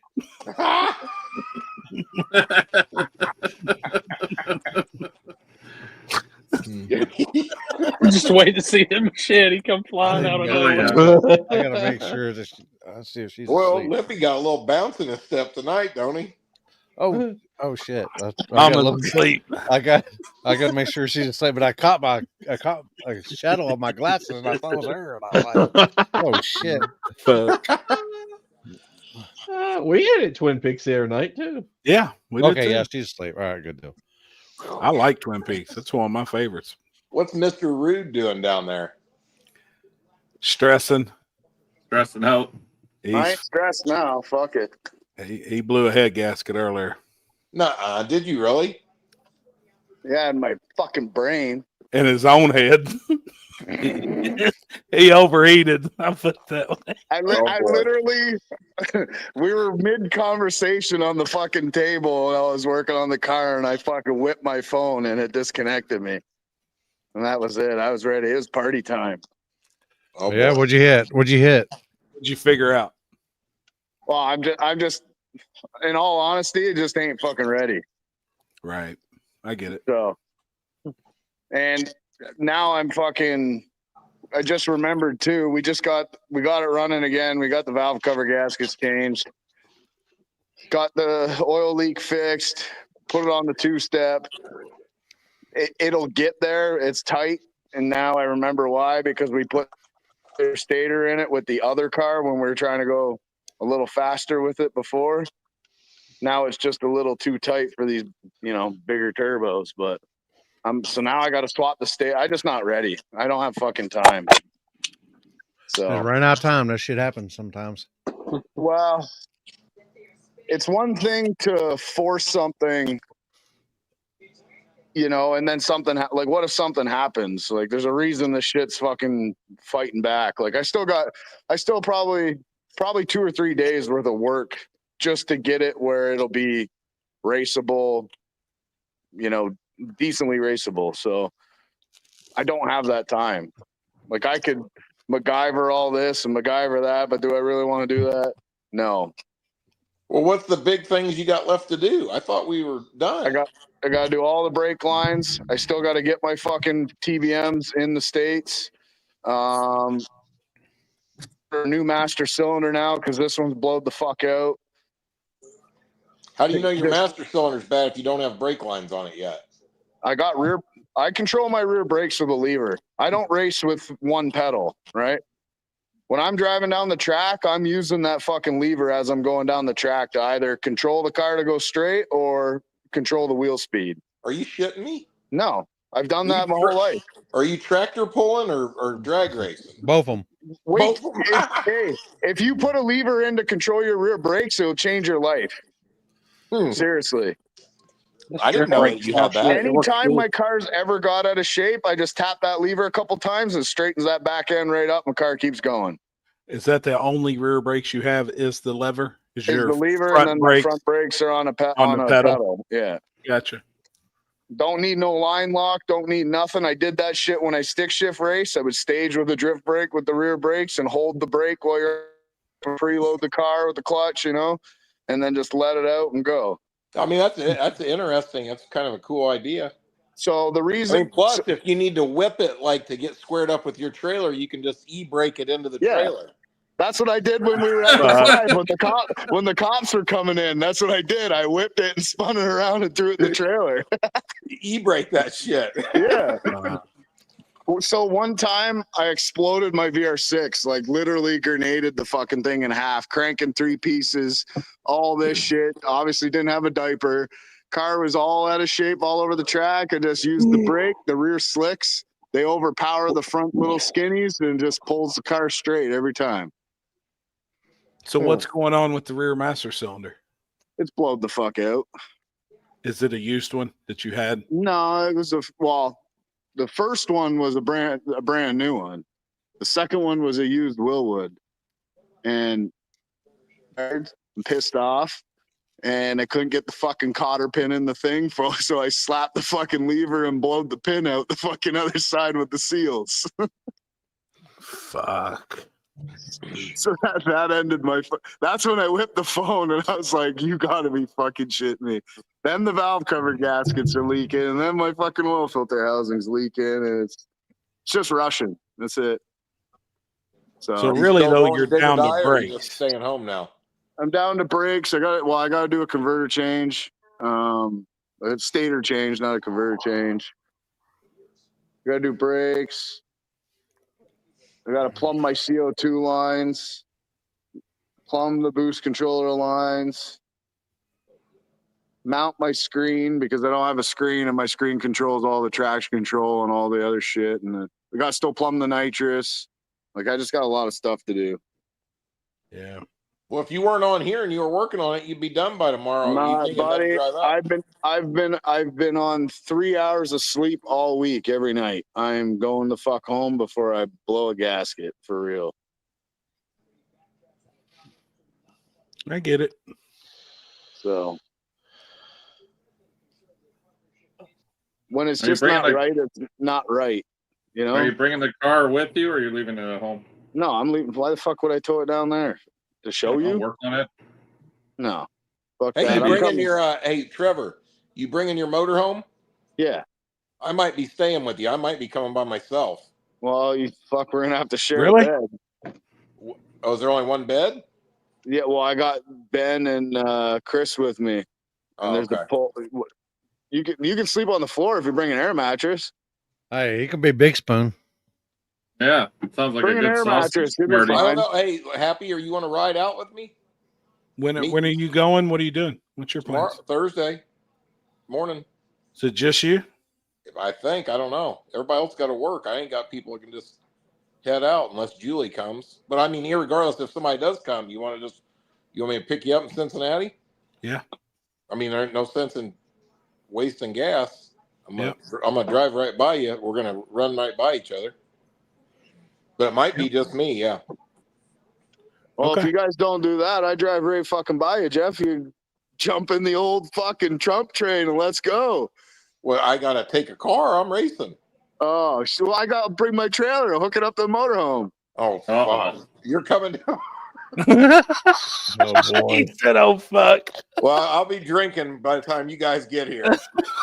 Perfect. I'll be the fucking captain. Don't you got it? How big's your trailer? 30 foot. Oh fuck! I'd kill my old Cummins motorhome. Look at Maxwell chilling. He's passed out. Oh, dude, he's awesome. That's how Happy sleeps on Kenzie's shoulder. That's right. I do the same thing with. I got my paw on her boob. Yeah. Man, you guys believe how fucking cold it's going to be down there Friday night? Did you see the forecast? Oh, I've been looking at it. 19 degrees. I seen Corey was sending some other ones showing it warmer. I go, man, I've been watching it. It keeps saying 19 for a low. Fuck, dude. That's what's showing now. That's what it's been showing me all ever since the weekend. And they say Canada's cold, Mike. I'm gonna have to put antifreeze in the truck. Hey, you know what's happened? I was just telling Dean this last night. We've gotten spoiled around here for like the last 5 years. It wasn't cold this time of year like this. I mean, it's been like 5 years at least since it was this cold at this time. It's cold down here in Florida, and that's rare this time of year. I feel like we're going to get hammered with snow this year because we've had it pretty lax the last, like London, an hour east of us, they've got like 3 feet of snow right now. We got nothing. Yeah, I'm kind of concerned about racing down there Friday night, dude. That's cold for a nitrous car. Fucking right it is. It's cold, man. Well, I was on the treadmill. I was watching earlier when I was on the treadmill when you guys was on there. Well, y'all hating on some nitrous cars. Rude.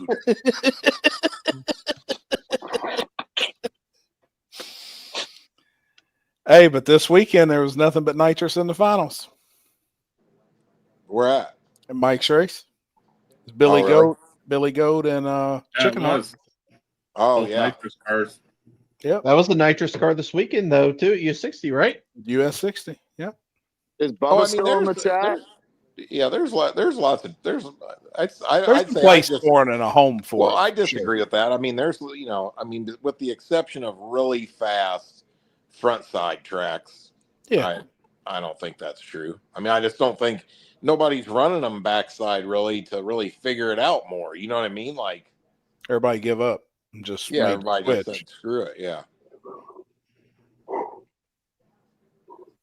What do you think about testing on backside? Oh, you already. I'm gonna give you something out of Landman. Okay, remember in Landman when the bartender says he hands him a 20 and says, "You want some change?" and he looks at him. Yeah, motherfucker. I can't fucking believe you asked me that. Of course, I want some fucking change. I've floated it on now. How can anybody? I mean, if you even debate that, I think there's ignorance involved in that. I mean, that's my honest opinion. I'm not talking shit on nobody. I'm just saying, like, no prep racing is supposed to be off the trailer. What are you talking about? Test. I mean, Corey's race is a little different. It really wasn't a no prep race, but I heard that part earlier, and that was interesting. I think that was a really interesting thing that Jarrett brought up. If a lot of them guys couldn't have got to test, how many of them would really want to race? That's an interesting question. Well, they'd have had to the first round. I agree with him too. Them people probably wouldn't have been in the rounds they were in without testing. No, for sure. I agree. I agree. Hey, Mike, what was the name of that couple that was there this past weekend? They do YouTube stuff. They were filming the streets and at the track with the girl and the boy. They're from Michigan. They moved down there. Do you know their channel? Yes, they just released the video. Okay, I was gonna see what it is so I could watch it. I watched G2's video. Yeah, he released. Oh shit! Fueled by Hustle. Fueled by Hustle. Who won down there? Hold on, we got a picture of it. Jeff, I'll show you. Oh fuck! There we go. Hold on. We got a picture of it. No, I was being serious. Like, who won small tire? Billy Goat. Billy Goat. Hey, Marcia, you want to go on the table? Who was it that sent that? Oh, it was this one. You should bring Marcia. Maxwell needs some fucking satisfaction. Marcia will try to hump him. Yeah, Maxwell will boy. do the same. Maybe they'll have the like 69 party or some shit. Hey, I'm gonna tell Maxwell that she likes a 71. That's a 69 with 2 fingers in her butt. Oh shit! Look, can you see Oh, boy. Terry's T-shirt, Jeff? I can't. No, I'm on my phone. It says "I love" and it's got a picture of Billy Hodgkinson's face. Oh my god! And Mike's holding like a fucking coney Mike's dog holding or a big wiener. Jeez, what kind Man, of preparation you guys doing down there? Some people will say that Photoshop, but Speaking of what you just said, I'm Big doing wieners this. or I love Yeah, Billy? big wieners. both Both of them. of them. Chris would don't know. be showing no Chris- pictures, man. You stayed with me all weekend. Chris would know about the big wieners and Billy. Wouldn't know anything. We did They catch. said they say he's hung like an elephant trunk. Well, we did see this Oh, this shit. weekend. He said nothing like his daddy though. Speaking of boy. big wieners. Oh my god! What the fuck is? Who is that? Wow. Who is Sarah. that? Oh, it is. In the back of the truck, Alex looked over and she was sucking on a piece of hard candy, and he was like, "Oh, this is perfect." That's Sarah. Yeah, and then they photoshopped that big dong. Oh my Is that god! is that Barry Wood's that's a stunt fake double? one. I That's thought that Barry was real Wood. happy. It's his stunt double. That thing's impressive. Some slab of meat. Look at the fucking veins on that motherfucker. I don't want Jen, It's I'm like not it's about eating ready no to Jen. fucking. I ain't letting Jen see that. She'll probably. You could put a blood collar cuff on, or I could tell you, check he probably the had blood one on pressure it, and with he that had thing. he probably had one on it, and he took it off to take the picture. No, Jen's a cowgirl. She'd try to lasso that thing. Oh, dang. My God! Save a horse, ride a cowboy. You see her there? She goes, Let let me get hold of that saddle horn. You get big boy. Yeah. Gosh, damn. Oh, where's my other one at? Where's the other one at? Yeah, I think it was cool having them on tonight. John on here, you know, and talking, and Jared coming on. He had some really good points with a lot of stuff, but he said exactly also, like, I think their success has a lot to do with converter and power management. It's like, you know, the cars ain't nothing special. They don't have the big wing, or he don't. You know, he don't have nothing crazy outside of the norm what anybody else has. LS, wing. stock suspension, Mustang.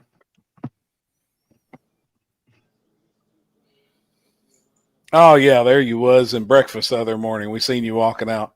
Jesus. I seen old boy's hoodie, and I was like, "Fuck, I got to get a picture of him." Oh boy! At least you can't see the. You can't see his shoes. Shorts. Damn it, man. What's up, Scott? See you in there. What's up, man? It looked like you all had a good race this weekend, Mike. Yeah, we had 140 cars. That's fucking killer, man. Killer. We were We watching. tried watching a shitload of it as much as we could. We was trying to watch. We was watching while we were racing and shit, just trying to keep up with everything. Yeah, we had 32 small tire, and then the rest was, I mean, when I say that many cars, I know we had a lot of classes too. But all the classes had at least 10 cars, 10 to 16 cars. We capped everything at 16, so some of them filled Except up for the small cap. tire. Yeah, How many, small how tire many was classes 32. you have, Mike? 9. Jesus. Well, they wanted all-wheel drive. We got 20-something all-wheel drive cars, so we had 2 all-wheel drive classes. What's the difference between the 2 all-wheel drive classes? One was street style, like a true street all-wheel drive, and one was run what you brung. How many homosexuals do you think was on the property? 22. There's at least 20 something. Landon, He what said in the 22. fuck? I asked that question with a straight face, just for the record. That I You wanna answered talk you about- straight face, just for the record. Yeah. Let's see it, Chris. Let's see it. Landon, what in the fuck did you Duly just send noted. me? Thank you, Mike. Duly noted. I'm glad he sent it to you. Oh my god. Why did I get this?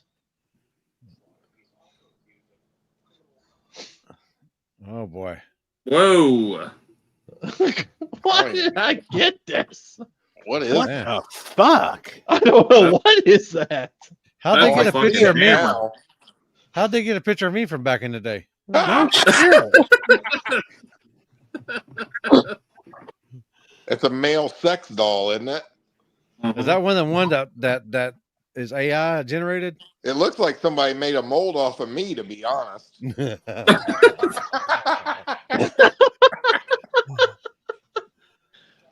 No, them nipples aren't big enough. That- I've the seen gir- them well, the- nipples aren't big enough. That ain't true. The length is right, but the girth is way undersized. You know how they actually carry that motherfucker? How? How do you think? Grab that motherfucker and throw it over your shoulders. Fuck. What the fuck did I just join into? Why ain't we got this motherfucker off the fucking screen yet, Chris? Yeah, So you, we're just you letting her salivating hang over there? He's salivating over there. He's all like, oh. I don't know why Hey, you I- share pictures from your basement anyway. Hey, I was in the Marine Corps with a dude from Florida, Mike. Yeah. And his name's Donald Krzyzanowski, right? And his nickname was K-12. I'm going to let y'all wonder why it was K-12. Holy shit. That motherfucker walked through the squad bay and he demanded His name was respect. His name was Meat. His name was Meat in the early years. Yep. Holy shit. Man, it's Hey, Corey, I'm gonna have a special guest next week. Just FYI. Oh boy. That's right. It's gonna be that girl that we were talking about that was selling all of her stuff. No yeah. shit. Are you gonna be late tomorrow or next week too? Probably. Okay. Damn. She's in. Oh, she sells everything. Huh? From everything. From used Huh? underwear to socks. The longer she I wears thought you them, the meant- more it costs. I thought you meant she sold everything. I was like, what? Oh, I probably so. As much as garments as she sells, she would probably sell any orifice. Garments. Garments. Don't be using big words like that. Hey. You should have heard him say wash earlier. It was wash. Wash. He said wash. That's a Midwest thing there. Oh, she sells it all. Holy shit. Yeah, You're gonna be another one with these random numbers, like for $11.31. Yeah, She's got her prices up. It comes loaded or unloaded. Oh yeah, she can Loaded. send You you know what I mean? panties loaded or unloaded. What's loaded mean? With her and the dudes, he No. done filled them up. No. Yeah, fully loaded, as Mike would say. Hey, This Jen fucking just- world's so fucked up. Jen just asked if you could let us know if she runs any specials. She did have a 20% off this weekend. And she had a Black Friday sale. What'd you say? You Oh want boy, did loaded it come or from Black unloaded? Friday? She said loaded for sure. Was it literally Black Friday? I don't know. That's the Oh only my way. god. And then she had a White Saturday sale. I mean, seriously now, who would even order a set that weren't loaded? Oh my god! I'm telling you, Thanks, there's your mom. all kinds. There's all kinds of options. And it goes Where up do in you price the find more these days she people? wears them. She'll wear them for a week. I don't know, and the Mike. price goes I've been up. trying to fucking figure this out too. She's a Oh, car that's- girl, so she randomly added me last week, and I was like, "Who's this chick?" And I mean, she's all tied up. She's actually a if you know, like the Suicide Girls, they're Hell models. yeah, she's that's tattooed what I'm up talking model? about. she's one of yeah. them. She's Oh yeah, one who's of her them. name? What's her name? Let me get her name up here. Is she from Ohio? Yeah. Yeah. Must be in So Ohio. she's got tattoos all over. Yep. Stupid hair. I like some smokes Suicide Marlboro Girls. Red, Hell yeah. Chelsea Teets. straight out the Okay. trailer park. Hold on. Hey, what, I'm doing the what's same wrong thing with Mike's that, man? doing. What's wrong with the trailer park? Tell me. How you That's where I spell come that? from. Yeah. That's Did we, my hood. I gotta That's my did we hood. ever talk about that shit that happened? Chelsea. We ever talk about that shit that happened in South Carolina? No, Oh, yeah. somebody Shit, I made a forgot about comment that. about it, but we didn't get on that We I didn't don't know. talk about it tonight. I heard it. I read it you in know the group chat, and you then know that the was it. trans. Yeah, you know Justin? the guy I tuned for on the Trans Am, Justin. Yeah, his 15-year-old kid got shot. It's fucking He's doing crazy. good. They're What's at the home story now. behind it, Got though? surgery and shit. No, I think they got circumstance? it was over $500 from what I Justin heard said. somebody Grudge didn't race. pay. Well, what happened was from what Justin said, the track closed, stopped the race or stopped the racing or whatever, and then one of the guys wanted punk out money, and the other guy said no or something like that, and then shit just got heated, and you know.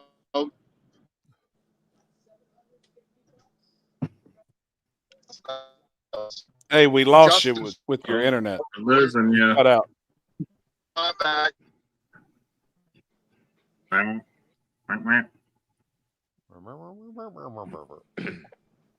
Black.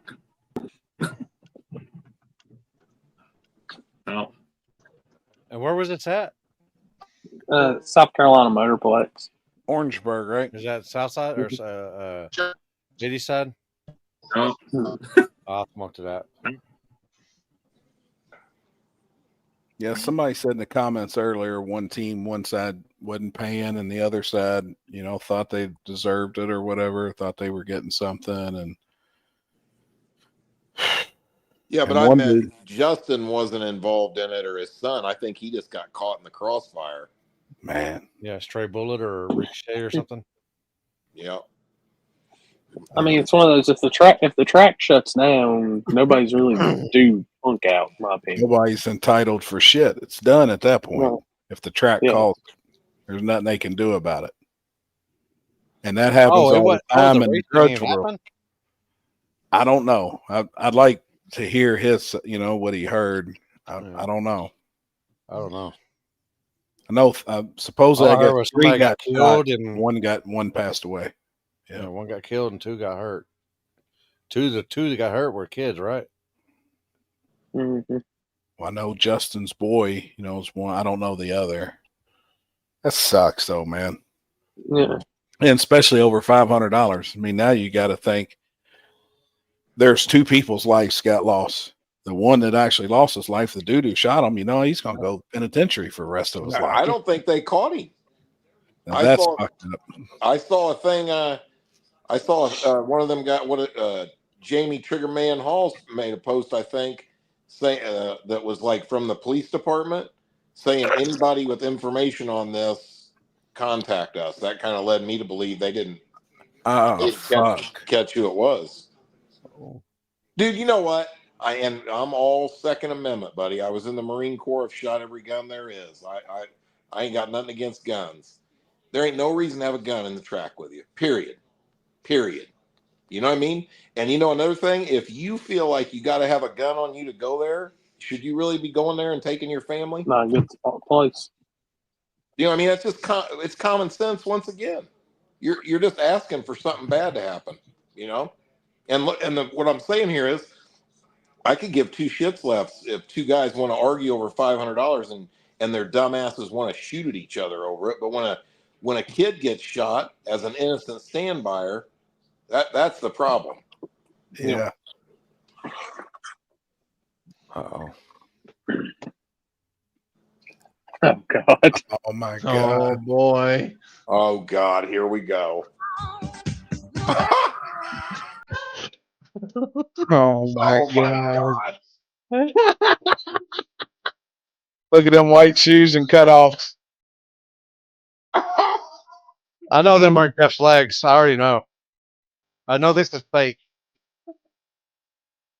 Oh wow.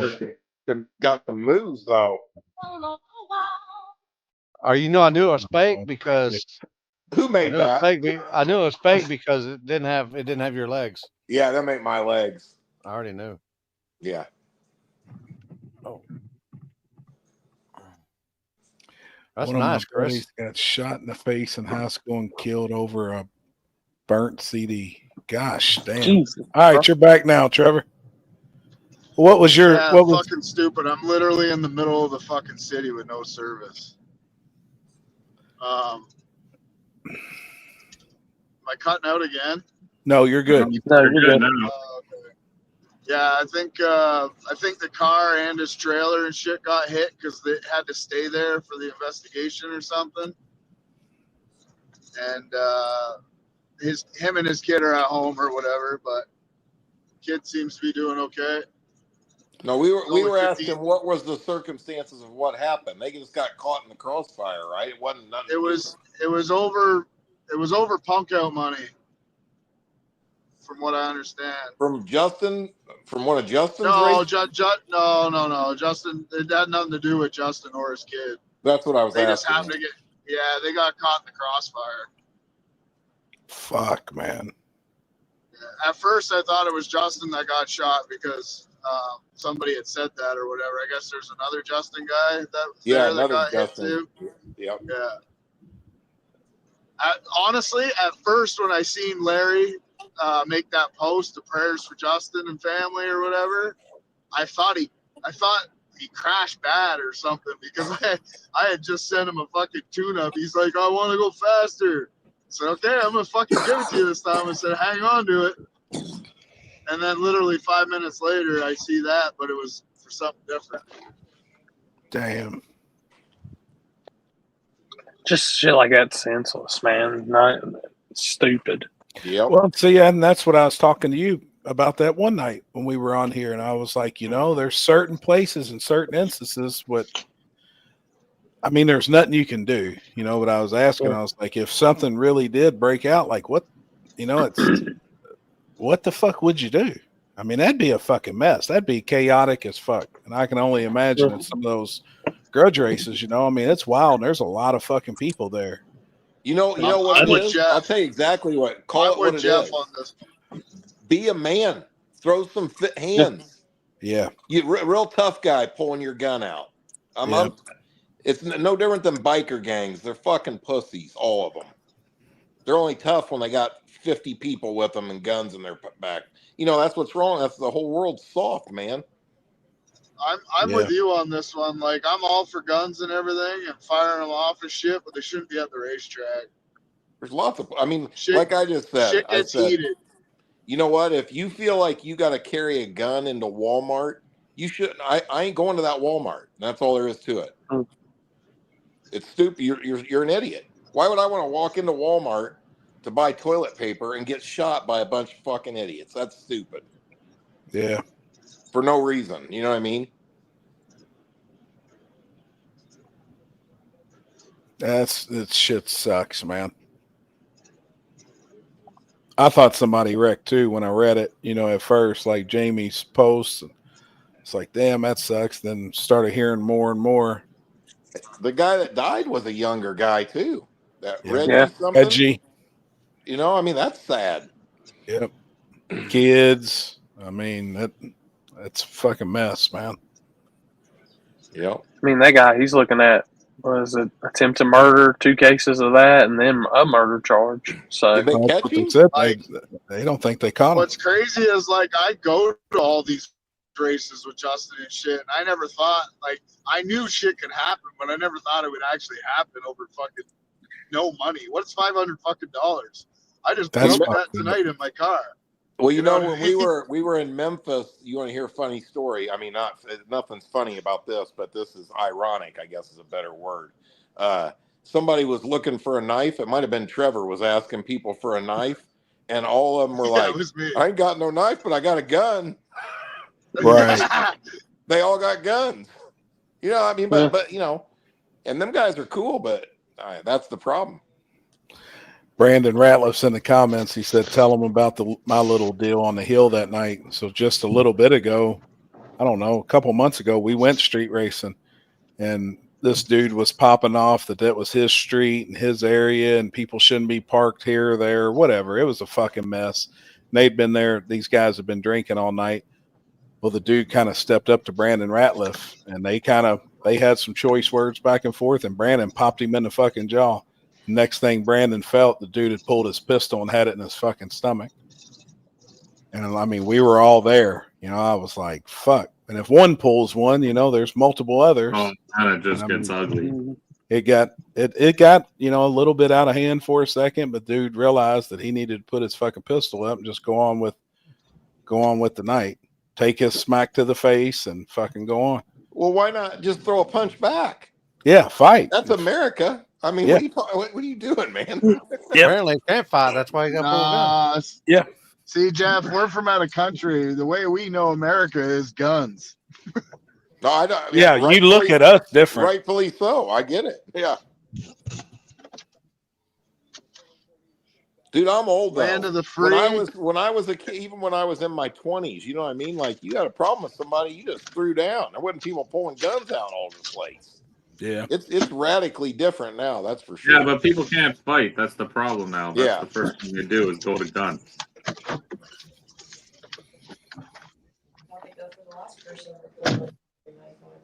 It's a different upbringing. Yeah, Brandon said, "Oh, he was happy to fight till he knew he fucked up." Brandon popped the fuck out of him.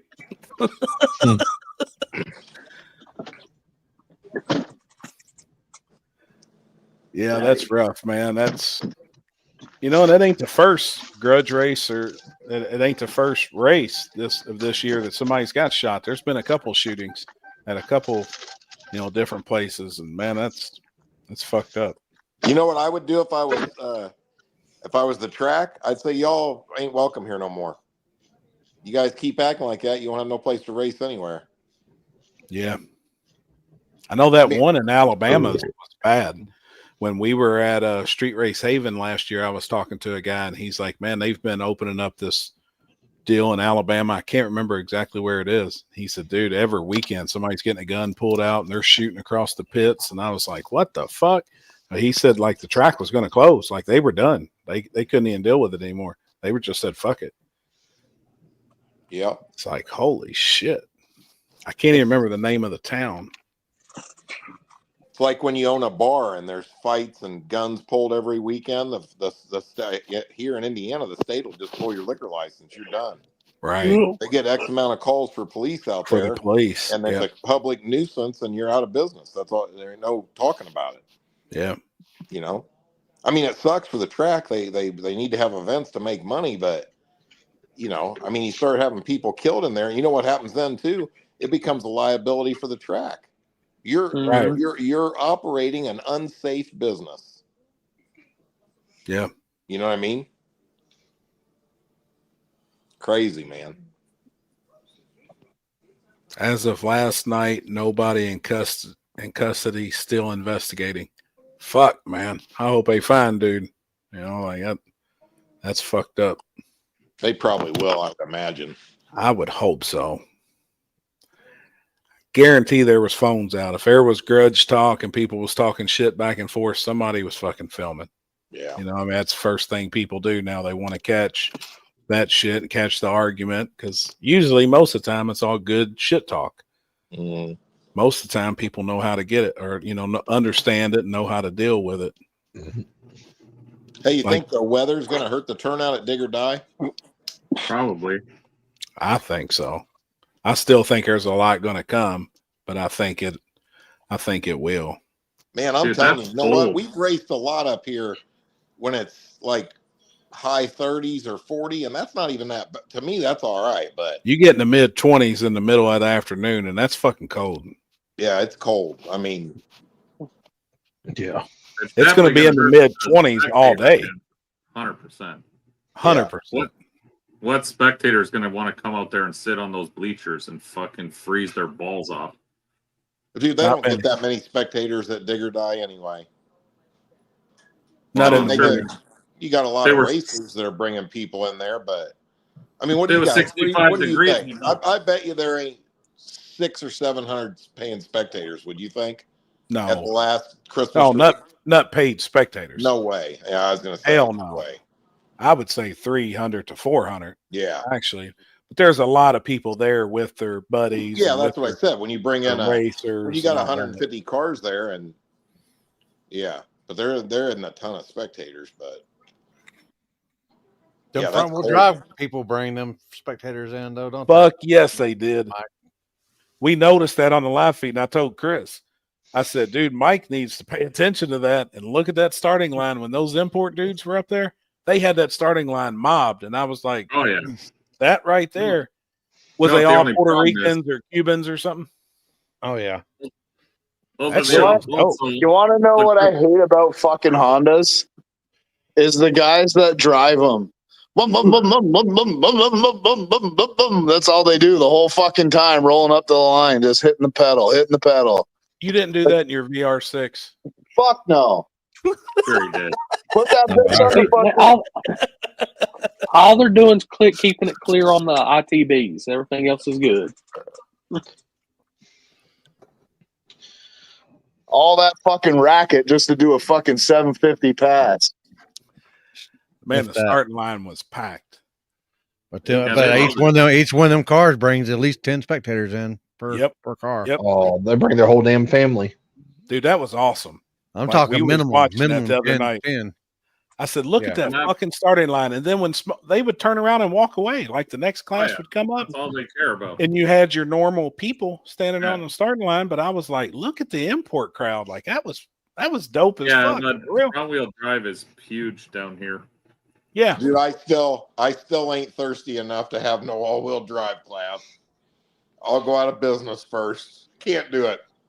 It's not okay. Now hold on a minute. In fairness, In your area, it's not feasible, but in his area, it is. Yeah. No, I'm but not. it's I'm not not even ragging that. on Mike. Hey, get their Yeah. money. I promote it. I'm just saying I just couldn't do it, man.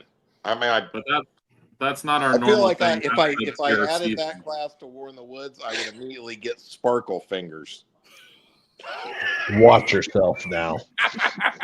That's like having a Harley only class. Yep. Right. Lord, dude. Dude, the imports killed it this weekend. You know what Like, I'd be? You know the other thing on a Killed serious note, I'd be scared to death to have imports. I mean, if you had real ones, the oil downs, man. Look what they did out there at World Cup. Right.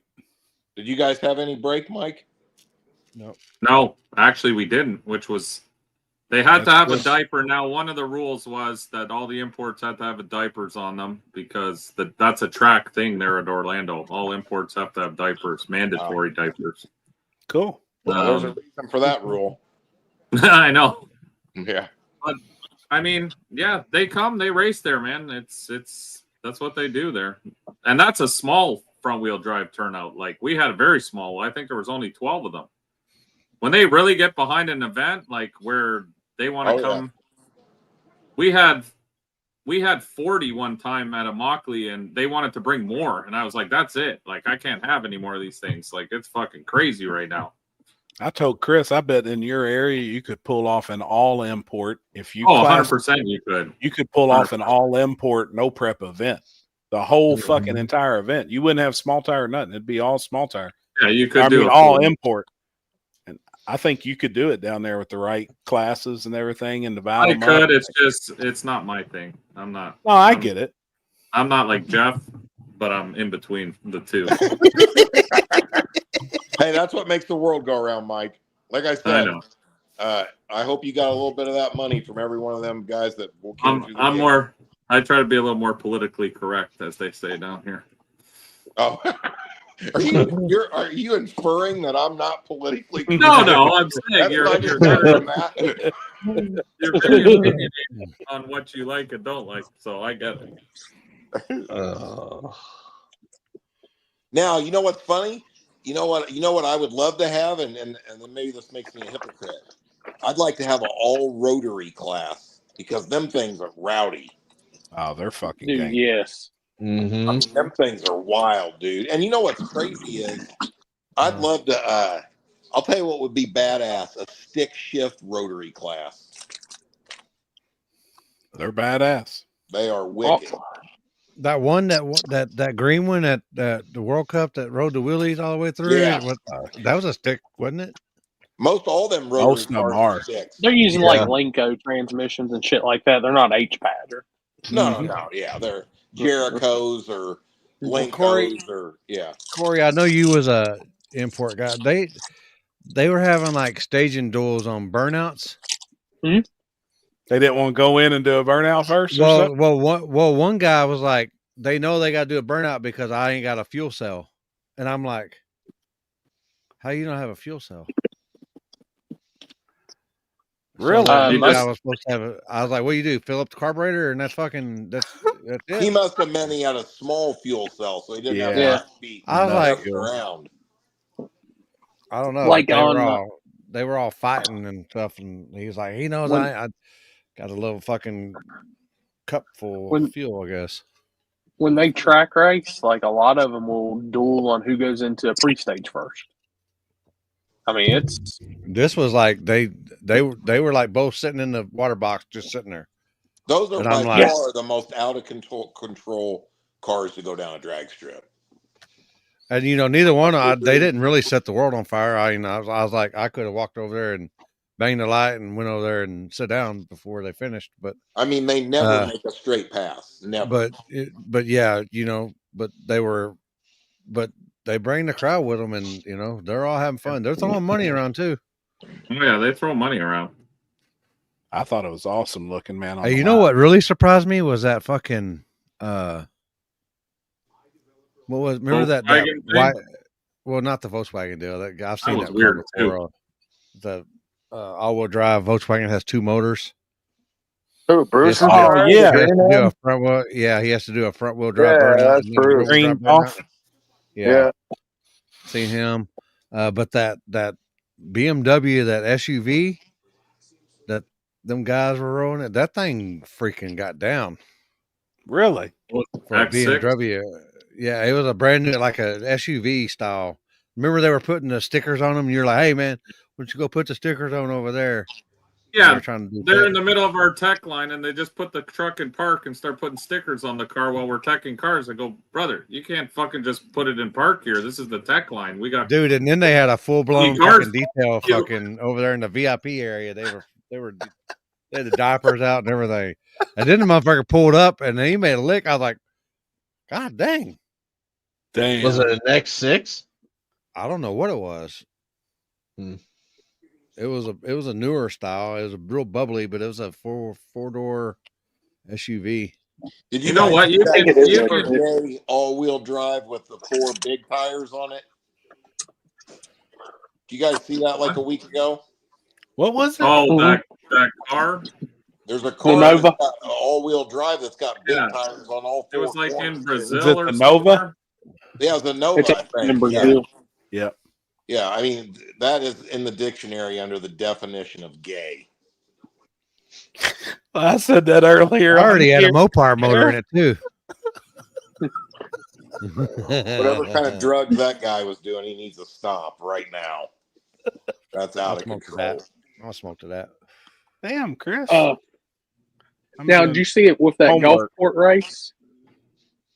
Did you see it the Gulfport race they allowed on their backside all-wheel drive? And in the semis, Ryan Tolley had to run one of the F-150s. And hell, Ryan put 2.5 cars on the F-150. Ryan was rolling down there. Yeah. I don't know. I thought the all-wheel drive was kind of cool to see some of those Audis and shit, like those sheepy built Audis. It's different. It's more street car stuff. It's not race car stuff, I guess. Hey, I ain't heard cheapy for a while. Like he was supposedly on the property too. He was on the property. One of the guys hired him to fly in and fucking tune his R8. What about having a fucking celebrity in your fucking race?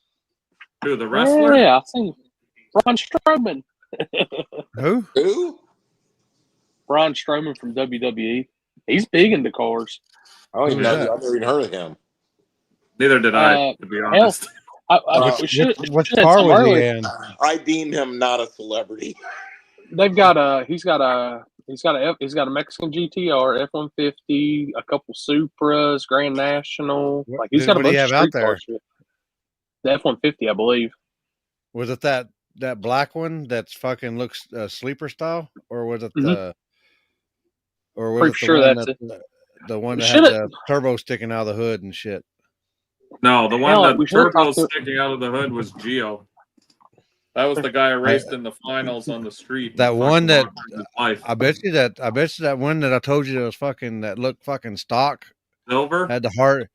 No, it was black. I think it wasn't the same black one, but it was a different. But it was like it looked like it had like stock wheels on it from the factory, and it just looked like just rolled up. But that motherfucker, he checked out. I should have mentioned that. See, him and Jared are big buddies. They're all from that Denver area. Who, Sheepy? No, Adam Scher, Braun Strowman. Dude's from WWE. I told Terry to fucking bet him $100 and arm wrestle him, but Terry wouldn't go for it.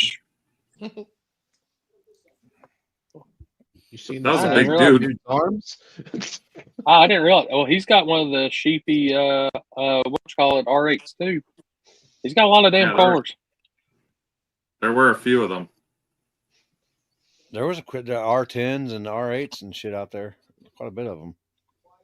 You know what? If enough guys come out and we actually have an all-wheel drive class, I see no problem with it. Let them fucking race. People want to race. Mm-hmm. Let's see. He had a silver S550 out there, and let's see. Yeah, black F-150. Yeah. Yeah, so that's that one that one that looks. I mean, it looks totally stock. Looks stock. I mean, it looks like showroom floor stock. I mean, or dealer step stock.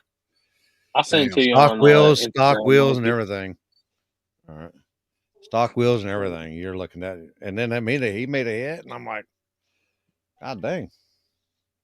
And we start talking about wrestlers, E's and B's is in here. I know, right? His ears must have been burning.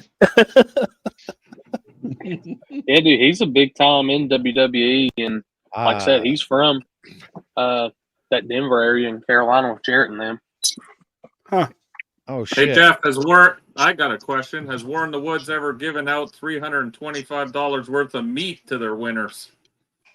Well, look at this. Look at that. What happened? What's this? Oh God. Oh shit. Somebody's been listening to Cooper's podcast about saying you got to put your picture on your thumbnails. Yeah, I heard that. Did you send it, Corey? Yeah, I sent it on Instagram. Oh, on Instagram. Happy I seen a gal earlier today that made Sarah look like she has a dump truck ass. Gosh damn, poor thing. Ain't no way. She had an innie. Ain't no way. Fuck. Wouldn't even be able to Can you hold pants imagine up. what that looked like? Phew. God dang. First thing I'll log up, Stephanie looking right at me. Ooh. I can't show you what I'm looking at right now. Hey, Trevor, why would you be coming down to Indianapolis to head to Dig or Die? So you're a little bit out of the way, but it all comes down right there.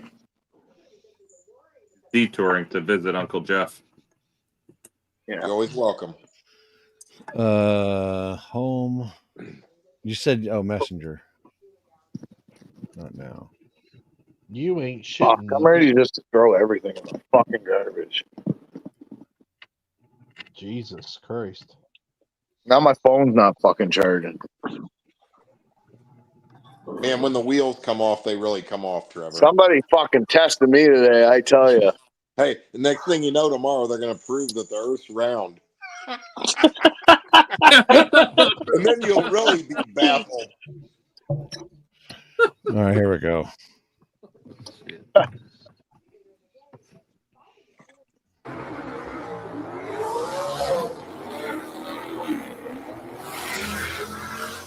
That's the one. And here's the truck.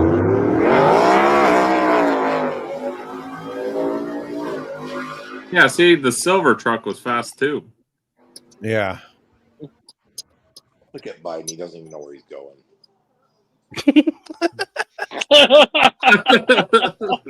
What? Look at what? Oh, fuck. The TV, Biden. He's Did he over in just walk Africa. into the wall? Yeah, he's walking. He just about the president of Africa just had to grab him before he fell down. He's walking down a red carpet and they're having to direct him where to go. Jeez. What a fucking idiot. Didn't he pardon his son or something? Like pardon his son? Yeah, That's amazing. I mean, I would do it if it was me, but that's Well, just the problem with it was this. He said over and over he would not pardon his son, okay? Yep. Oh, he did? You're the Okay. sitting president of the United States of America. You got to follow through and do what you say you're going to do. You know what I mean? But the thing that's crazy about it is, and I'm sure Trevor knows, he gave him a 10-year pardon. That's not just on the crimes he was already charged with. It's on anything that he's done in the last 10 years. Oh.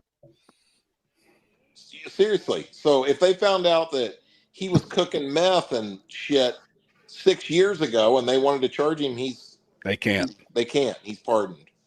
Wow. He's untouchable. Now, the reason they did that is real simple.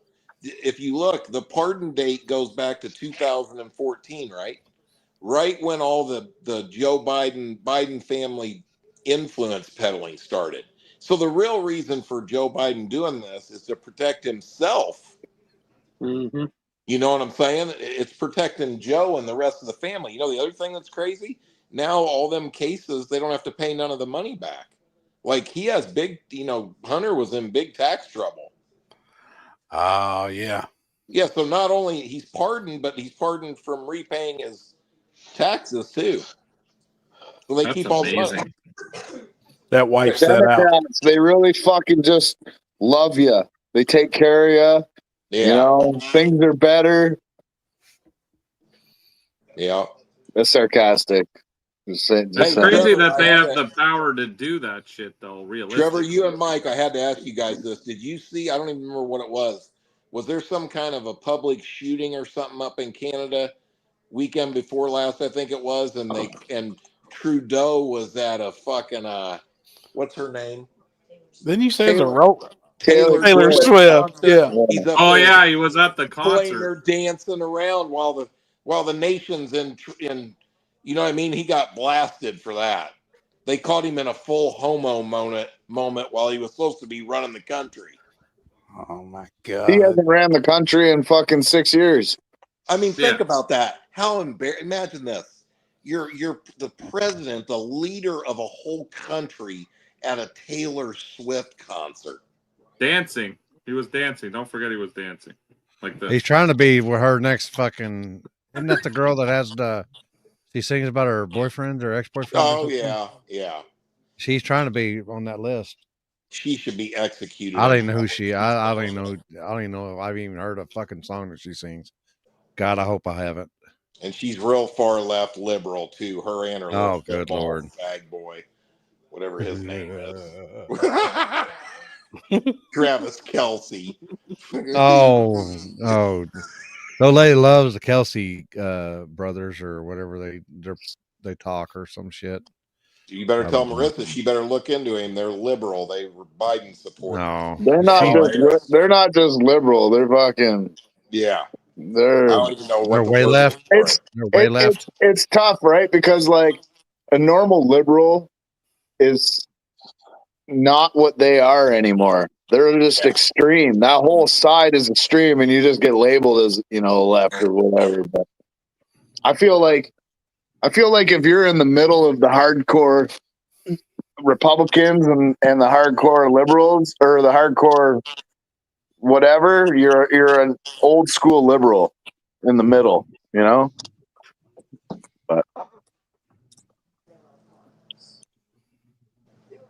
yeah, they're on. I got Fox News on there, dude. I love it when they shred these liberals to pieces. God, it's so enjoyable.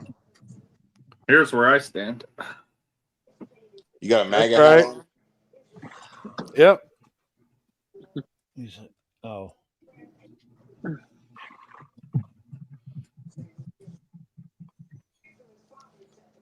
Good night, faster pastor. I hope the heat works in that RV of yours, Trevor.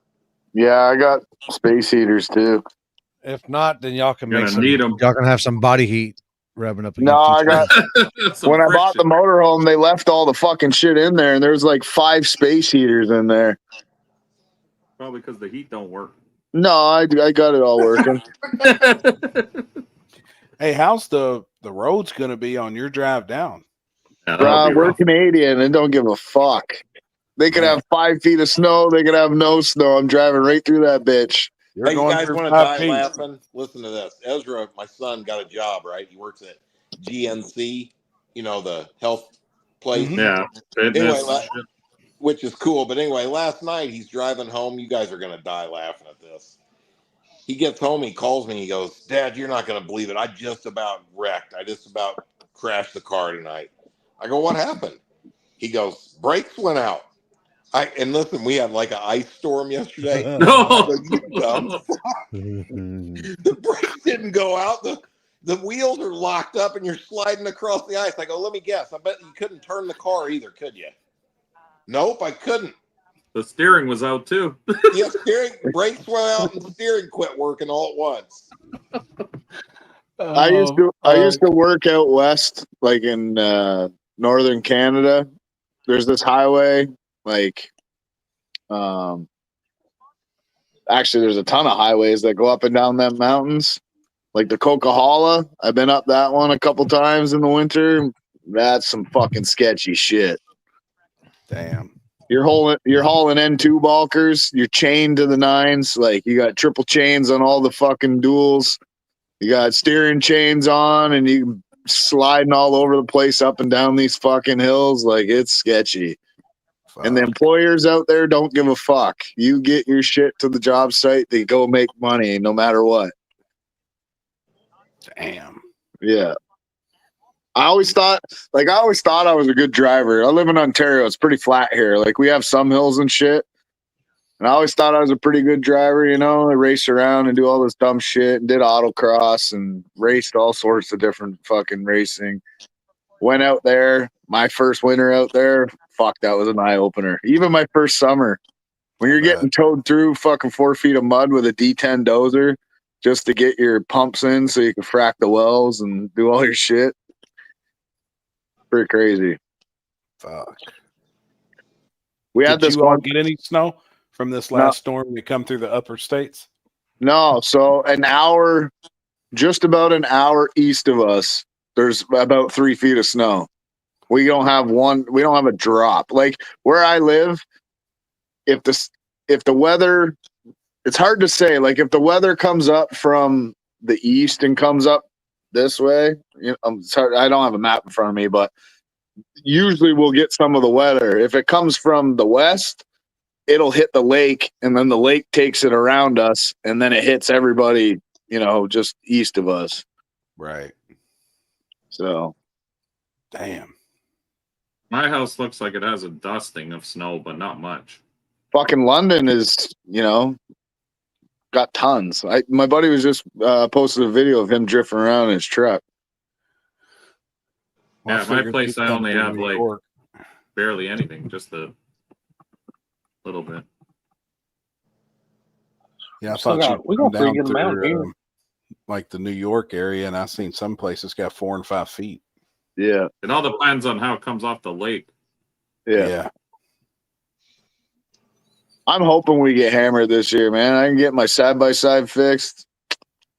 Man, it's fun booting around in that thing in the snow. Anyone needs some extra pit crew help this weekend or media help? I'll brave the weather. Hey, can you commentary on a live feed? We may need you 304 in the Can you event. I'm gonna warm up. Can you run a smoker?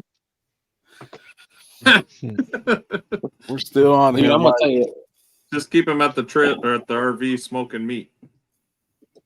it'll be hell to run a smoker out there if that damn cold temperature. It would be rough on it. Mm-hmm. You're gonna be going through some damn pellets like left and right. I'll put that bitch right inside the camper. Hey, I seen that they make an indoor one now. Dude sent it to me yesterday. You can plumb it out the window. GE makes one for indoors. Man, Yeah. I wouldn't mind getting one. No, it's a pellet deal. It's $6.99 at Lowe's right now, or $5.99. It's a I'm bringing GE my profile indoor smoker. I'm bringing my air fryer too. Hell yeah! I'm bringing the Blackstone. Hey, Limpy, you're gonna be pissed. Don't say it. They ain't got no chips right now, bro. Damn. The only place I get them ridges from are out. Damn it. I'm gonna check in the morning before I leave just to make sure, but I was there a couple days ago and they didn't have any. Fuck, I'm gonna have so much extra time to eat. It's gonna be perfect. Man, that sucks. You couldn't get it wrapped up in time, but I get it. I'll just get it ready for Mike's race. I want to get it painted and shit too, you know.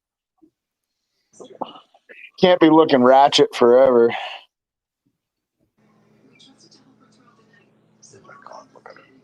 You should get it finished and then just bring it down here, and then you can test every fucking weekend, twice a weekend. Oh, I need your fucking money.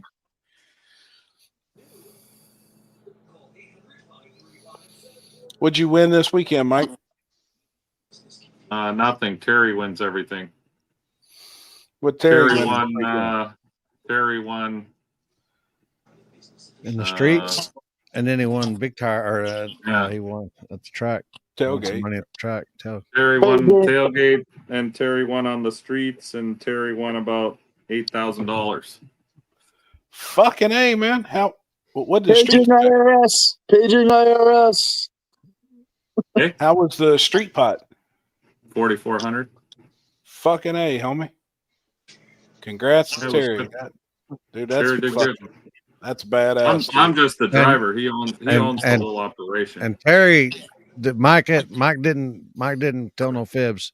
Terry can cook. No. Oh yeah. Oh yeah. How was Thanksgiving? Terry can cook. Legit. Yeah. Terry don't play. I'm telling you. Yeah. Terry. Yeah. Terry can cook. So I have a business spent all week. Damn. Getting not ready. How's what you got, Trevor? I said I got a business proposition for you. It's only going to cost about $8,000.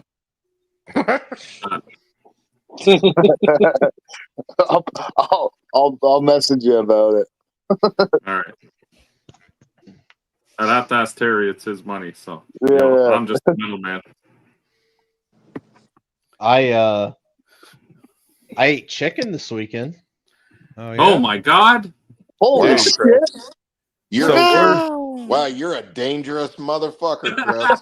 You living on the edge. Jeff, everything I had to ask him, because we were all going out to different places to eat, and everything I asked him, I'd be like, "Well, Chris, what do you think?" I said, "Where we're wanting to go, it's Claudia Sanders. It's the original KFC home. It's where Colonel Sanders lived. It's a buffet. It's hollowed. It's hollowed ground. It's bad, motherfucker. You know." And Chris was like, "I ain't never had chicken. I've never ate KFC." And I was like, "What the fuck?" I mean, how is that? I mean, that's almost. How is that possible? Say you're lying. How could you never eat chicken? No. And after watching him eat it, he has never ate chicken. I promise you. Fork and knife. I'm like, bro, you got to get into that piece of fried chicken. Like you beat that motherfucker up like it owes you money. Yeah. I mean, fuck. Did he like it? He said, I like the roast beef a lot better. That roast beef was pretty good. Well, let me tell you, when my mom and dad were alive, if Chris came over and denied, they offered him to have Sunday night fried chicken dinner, which we had every Sunday night my whole life, and he said, "No, I'm not going to eat that." My dad would have knocked you out where you were standing. That's when we ate it too. That would be. That's Sundays when we went and ate it. That's that's kind of our Sunday thing too. We always Sunday night was fried chicken, mashed potatoes and gravy, homemade rolls, and corn. That's what we ate, really. Yep. And not some bullshit that everybody eats now. My mom buy whole chickens, cut them up, make the gravy out of the grease. I mean, real fried chicken dinner. The good stuff. Yep. Mm-hmm. Remember, Limpy? I took you to a good fried chicken dinner down there at the Nashville house by the race. Yep. That ain't no joke either. Oh, that's pretty damn good. Love that shit. Fucking Happy was eating was even fucking liver mush. No, that was real chicken livers. Chicken livers. Gross. I tear them motherfuckers. I had a whole fucking plate. You're fine. That's Really? nasty as I fuck. I tear up some chicken livers. I won't eat gizzards. This motherfucker down here, he's Canadian, so I guess Canadian and Canada is kind of close because he's bad on the fuel bill too. Really? The what deal? The fuel. Yeah. We had to stop and I had to fill the truck with a jerry can. Yeah, he had to go to the reserves because where we were at, another places had diesel. I misjudged the fuel consumption a little bit. I was a little off. We're driving. He's like, "Dang!" He's like, "Oh shit!" Oh fuck! At least you had.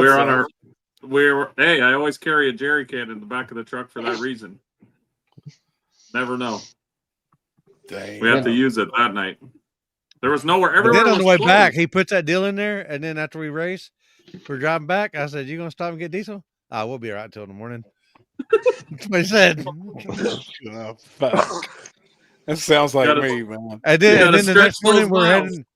Then the next morning we're pulling out, and he's like, "Oh shit, we need diesel." Happy Bell had an accident when we were leaving the fucking chicken house. Oh, I about shit all over myself. Sure, with the grease. A real accident, huh? After those chicken livers, that would have smelled good. Yeah. I was about to die. I got a real live visual smell of that. Yeah. I was in bad shape. I mean, that's a good first step for Chris. Maybe you'll one day actually be an American. I'm trying. And You're then trying, that's all you can do. When was it? Monday, I said we were trying to decide where we was going to eat lunch at yesterday. I said, man, what about some barbecue? You gonna go eat barbecue? She said, Get some brisket in him. He said no. He's like, no. So it's like, all right, we went to their place. They had hamburgers and fries and stuff. He was in the hog. You know what's crazy? I can't believe that Chris wouldn't eat Dean's wings. I mean, I can sit there and eat them wings until I'm sick to my stomach. They're so good. They're killer. And them poppers too. We had a Golden Corral, and I had about 10 rolls. And burgers. And burgers. rolls. Sliders. He had them sliders, huh? The sliders. Yep. Golden Corral is for poor people. That place is dark. A 4-year-old child. No. I'd rather have Golden Corral than Crapper Barrel. Oh, I love Cracker Barrel. No, I'm a Cracker Barrel person. Crapper Barrel is what I call it. What was that bougie place we went to for breakfast in Orlando with all the gays? Oh, I don't know. Y'all the ones that went there. Hey, and Maxwell, here's Maxwell again, getting all the love and all the people up there. And then this old guy comes walking up with his, I don't know if it was his granddaughter or daughter or something like that. And he's all that, and that old dude went towards Maxwell, and Maxwell fucking lost his shit. Oh, he lost his shit on him. Yeah. He was like, I never heard and then they're like, oh shit. Like the guy's all like, I don't know what happened. I said, pedal alert. What? Yeah, and I was like, I know what the fuck happened. You fucking Maxwell weirdo. Like you. I don't like you. Yeah. If Maxwell don't like you, there's something wrong with you. There's something going on. Yeah, because he was mad. Something happened. Oh, he got he doesn't bark like that. Like they was like, I'm gonna fuck you. It was up, vicious. It was a vicious Yeah, bark. like he wanted to kill him. I'm pissed off. You pissed me I was off, like, what the fuck? He's like, oh, it's your dog, okay? I said, yeah, you should probably get the fuck away from him. He's about to rip your fucking foot out. He'll rip your kneecap right out of the skin. Hey Jack, he never gets mad like that. What's up? What's new on the conspiracy board? UFOs. Oh fuck, that's old shit. Yeah, but you didn't hear what happened to flat Earth stuff the other day. That was pretty interesting. It was stuff I had already heard from you, but about how all the flight patterns are all flat. They don't follow the curvature of the Earth. You know Yeah, I know what you're talking about. Yeah. You know, one that I heard a thing I heard the other day that I thought was weird. They claim that the Earth is 26,400 and some miles in circumference. Yes. I guess that seemed low to me. I would have thought it was. Well, that's Hold on. I Do think what now? that's their main argument, because if you do the math, I think there's 8 inches of drop for every mile. 8 yeah, inches of every drop. mile. So you would physically be able to see a drastic drop Yeah, that's with your eyeballs, exactly. but The you can't. horizon always looks flat and everything else. Yeah, I mean there is a lot of interesting stuff that when you read into that, it makes you go, huh? Like a lot of people like just jump right to bashing it instantly. They don't realize that half the people that are like in charge of finding all this stuff or whatever are ex, college professors and this and that, and like people who were smart, like now they just call them dumb because they throw this other idea out there that maybe. Yeah. But there's a lot of shit. I just can't wait for January to get here. The people. I know, me neither. The people Trump has appointed, like that Kash Patel for the FBI. I mean, he's come right out. He said he's going to blast everybody. Yeah.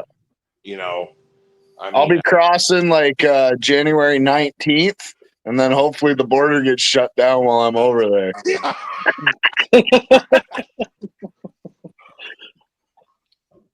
Yeah, that would be perfect. Got to find me to deport me. Yeah. Oh, they're coming to find people. Yeah. It's mostly people from like different countries, though, not. Yeah. Biden is invoking it's going to be the king rule. What the hell is that? What is it? Put it up on the thing. No. Says Biden is invoking that it's good to be the king rule. Well, you seen what he just said when the reporters were on and asking him, "Why did you pardon your son?" And he said, "Welcome to America." That's what Biden responded to a reporter. See, like a lot of people didn't understand, like he's not done yet. There's still He's got 4 weeks. He's gonna pardon his brother, Jim. It's not even just that. Like, imagine the amount of shit they're gonna cause in the next 4 weeks. Yeah, but when it comes to pardons, you know who else he's going to get? Jack Smith, the prosecutor that just dropped the case. He's going to pardon all these prosecutors. He's going to pardon Fauci. I think he's going to do the same thing he just did with Hunter. I think he's going to do these general, which is unprecedented. It's never happened in the history. Every president pardons some people, but nobody has ever done these 10-year, deal where you're immune from anything you've ever done. It's usually on a specific crime or somebody is in prison. You know what I mean? It's crazy, man. But I think I was gonna say they should find proof that the other election was rigged, and then everything he did is not liable or whatever. Yeah. Well, one thing that's interesting, and I'm no constitutional scholar, but I did research it some. By Hunter Biden getting pardoned like this, it makes him immune to the Fifth Amendment. So that means that even after his pardon, any kind of investigation they want to bring him in on, he has to tell. He's bound by law to go in and spill the beans. You get what I'm saying? Another thing too is the pardon does not protect you from civil lawsuits. So those are coming. I can get. Why do they even give them the right to do that? Like, why do they have to pardon anybody? They all have. I mean, that's just been something that's happened for forever. Yeah. Yeah. But where did it start? Like, what was the reason behind them allowing them to do that? Seems very corrupt. It was something that was passed in the Supreme Court. I don't think that was in the original Constitution, was it? I don't know that. I don't think so. It just sounds like a leeway for corruption because realistically, like I could be embezzling millions of dollars and then one of my friends gets into being the president. What do you think? What do you think they're doing right now? That's what they're doing. Yeah, that's what I'm saying. fucking. In I all don't know. honesty, the Bidens is way worse than that. You know what I mean? I mean, the Bidens were taking money from every country in the world to have access to the vice president of the United Yeah. States. You know what I mean? I mean, it's all what do you call it? bribery. It's what do you call that when you're going against your own country? What's the word for that? Treason. Treason. It's. I mean, back in the day, that was automatic death. That's what I mean. It seems like weird that that's allowed. Yeah, you know, back in the day, if you were a spy and you were spying for Russia on America, they just killed you. Yeah. That's what they should still be doing now. Yeah, You see what this Hannah is saying there? Like this, do you understand what Hunter Biden has done? That's the difference. Hunter I don't Biden's agree with guilty. it. I don't agree with it on either side. I'm trying to figure Yeah. out how that's fucking legitimate to regular people. Yeah. I'm not saying it's just the Bidens. I mean, just in the political world in general, it seems crazy to me that you can just pardon she's random just saying about me and Jeff, like, or whatever. We don't say anything about Trump. Let me give you an example here. You got all these people that are locked up. There's a bunch of people locked up from the January 6th, the insurrection, right? Okay, now this is my opinion of it, which is worth whatever, right? Some of them people deserve to be in jail. You can't go bust into the Capitol building with a gun, all right? I mean, you can't do that's common sense, all right?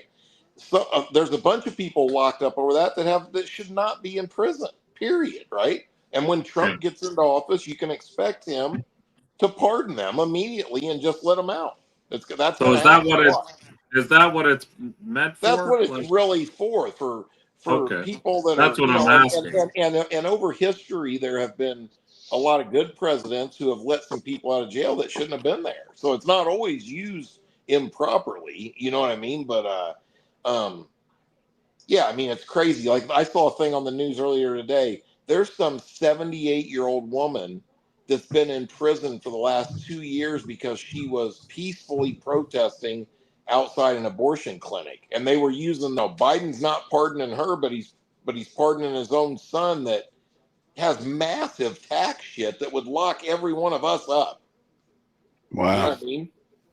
Millions of dollars in taxes. You know what I mean? So, you know, like, I mean, things like that. You know what I mean? Even whether I agree with them or not, what are you doing besides causing taxpayers money by locking up a 78-year-old woman because she was protesting against abortions? Who gives a? I mean, I get Yeah. what Biden's doing. I mean, any father would do that for his son, realistically speaking. Like, if my son was in a whole bunch of shit and I had the power to get him out of that shit, I'm going to do it.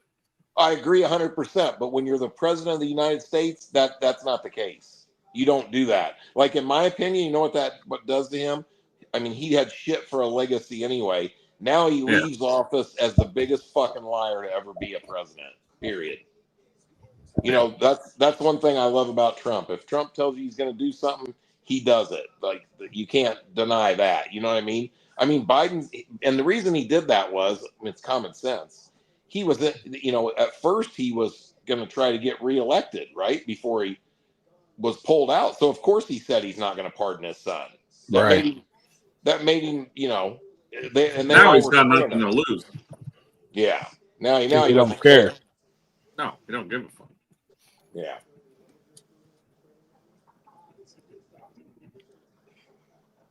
I don't know. It's pretty interesting. That's for sure.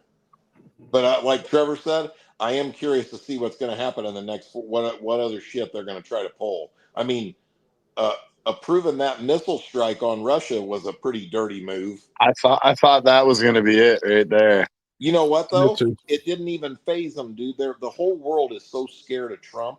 Look at them all. Look at Trudeau run down there and kiss his feet. You know what I'm saying? I wish he would have just stuck a pencil in his jugular right there. I mean, you know what I'm saying? I mean, even Hamas, the terrorist groups, are saying they're going to change. You know what I mean? Like, it's going to be a drastic difference. They know he don't mess around. You know, it's all out the window now. Yeah, they killed that American hostage over there. Did you see Trump's release, the statement he released on that? Yeah. Yeah. So he's gonna Well, fly a now- drone into his bedroom. Well, he's gonna. They will fucking track down and find the people that killed that guy, and it will be like nothing you've ever seen. You know what I mean? Really? Yeah. Damn. Well, now you got the Syrian rebels that are trying to overthrow their government now. Yeah. And then you got Russia helping the parliament of Syria, while you got the Americans helping the rebels. That's going to erupt into something. Well, Russia you gotta remember actually. something. Wait, it's going to happen pretty quick here. I mean, within 6 months, probably within the first year for sure. Russia's going to run out of money because we're going to start selling all the oil to Europe. They've already agreed to it. They've already said they'll stop buying it from Russia, that they will fast track finishing that pipeline up, and they're going to run Russia out of money. The key thing here is just like Iran. When Iran has no money, they're not a problem. They don't have enough money to fund terrorism and shit. Just like Russia. Putin is over there in Ukraine because he had the money to do it. He wanted to go take the land back. He's just been unsuccessful, and it's a red, it's a black eye on him. You know what I mean? Russia, yeah. On Russia in general, that it makes them not look like a superpower to the rest of the world. Period. Mm-hmm. You know. Now, which we know what's scary about that? That leads you to the whole nuclear weapons thing. You know. Well, that's what I was just getting ready to say. I was at Happy's last night, and I was listening that live feed last night, and I left it on while I was laying there trying to sleep, and they were actually going to launch ICBMs again last night, and they canceled it last second. Mm-hmm. Damn. So that's Putin getting. Everybody thought that was it because they've already done it. Yeah. They've already launched one that didn't have nukes on it, and it had four entry level vehicles. Mm-hmm. I think you need to be way more worried about a smaller wacko jobs getting their hands on a nuke, like South Korea or even any of them terrorist groups, the underground weapons trade, and you know what I mean. I think the odds of a nuke getting set off that way are better. I mean, superpowers like America and Russia and even China know that if you get into that war, everybody loses. You know what I mean? You're going to fire one, and as soon as you do, we're going to fire one, and now both places The world is over. just lost 30 million people. You know what I mean? Depending on the way they do it. So, I mean, common sense would lead you to believe that it'd have to be something pretty serious, I think, for that to happen. I think Putin's a nutcase, but I don't think he wants to do that. He ain't stupid. No, he ain't no dummy. Yeah. He's just another Stalin or Hitler in a way. I mean, his thing is he just wants the original Russian motherland back, and Ukraine was part of that. That's what that's all about. Right. I mean, he's wrong. He shouldn't be doing it, obviously. I don't agree with it, but they're just sickos. I think they're all scared of Trump. I really do. Don't you? You guys don't agree with that? I do. I do. I mean, it's all because of what I just said. If he says he'll do something, he will do it. You know? Well, he just doesn't care about what people think. He'll do it. Yeah, well, he's not going to let the United States, the country of the United States, get taken advantage of. You know what I mean? That's his thing. He runs it like a business. If you want to operate like that, there's going to be consequences. Here's the consequences. Now you all go back and make a smart decision on how you move forward. You know what I mean? That's what he does, basically. It's not rocket science. And here's the thing. He has the shit to back it up. You know what I mean? Like if he says we're going to send people in to kill you, they're going to find you and kill you. Look at who was the big the guy. Oh, I can't say their names. You know who I'm talking about. Bin Laden? No, him the and other then one. the other one. His was. I mean, they tracked that guy down. He was sitting down on the floor eating when they, I mean, that shit's crazy. I love. Which, by the way, that reminds me. Remember me telling you to watch that show Lioness? Yeah. It's about all that kind of stuff, and it's pretty awesome, dude. It makes you go, they got some teams of people, some people that Bad motherfuckers. oh, they need something done, they make it happen. You know what I mean? Anywhere in the world, any circumstance, at any time. You know what I mean? Pretty crazy. Well, with the technology and stuff we have now, it's not nearly as hard as it once was. Yeah. Right. Yeah, for sure. Pretty crazy. Hey, how does it work in Canada for your, like Trudeau? Do they have a term limit? No, unlimited term. It's unlimited, right? Yeah. Holy shit. He could be president for life, forever. Are the elections rigged there where he's winning? Or do you think I have no idea how he's still in office. Absolutely. Nobody likes that dude. I would be. Yeah. I've never And met if you a look, person that's been like if you that look at the color chart of everybody who voted, there's like 2 spots that are, his color, and the rest of the fucking country is the other color. But because those 2 spots are the main hubs in Canada, and they're full of illegals and immigrants, that's how he wins. Yeah. Yeah, it's a weird system. Yeah. But I think his time is up now. I mean, I can't believe he's still breathing. Well, how often do you have elections though? We got one 4 coming years? up. Yeah, we got one coming up 3 here, I years? think. 3 or 4 How years? many years? 3 or 4? 4. Yeah. 4. Is it 4? Yeah, it's 4. I don't know. We seem to always have elections for different shit here all the time. Well, no, because remember he called an emergency election or whatever. Oh, and during won that over COVID. Yeah, and he won that. And I don't know how the fuck he won that. I don't know anybody that voted for him. Well, wait, what was the emergency election? What was the reason behind that? I can't remember what the reason was. It was for something. Huh. We don't really follow politics. They're all calling for a vote of non-confidence right now, is what they're trying to do. I don't know. It's progressing more and more as time goes on. Pierre's just trying to told stick him it to him. step down, and he won't step down. The guy's a Yeah. fucking egomaniac. Pierre just released something yesterday about I think the non-confidence going to something else or something. I'll have to look and see if I can find it. It's hard because we don't get the news on Facebook or anything anymore. Yeah, he banned all that. Yeah. Seriously? Yeah. Geez, that's like China up there. Oh, 100%.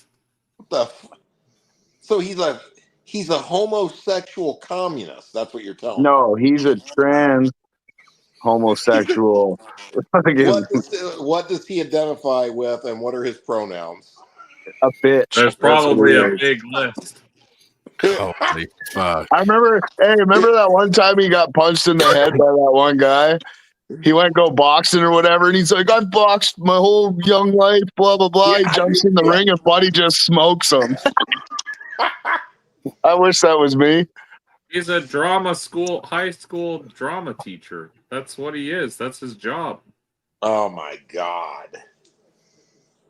The only reason he got elected in the first place was because he legalized weed, and everyone was on the fucking And he ruined it. And he fucking ruined it. He was so popular when he got voted in just for the weed thing. Because everyone was like, fuck yeah, we got fucking legal weed. This is amazing. Like we didn't walk around every fucking day smoking it anyways. I know. It changed nothing. Fuck. Other than you might not get arrested. Even if you did, you didn't get in trouble here. It's not like America. You go to fucking jail over a joint. That shit's stupid. That's crazy, man. You know what's crazy is even in America, right? Only 1/3 of the people voted.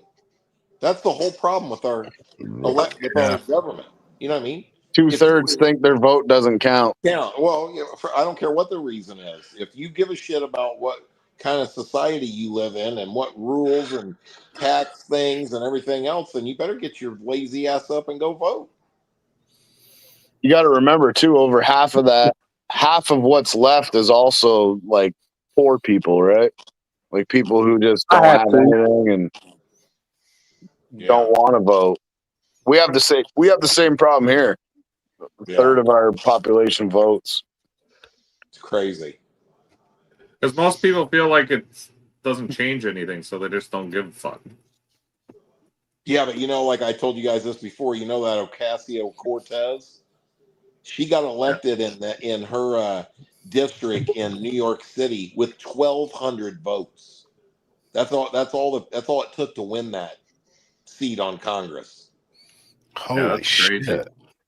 1,200 votes, dude. I mean, she was literally a fucking bartender. She was a bar slut. Damn. Right into Congress. Simply because people don't go vote and don't have any idea who they're voting. I mean, all of us are probably somewhat guilty of that. I think the down ticket stuff is even worse than the president stuff, and the Democrats are very good at that. They try to make sure they get all them lower level places with Democrats in them. You know what I mean?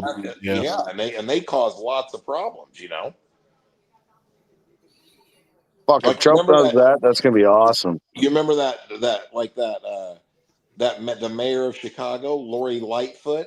Yeah. That cross-eyed lesbian bull dyke. One that looks like Beetlejuice? Yeah, that looks like Beetlejuice. I mean, dude, that's the kind of people you're electing. I mean, that's unbelievable. Literally. My God.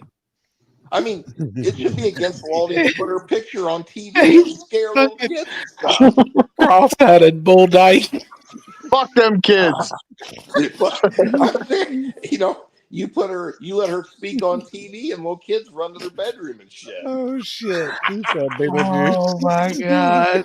Like he's like, the one looks like Beetlejuice. And yeah.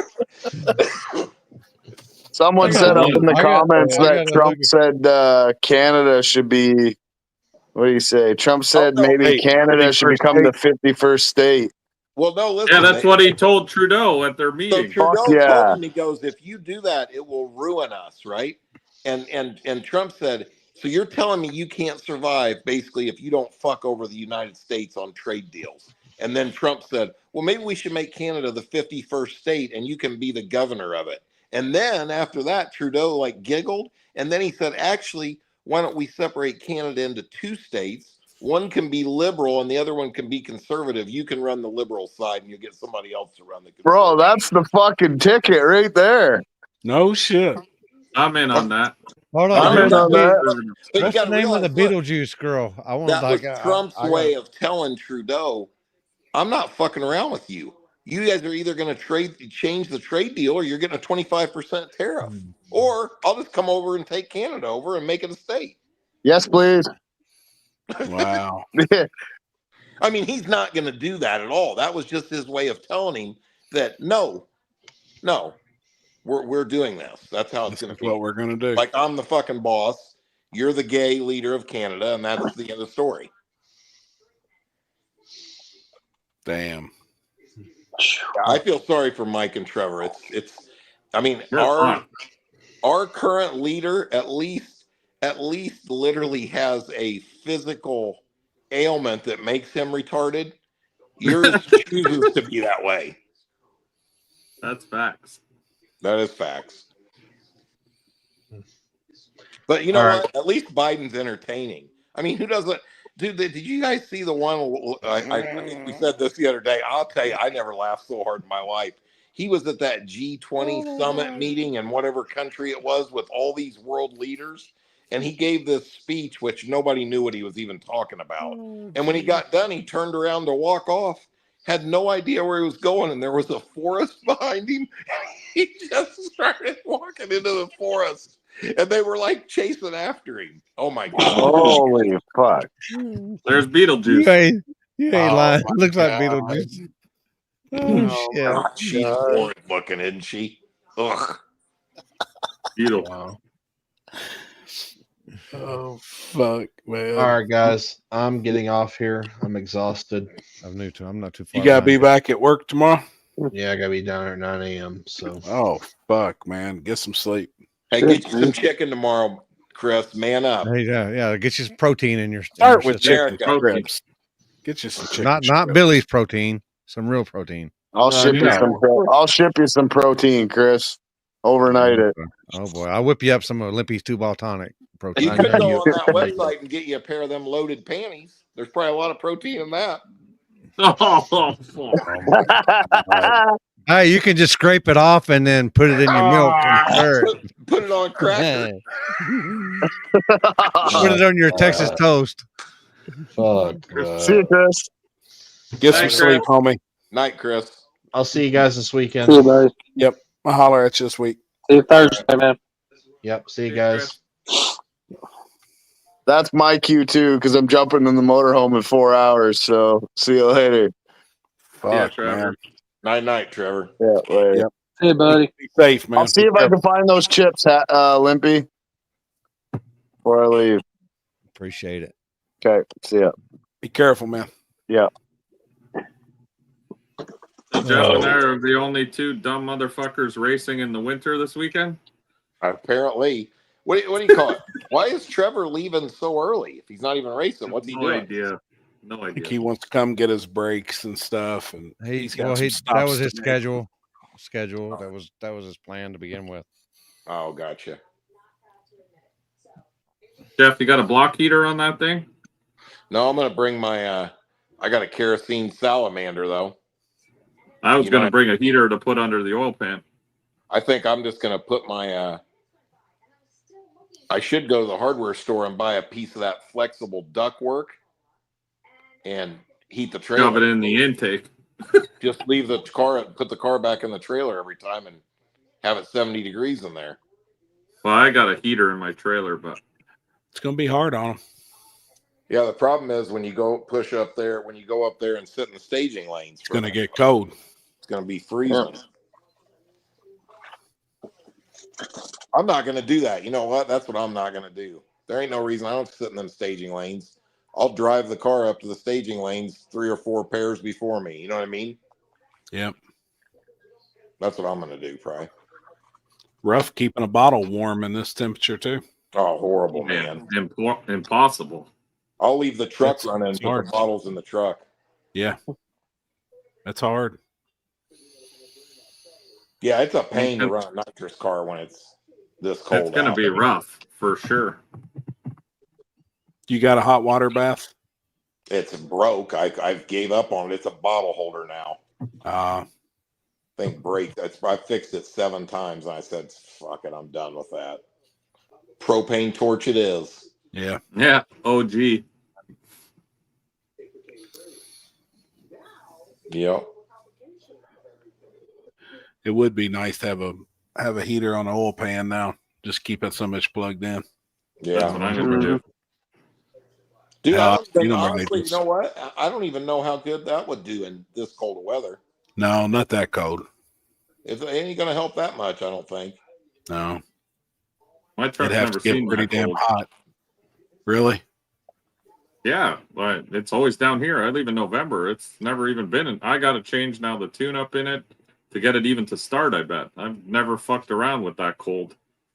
He said the DA, when we started the show tonight, was negative 1900. Yeah, like that's Right. fucking crazy. Yeah, like That's you really fucking nuts. like for example, I really need to richen it up. Yeah, me too. I'm going to add fuel to it. Because the air is so much better. Yep.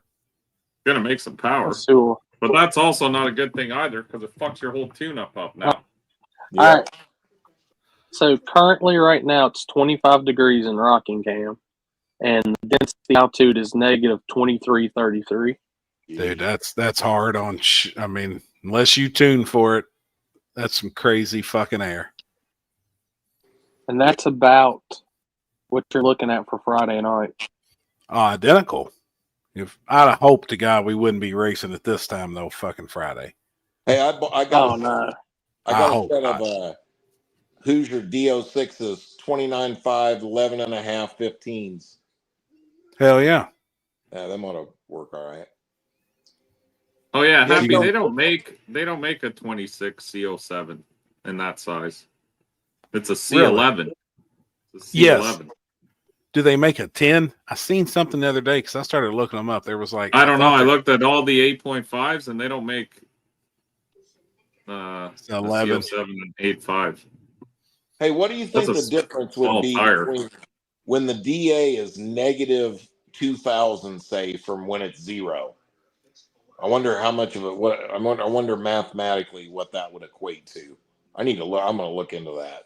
I add when it's there for every 1,000. I add 4% fuel, and it normally equals out to where it should be.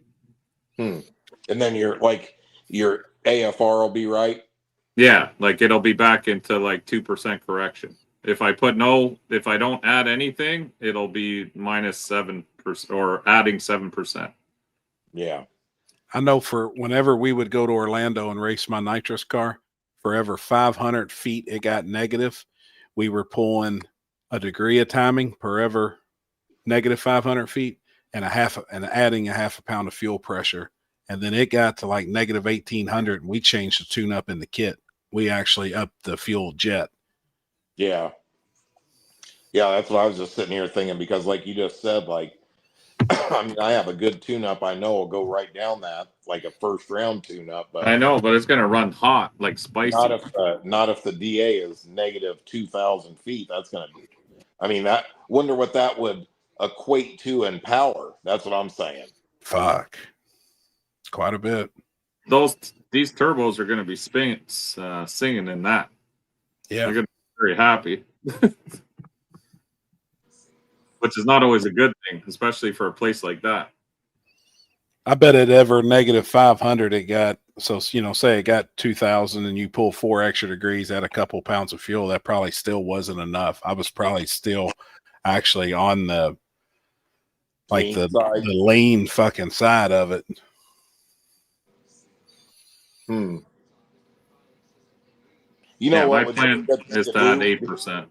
Would be to go Thursday night out on the street and make like a motor hit and just check and look at the plugs. Yeah. Put a couple of fresh ones in it.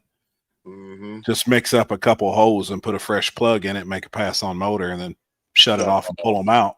Yeah. Yeah, I don't know, man. That's like an unknown factor. You know what I'm saying? Yeah, it's a bad variable to have. Yeah. But dude, you see that's happened. That's happened to me before. You know what I mean? Like I've underestimated the weather change and the car made more power and there was a problem, or vice versa. I've seen the weather get worse and the car dead stick the tire because it didn't have enough power in it. You know what I mean? But right now here it's negative 1,000 in Bonita. What's the temperature down there right now? 10 to, hold on. No. Not Canadian. I know. Give me a second. What is it here right now? 50. It's 25 it's 50. right here. It's 50 here right now. 23 feels like 46. I got the heat on in the trailer. I got the fireplace going, like the electric one in here. Feels like 13 in Indianapolis. Damn, y'all got some wind. So I'm gonna. But that's what I mean. If it's this cold here, I can imagine going north. It's going to be fucking worse because it's never that cold here. Hey, look at this! Did you guys see the volcano going off in Iceland? No. Holy shit! Look at that, dude! Do you see that river of lava? I bet that's not cold. Yeah, I bet you're probably right. Hey, you want to hear something funny? I ran a raffle today for a S10 G-Body long travel kit, and a chick won it for her G-Body, and she said, "Send me that bitch." I was like, "Oh hell yeah!" Yep, I thought that was cool, man. That is cool. Dude, check this out. It's coming to dig or die. That looks like Bodie's car. Looks like it. Hold up, I got 2 more pictures to send. That's a nice unit. Yeah, DMC Racing just finished it, updating it. They're bringing it to dig or die. Well, that motherfucker ain't gonna go nowhere. No. I mean, I'd be willing to bet right now. I don't give a fuck who built it, but the way that thing is set up, there ain't no way.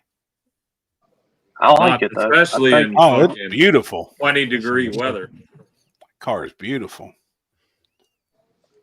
Next It's gonna weekend be- in Indy for PRI is going to be cold, but sunny at least every day. Oh yeah, how cold is it supposed to be? No, it's showing rain on my end. On I'll tell you. Hold on a second. It's showing. Nice. I looked at it earlier. Is Limpy gonna have shorts on or long shorts on cold? 21, 28, and 27 at night for all 3 days. The high of 40 or 34, 41, and 43. Yeah, it's showing rain on Wednesday, 35. Wednesday. But that ain't much. Yeah, Is that Wednesday when we're having should the be right. barbecue or whatever at the shop? Yeah. Yeah. But Thursday, Friday, and Saturday looks good. Sunny. We trying to race on Friday night? I don't know. It'd be awful fucking cold. But Speaking of, Ain't no worse than what we're getting ready to go to. I was thinking maybe Saturday. check this. I gotta find it. Oh my god, I sent my it to the old phone lady. just died. Oh boy, here we go.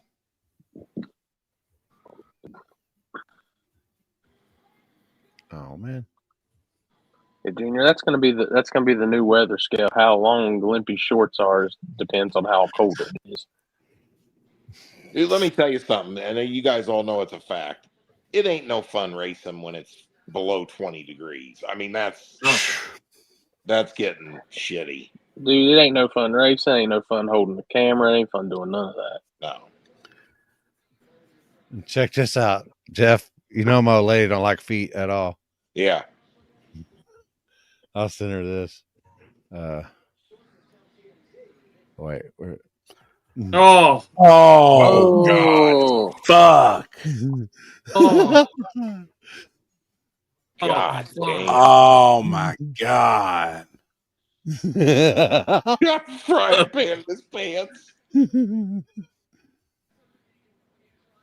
What the fuck? How do you let yourself get to that level? Like, one time we were getting our feet done, and this old guy was beside us, and he pulled his shoes off or whatever, and I'm like, oh, I got a little grossed out by it. I mean, he had some toenails that were like going and crawling and twisting and stuff, and I'm like, how's this motherfucker wearing tennis shoes? What the fuck? I mean, you know how you see fucking like cows, like their horns get all fucking deformed and shit? That's what this motherfucker toes would look like. And then he had they had to get the grinder out to get the fucking all the dead skin out. Oh, no, man. And I'm sure they had a lot of butter to make underneath the toes and stuff. Oh, God. Oh, my feet's A got to be clean. lot of Parmesan cheese grated. Parmesan. Probably smell like it too. Oh, gross. God. What other big hitters are rolling into Dig or Die, Corey? You know all the lowdown on that. I mean, got Denver. That's gonna be your toughest, I think. 45, 47. We need to check out. Yep, we'll come see you. The whole Nicky Bobby and Cruz coming. Oh yeah, we need to go. What they say, like 8 cars. Yeah. We're Tony Stewart's race shop. Yeah, race shop. Dalton, his brother's his crew chief. He said they want to give us a tour. Oh, okay. Hey, that's out in Brownsburg. Hey, did anybody post up today the new OnlyFans page you sent me the other day? Happy? No, I haven't seen it anywhere. I actually sent it to the head. Sent it to me. Yeah, I sent it to the head of Blue Collar to see if it would get. Did you really? And why did yeah. And it didn't get on there? He said, "I'll send it he started laughing. He said, "I'll send it to my associates. Let's see what we can work out." What are y'all talking about? Send him a reminder text. Post it up on here. What did y'all talk about? My What y'all phone's talking dead.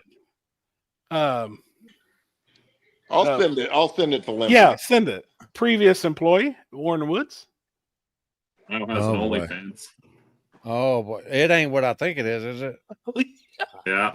Oh, I think I'd rather look at the feet. I'm sending it dude, to your personal page, or you want me to send it in the chat? It don't matter, either or. He said,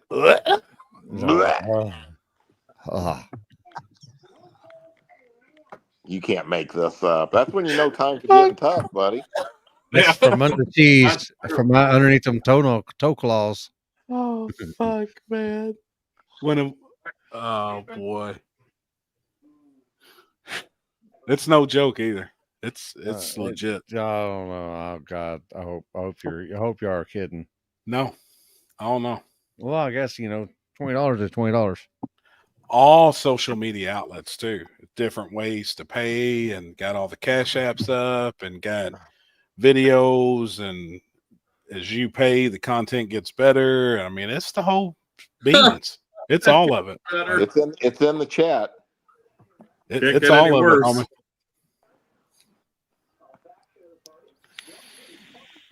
Oh shit! It's real. Oh God! All right. Okay. I know. I ain't no prize winner to look at, but it's real. All the girls I know, you could make 20 sets of panties out of that one set she's got on. Looks like a parachute.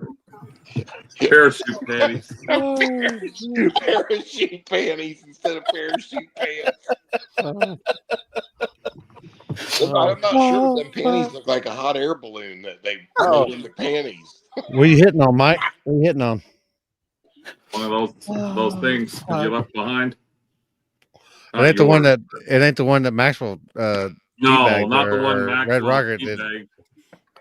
Red Rocket did one. Maxwell was rubbing his fucking wiener all over Limpy's fucking vape. Oh, fuck. And he was all like, "Man, that's awesome." I mean, I probably fucking did worse in my life. Just don't know it. Okay. Probably. Yeah. I've eaten cow balls before, so I'll eat a little Red Rocket, little stain ain't gonna hurt nothing. Little stain. Jesus. I mean, I've eaten pussy with hair on it before, so shit. Living dangerous, son. Yeah, I'm telling you. Just remember back in the day, you used to spread that stuff apart to find the palace. God. I always knew Limpy was a trooper. I'm telling you, man. White wings, red wings, brown wings. I got them all, man. You're a decorated soldier. Yeah. Yeah. He's got all of the badges. Yeah. Oh, geez. Limpy was here. Jesus Christ. Limpy, did you tell him how you saved Terry's dog, pulled him out of the water like Jesus? Oh, man. The heavens? Corley fucking had me fucking dying on the live feed. Well, I'm sitting on the back porch trying to figure out how to roll a fucking joint. That's true. And all of a sudden I see their little boxer, George, prancing all of a sudden. And, he's one of them bubbly dogs. So when he walks, he doesn't, or he trots, he kind of swings his ass around. Well, he swung his ass around and that back fell in the water and he went whoop. Right in the pool. Yeah. So I jumped up and I went down there and I went to grab him and I don't know what I said. He was fucking swimming so fast. I thought his little paws, he was fixing to climb out and start walking on water as fast as he was swimming. Damn. He was hauling ass. Well, dog's never been in water before. I got him out and then, they rubbed him. But then Mike said on his live feed, he goes, "Yeah, Terry's dog fell in the water and it was like Jesus's hand come down and then grabbed him down." Because I turned the corner and all I see is Limpy's hand go down and then scoop up the dog like this, and he's in the sunlight, and I'm like, oh my God, it was like Jesus came down and just scooped the dog out. Damn it, man. Poor guy. Oh yeah, the dog. I said y'all need to change his name from George to Michael Phelps, man. He was fucking swimming now. Damn. I'll tell you, I think one person that's going to be really hard to beat this weekend and has made a lot of strides on the backside, Ryan Topley, after watching what he did this weekend at Gulfport. I think he's going to be tough. Yep. He went rounds. He was in the finals with Ryan. Yeah, but he went rounds at Dig or Die before, didn't he? He was in the final 8 last December. I say that's pretty impressive to be there, to be in the final 8. You know, with that many cars there. I mean, you definitely went through some probably badasses to get there. I tell you, if you can just get your shit together and everything goes right, I think Houston's got a decent shot of going a lot of rounds. If he doesn't What change a lot of class? shit. What class is he in? Small tire. Small. What do you call it? You know, one thing I think this weather could throw a big curve at it. You know, there might be a couple guys that go out there first round that spin the tires that normally never do. It could happen to everybody. That's what I'm saying. I think a lot of people are going to get fucked up with this weather. It's going to fuck you up. Mm-hmm. Because I have a lot of tune-ups that'll work. Even the one at Orlando will work, but I don't know over there because now we're changing the DA. The truck's going to react different, and the surface is going to be fucking cold as shit. Even when people make passes, it's not going to matter. Yeah, it's never going to. No, it's never going to. That ground's going to be cold. Yeah, because it ain't been warm there all week. You know, it was pretty cold and chilly there last December. And fuck yeah, it was. By the time the finals and stuff came around, the last couple rounds, the starting line had gotten pretty decent. Remember that? Mm-hmm. Yeah, but last winter or last time we went, it was cold that one night, but during the day it was warm. This time it's not even warm during the day. Like, it's still fucking cold during the day. Yeah. Well, Saturday it's not going to be that bad. It's going to be close to 50, isn't it? Yeah. Yeah. Last time I remember wearing a t-shirt during the day and then put the sweater and shit back on when the sun went down. Yeah. When did Chris eat my Christmas tree cakes? That was 2 years ago. 2 years ago. And the year before that, it was fucking cold as fuck, wasn't it? Yeah. I think this is my fourth year. Because I had the live feed, and I think I was having battery problems with the right cold. right up there at the end. But fuck, I was live for like 17 hours, I think, or something like that. That's when we went into Sunday. Yeah, that was the year that it rained and then we had to do it on Sunday. Yeah. Mm-hmm. To do everything on Sunday. Yeah, and I was live for like 17. That's when I realized that you could only be live for I think 12 hours on Facebook. Facebook's down now to I think 6 or 8 hours. And you gotta restart. Hold up, I got some gems from that. I'll send you. Why would they even do that? Why do they give a fuck if you're live for a week straight? Why do they care? Oh boy. I don't know.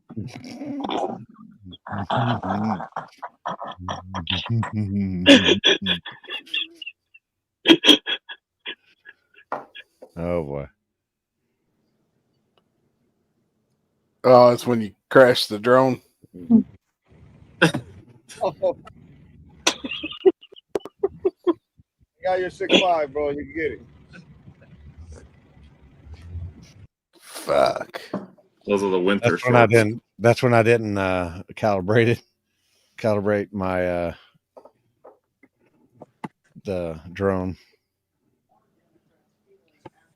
I'm gonna bring a box of sweaters for Dig or Die if anyone wants to come by the trailer. Buy a sweater, by the way. What's the sweater? Does it have like Hoodie. your hospital Hoodie. logo on it? Like this. Hoodies. Oh, okay. Did they come in? Yeah. They're all in now. All of them? All of them? All of them. Are they zip up or just regular hoodie? Oh, Yeah, they're 4X. these right here. Maybe. Reinforced? I got to check in the box. All right. Got one. Put it up. I'm going to be wearing 3 of them. Coming, Corey, that you've heard of? Denver, Ryan, Houston. Who's the got whole a Nicky chance to Bobby win? group, all them. And the Is thing Ryan, is, Mitchell, kind is of like Ryan I said, Mitchell it could coming be again? Yeah. Ryan Ryan's- Mitchell. He put on Willie bars. He what? Yeah, you know, He put on Willie bars. For big tire? yeah, For small tire, too. you can't have them in small tire. Did you seen the Eric's post earlier? Did he On make here. a post because he seen He did a Ryan- message on Listen here. to Fist in the Bud right now. You can't have bars in a small tire. Really? See, I didn't Ryan look the Mitchell was rules up. going to try to run bars in small tire? I don't No, know. I don't know. I He's don't definitely know. got them on the car. I guess it's for big tire. You know, Boswell and crew will be there. They'll be tough. I'm trying to think. Bubba's. Let me think. Will that That blue Billy car, Goat I've never car be there? Yeah, they're going to be there. They said that him, Chicken Hawk's going to Chicken come. Hawk's coming, right? Yep. Billy Goat's always been on that surface. He was You know, fast New at York, you know, Orlando, so he's going to be fast there. Money Mike. Tabers are coming. I'm not They in gonna small be able tire. to get out of the snow. It's the Tabers. Well, Money Mike's coming off of They ain't worried about no 2 wins back to Two back. Or wins. 2 They wins bring this in past Chris weekend. and David are both racing? I don't know which car they're bringing. I just seen where what's his Turbo name? John. Vince Williams. He posted his video. It'd be the first time coming down in a while. So Devin? Devin. Jeff. Thomas. Jeff and Trevor should race their motor homes. I think it's gonna be a whole lot of. I think like kind of like I think it's gonna be a whole lot of A to B and a lot slower than what normally is. Like for Oh, late yeah. rounds. Mike's car's coming. The Ugly Duck's coming. Terry coming with you? Did he figure that out? Yeah. You know what it was? I've never seen this shit. We have gone through some weird shit lately. You know those expansion clamps they have with the rubber O-rings? I have them on my truck. Motion sells them and shit. The flanges. And you know when they pressurize, they seal. Anyway. His boost leak was from the fucking flanges. As soon as it hit 26 PSI, it would fucking blow out of the flange. And then when we were it was pressurizing down, his it was like, yeah, and then when the boost went back down, it would be fine again to 26 PSI. I told you it had to be something like that. Yeah, it was, but you would never we pressurized it and we were pressurizing and everything was fine. And then all of a sudden it just goes like a blow off. But it's only a certain PSI. burst. It's only a certain PSI. Yeah, or every more. time. So we found the problem. Now he put a V-band on it. He got rid of those expansion clamps. I'll tell you something that'll be tough in small tire is going to be Dalton Poston and them. Who? And his brother Buddy. Dalton and Buddy Poston. Or Polston. I can't remember now. The X-Punisher car, the rear mount car, and the Charlie Pride car. Charlie Pride. I ain't heard that name forever. They've been tough. He just swept Knoxville. I know We were Charlie out there and Pride's it was black, cold. right? Oh, have you not seen it on the back window? No, I don't know. I don't know who it is. Hold up. I know Charlie Pride's a country singer. Nobody, and if you didn't know Charlie Pride, you're like, you tell them it's a black man, they're like, what? That's like the brothers. I watch reaction videos, and some of the black people didn't know the Bee Gees were white. Right. Y'all probably know who Jeff knows who the Bee Gees are, but y'all don't know who the Bee Gees are.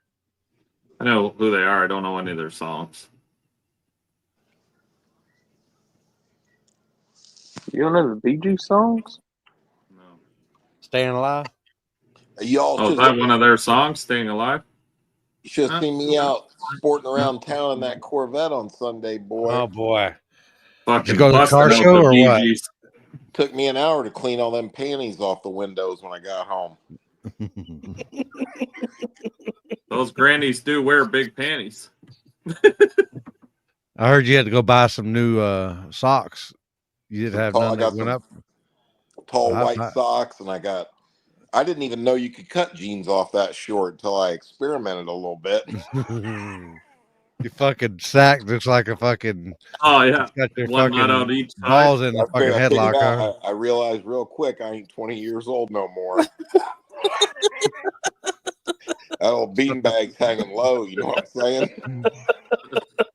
That's about to say you got a splitter. You know, you hang that then hang on both sides, and they're all like, "What the fuck?" Yeah. Later, Junior. See you, Junior. Dude, I love that car. It's so fun to drive, and man, it's nice. Have you had it on the ice yet? No. It was nice. It was cold, but it was nice out here Sunday. No, You gonna let Ezra drive it? hell no. No, I won't be it. I said, you ain't never even drove a stick before. You know what he said? I watched some YouTube videos. Like, get the fuck out of here. YouTube. No, Robert, I got doctor's appointment on Friday, and then can't make it. Robert, are you guys going to Dig or Die?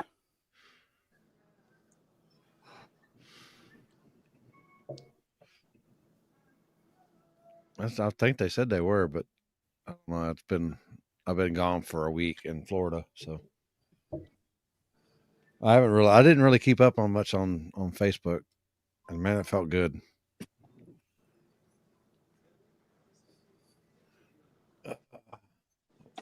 Oh, hell yeah. Cool, man. Yes, sir. Good shit. We'll see you down there. Well, there's another. I mean, I think Waylon can do some damage down that way. Jeff named the vet Cougar Corvette. Oh. Yeah, I think Digger. I think it's going to be quite a bit different, man, with it this cold. You know, usually at the summer race, the track kind of changes a lot. You know what I mean? I don't think it's going to change a lot. I think here to be, that's why Denver and them guys are going to be so hard to beat because, I mean, the odds of them not going A to B first round and making a pretty good lick are very, very low. You know what I mean? Yep. And if one car doesn't, the other one will. You know, what Jarrett say earlier? They got 5 cars. Yeah, they have 5 different cars. Yeah, for this weekend. They do? Not including Turbo John. Yeah. Oh, he's the ringer. What? Turbo John teamed up with them now? He said he's trying. That Turbo John, he ain't no dummy. He said, "I'm trying." I like old Turbo John. Oh, Cool. a fan submission here. Oh my god! Oh my god! Jeez, that's a C5. I ain't got no junk like that. I got C6. That's right. That's right.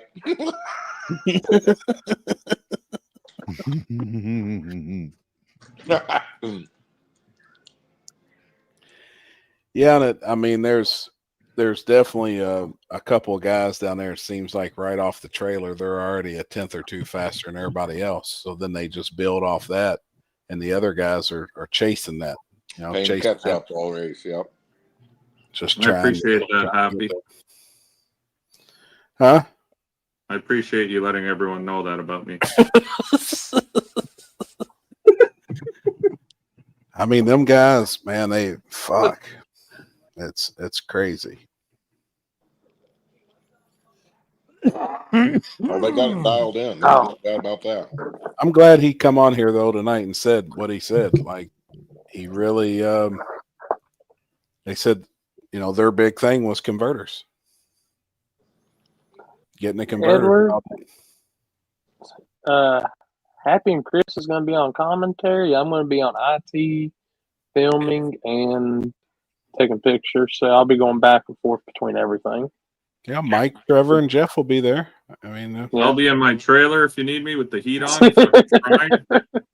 Can you do remote call? You check in from your phone? Say how much Yeah, weight you I'll got be in the doing car FaceTime. by chance? No, he wouldn't mention none of that. Now, Turbo John said he had 650 pounds in his car. And he's bringing some other coil springs to change springs out, and he's bringing a little more weight if need be. But he said his car stagnant weight sitting there, static weight is 57% on the nose with no weight. It took 250 pounds to get it to 52% on the nose. Oh yeah. Once you get to 50-50, it gets a little easier. It takes Yeah. getting a little better, but Takes less weight to get a percentage. yeah, exactly. But yeah, it's not uncommon like that.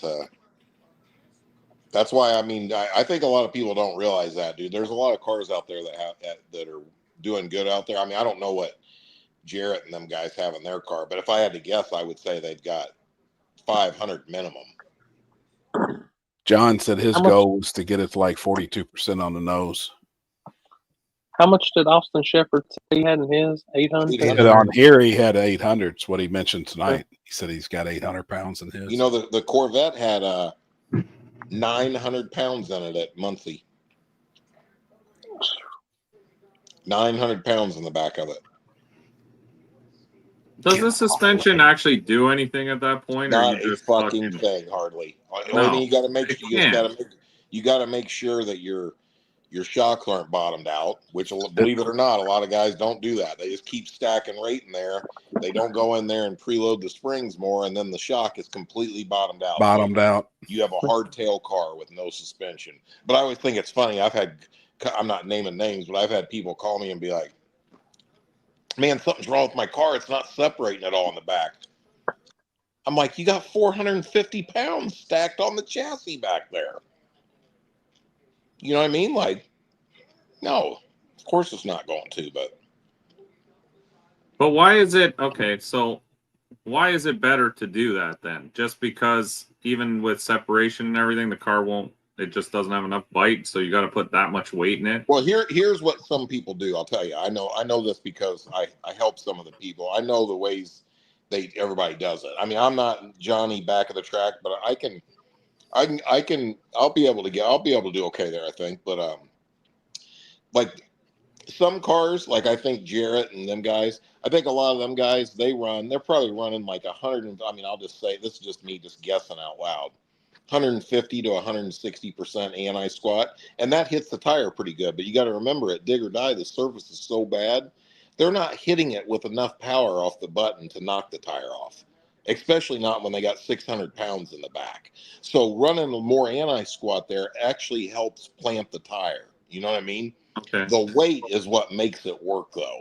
You know what I mean? So when you hear all these people talking about, well, you don't know what you're doing with, you don't know, you got all that weight because you don't know what you're doing with chassis setup and you can't tune the car. My ass.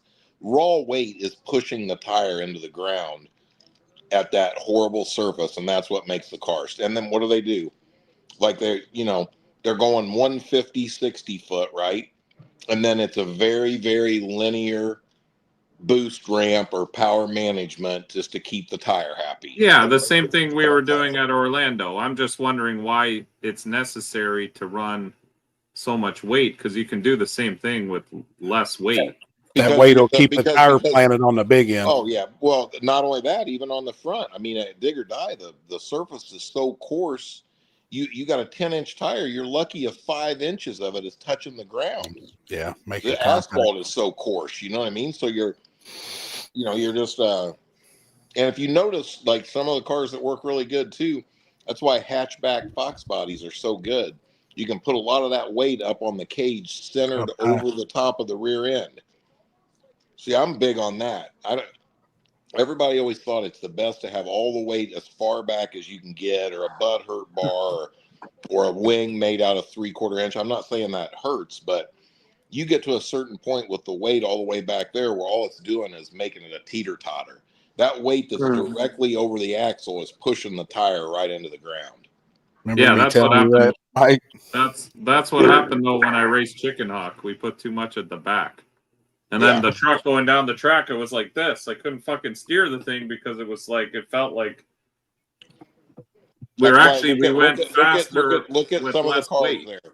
You'll see those cars that have a lot of weight in them will have 150, 200 pounds hanging off the bottom of the front control arms and stuff to keep the front wheels to keep the car from taking off. Because they've got so much weight in the back, it's a teeter tot. That's what Billy Goat had. I noticed on his arms, the front arms had all lead pucks under the front. I do that too because that's unsuspended weight, so you can still use the travel on your front end. It's unsuspended weight. You know what I mean? But it's not having to lift the weight. You don't have to lift the weight. If you put 100 pounds on the chassis in the front and you're lift wanting the front suspension, the front end to separate immediately to transfer weight to the back tires, that don't work very good. But if you put it on the control arms, it's unsuspended and it does. Just to keep the front down. It's unsprung weight. Same way as putting the weight on the rear end housing in the back. You know, you don't have to lift it. But the difference being that when you're doing that on the front end, it's because you want your front end to separate because you're trying to get the weight transferred to the back wheels. You know what I mean? So you don't want to hang weight on the chassis up front. Yeah. But the weight under the control arms will keep the tires on the ground. You're just putting nose weight on that you don't have to lift. It's dead weight. I get that part. I always thought you wouldn't want to add more weight on the front, but I see what your point is. It's not really adding weight. Well, if you have 900 in the back, you know, you have to put some in the front. Dude, it's fucking crazy, man. You know, the big last thing year, that Digger most died. people don't understand is who cares how, I mean, I'm even was guilty of this until I used my common sense and thought about it. I don't care if you have to put if you put 1,500 pounds in the back. If you can run the number it takes to win with that amount of weight in there, then it doesn't matter. It's irrelevant. It's way more relevant to be able to get the car A to B without knocking the tires off, right? Now, if it takes 700 pounds and the car will still go 540 with that at that weight, right? And you only got to go 560 to win the whole race, then who cares? I'd rather have 100 pounds too much in it. If you got the horsepower to move the weight. As long as you got as long as you can run the number. The only thing I'm worried about is last year we put so much weight in the bed of the truck it fucking broke the transmission. If you remember, we were in the running to fucking do shit, and then at the line it fucking blew the transmission apart. Yeah, because I was trying to carry around so much fucking weight and do burnout. Well, I don't think that's it because I mean, if you've got a good transmission, you can put a good transmission in a 3,800 pound car with 2,000 horsepower, and it's not going to break it. I'm more than that already starting out. Yeah, I mean, you get what I'm saying, right? Like, this is a good example of sometimes the car being heavier is a benefit. I realized that my Jeep was really good for that, and it weighed 5,400 pounds. That's why it was so good. It never spun. It's just fucking heavy. Yeah, but I mean, the big difference here is, to me anyway, is it's not like you're at a prep track and you're leaving the starting line at 4,000 RPM with a ton of power in it and beating on stuff. I mean, if you go a low 140, 60 foot here, you're the cream of the crop in the 60. Oh, yeah. Okay? No, I agree. You're not beating on your motor, transmission. You're not beating on any part of the drivetrain at that. You know what I mean? I mean, if you break something there at that, you got something weak. That's what I would say. Yeah, I broke it in the burnout. I don't know what happened. Yeah. I mean, it'd be interesting to know, but I mean, I would say if you had statistics in front of you, it'd be interesting to know over the last 3 or 4 years, how much weight did cars have that won at Dig or Die, or you know what I'm saying? Or and I know some of them that have won personally, and I can tell you right now, they had 600 pounds plus in them. Yep. I mean, some guys probably think you're not supposed to talk about that. I don't give two shits. I'll tell anybody anything, but yeah, like I just said, my theory. That's my theory. Not whether I never won Dig or Die, so I'm nobody. But I'm just saying, like, if you have to, I will say this: you're not going to go out there with the car 52% on the nose with no travel in it, and your chassis setup is so good and your power management that you're going to go out and dog walk over everybody. That ain't happening at Dig or Die. Period.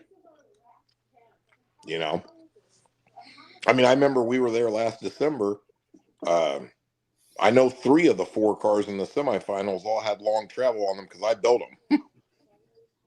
No, I get it. You know, so I mean,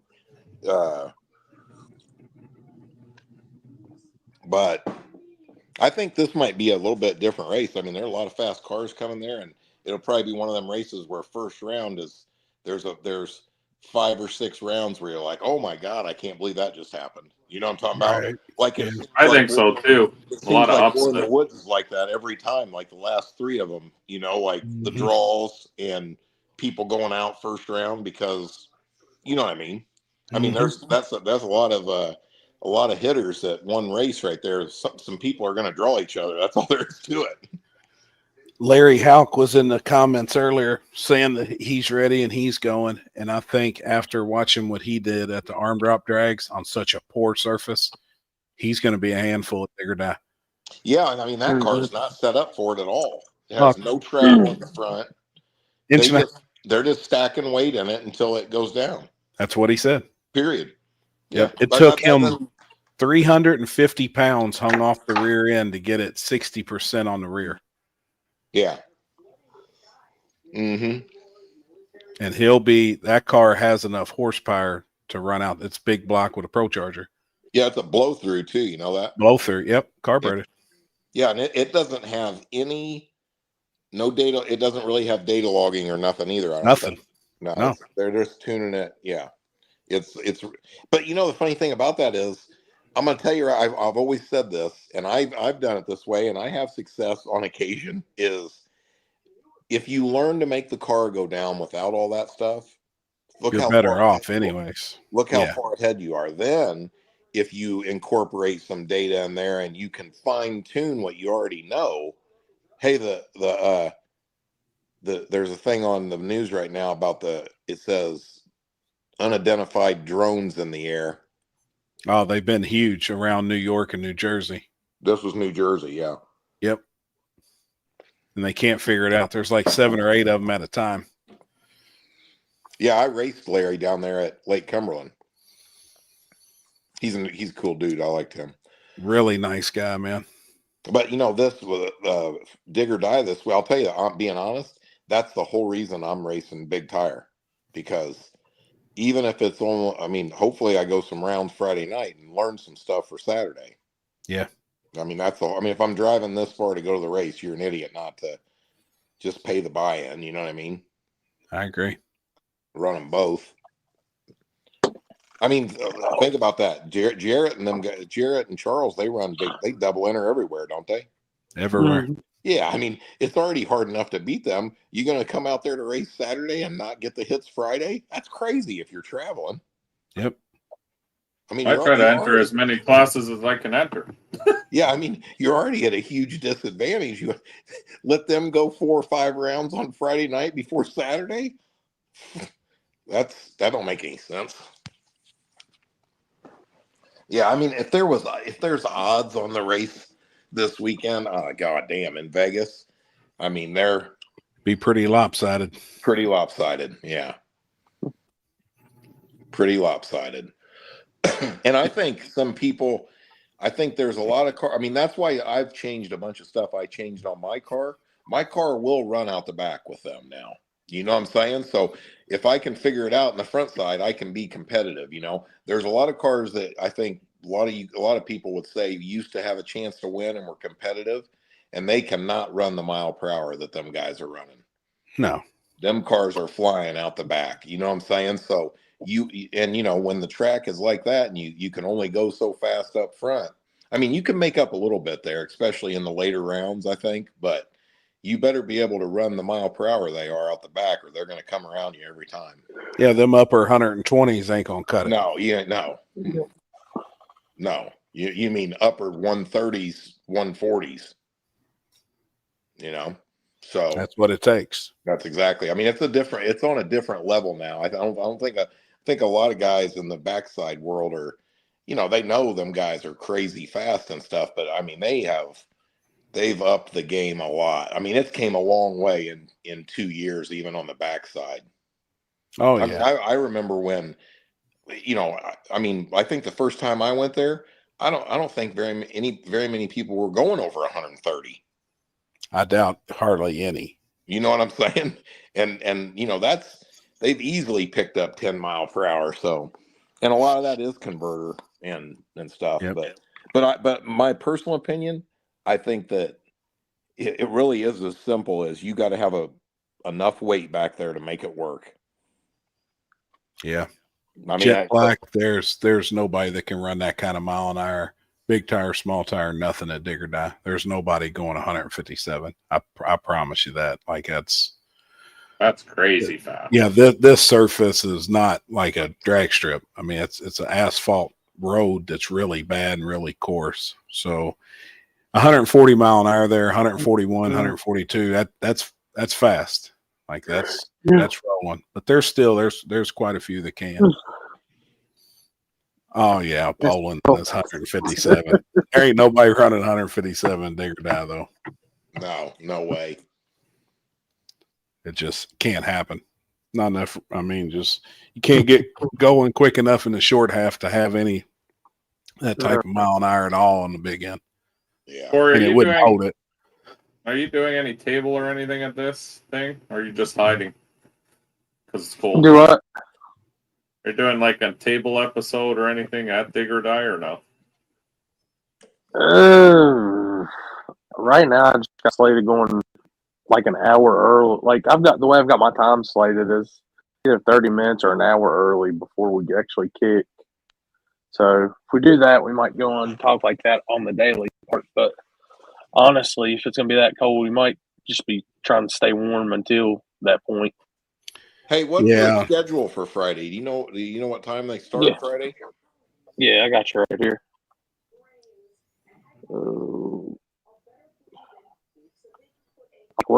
It doesn't start till later Friday evening. That's the bad part. Gosh damn. Man. Yeah, they should. I hope he changes that, but so Friday gates open at 8 a.m., 12 p.m. for spectators. Registration for classes are from 11 till 4 p.m. drivers meeting. First round at 5:30. It'll be dark. Cold. Motherfucker. Saturday gates open at 8. Registration from 8 to 10. Drivers meeting at 10. First round at 11:30. Do you think that'll happen? Give or take an hour. Yeah, it never happens. Fuck, man. Friday's gonna be, dude. That's gonna be rough. Yeah, that's what I said. We got 3 angles running. How many? It's going to be big tire 20 something.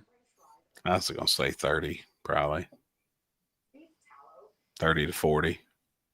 Just people putting the tire on to get hits. I don't think so. I think last year there was only 20 something. Really? Yeah. I think, yeah. The Friday's got the least amount of classes. What are they running? Friday, 26s, big tire, and low budget. Isn't it modern muscle? Saturday. Oh, daily, late model daily. I'm sorry. Low budget's on Saturday. Yeah. So late model daily, 26s and big tire, and then Saturday's 4 classes. I don't think there will be many 26s. I'll be surprised.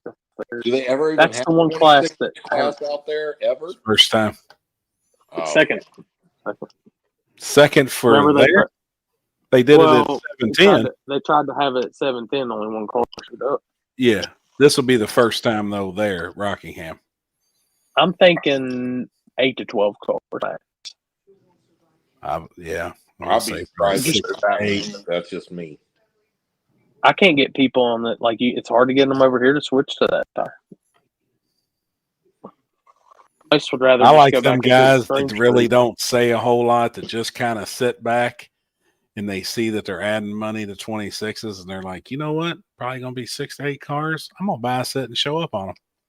I know some guys that think like that, you know. I know some guys like that too.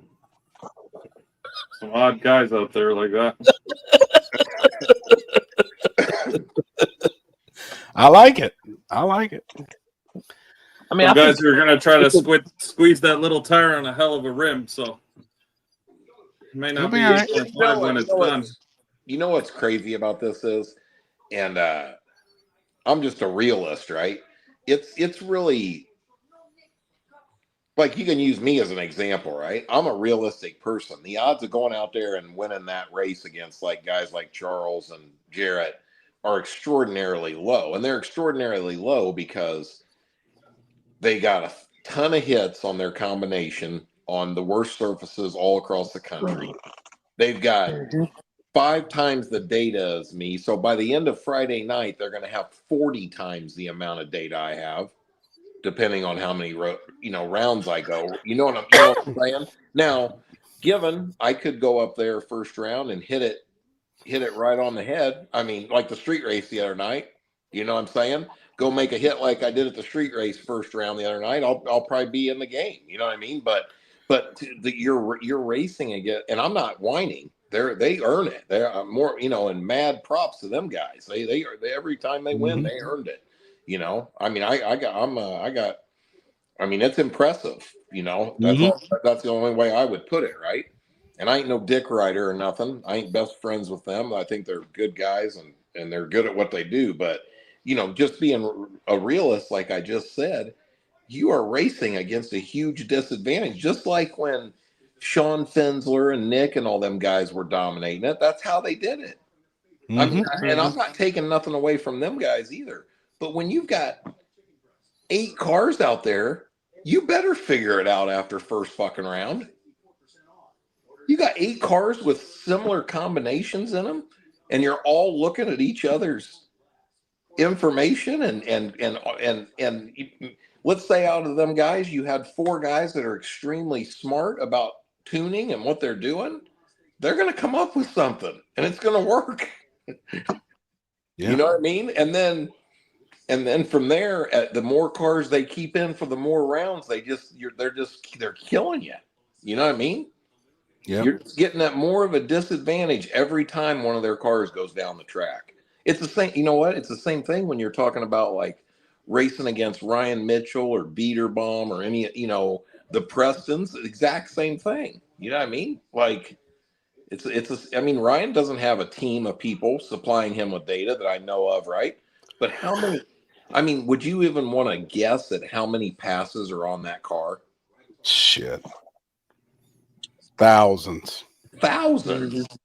You know what I mean? I mean, you can say, well, he's got a pro charged, he's got 3,000 horsepower. He's got this. No, he doesn't. You know why he's good? Because the knowledge. You getting outrun by what's between that guy's ears and the years of doing it. That's what it is. Yep. You can't buy your way into winning like that. You can't. I think that's one thing I like about the sport. You know what I mean? Yeah, you got to have equipment that's capable of winning, but I mean, they proved that when like Manny Bajinga came to Dig or Die, and he had what's his name there tuning the car. Jamie Miller. I mean, that proves exactly what I'm saying. You can't pay for it. You really can't. A team of guys that know what they're doing with multiple cars are going to figure something out. Yep. Brian Peacock, are you going to be at Dig or Die? I'm seeing your comment there. They'll probably set up across from us. That's usually where Jim Bob and them set up. And, I won't take the bet of that overall because there's probably going to be 100 cars and the odds would be really stacked up against me. But I will take $100 bet every round on Bradshaw and Charles if you'd be interested in that. You high risk taker up there. That 100-1 odds is kind of rough. I'd take 10-1 odds though and bet a couple 100 to one of them win, but I'd have to have 10-1, even though there's 100 cars there that's got a chance of beating them. Hey, another thing that's a problem, Happy. Let me ask you this: I'll tell you straight up. If I put 600 pounds in my car, I don't think it'll do a burnout. You'd have That's to the spray problem it. I have. You'd have to spray a system probably. put it on the converter and let go and bang a button, get it to spin. That's what I was just going to say. Now, probably if I go off the trans brake and then go grab the button as soon Just as I let bump go it. of the trans brake. Bump it to get it to spin over. Yeah. I know Chicken Hawk does. You can hear him. He sprays his car in the burnout. Yeah. That's crazy. Especially with a tight converter. You got a tight converter in the thing too, and you got all that weight in it. You try and flat stab it, it's just going to push the car. Oh, I know. Yeah. I mean, you probably could tell even like at the street race, like my car is like without that, I couldn't probably put 50 more pounds in it to do a burnout. Yep. With that, maybe it went off the trans brake, but. Bring back the OG shit from Clinton, them. Put the jack under the rear and jack it up. Dude, hey, you guys get ready to see some flames in the burnout box because we're fixing to go nitrous burnout. Oh, fuck. Whatever it takes. You know what though? Happy I told you, where was it? Like Muncie. Muncie was considerably worse than Dig or Die. Considerably. Like a tune-up I had that went 590 right down, Dig or Die like nothing. Just the car wouldn't even move. It spun the tires so bad up there. That's crazy. With more weight in the car at Muncie than I had in the car when it went on that tune-up at Dig or Die. Damn. And here's the other thing. So, and basically, my first round tune-up on the street the other night was basically the same thing as a first round tune-up at Dig or Die. And that son bitch went right down through there. Went right down like it was nothing. Take more, so. Damn. Yeah. Muncie was bad then. Just really bad, yeah. Fuck. Yep. I think the starting line this weekend will get pretty good. Even in the cold. I think the starting line will get, because it won't get greasy. I hope it does, man, because that's my saving grace right there if it comes around at all. Right. That's right. I think it should. I think it will. I don't know. Well, they have a lot of cars going now. I mean, if it's 50 degrees during the day on Saturday, it should get fairly good by the time it gets cold and everything. The only thing that'd be worrisome is the mixing of glues and different stuff. Sure. That's about the only thing you'd have to worry about at this point. But I still think with the cold temperatures, will bring a sticky, tacky track from the glue. And it won't go to greasy. It'll actually be tacky. It'll be sticky. I actually wonder how much is built up down there now. Huh? There was a good amount of rubber that was built up down there. Yeah. I don't know. It sounds like quite a few cars coming. So I think there will be 100. There might be 100 cars there. I know when Eric, I think, made a post or something, said who we're gonna see. Corey made one. There's a bunch of fucking cars coming I've never even seen before. People saying I've never seen these cars before in my life. Well, that's expected though, dude. That's going to be another race that's a bucket list. Yes. You know what I'm saying? Like there's people. Yeah. Well, yeah, a lot of people who build cars just want to come to Dig or Die because yeah. That's why I go. I don't go to win. Yeah. No, it's the last blast of the year. You know what I mean? Yeah. It's the honestly, final race of the year. Yeah, I don't love it. I mean, I'm not taking nothing away from the race. Just I don't like them surfaces that slow. It's just not as much fun to me. But it'll be a good race, though. I'm sure. It's always the last race of the year. Yeah. All right, Corey. Hey, did you guys talk about one other thing, and then I'm done too? Is you see that Bobby Ducote's post about the pad? Yeah, we did talk about that. I got a message. Actually, my phone's dead. I got a phone call yesterday and talked to somebody down there, and they said that's legit. It 100% happened. Like it happened. There is a task force. Dude, I just told you that we were just talking about this. Remember? Yep. You know, last year's race. I mean, I'm not a guy.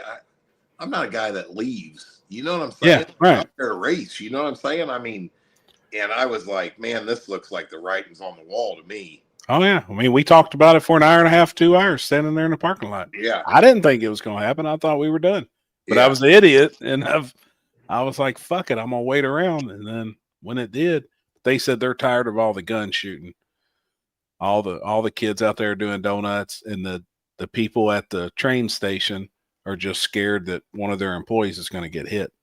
They've got container ships stacked up to protect the railroad from their employees getting shot. I mean, they said they're shooting every fucking night, man. So ridiculous, man. Like It's fucking that's ridiculous. what the world come to. You know what I'm saying? Like I just said, I mean, it's just so stupid.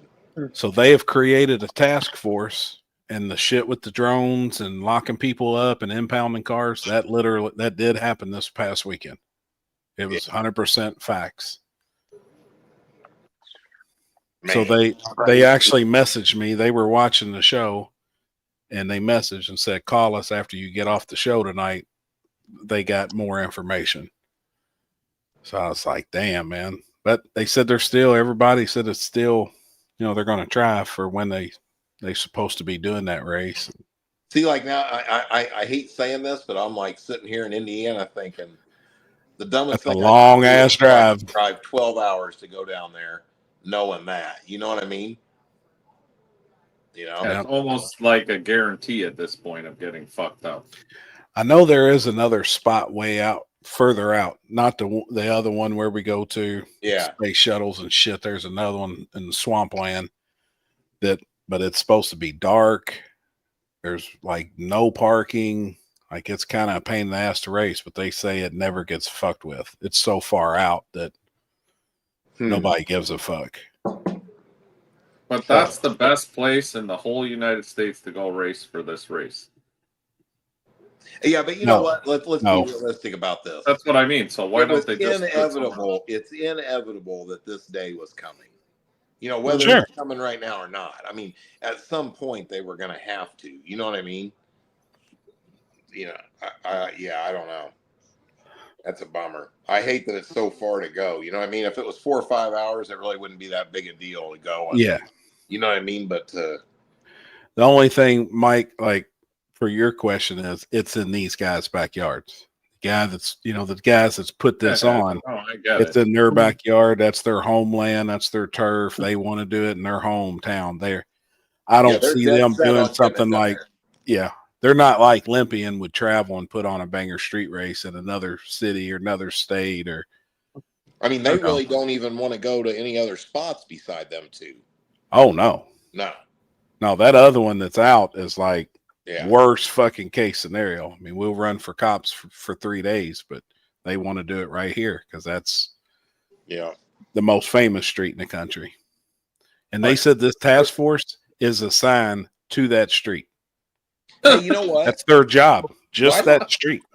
Have they considered going to the town and saying, let us rent it?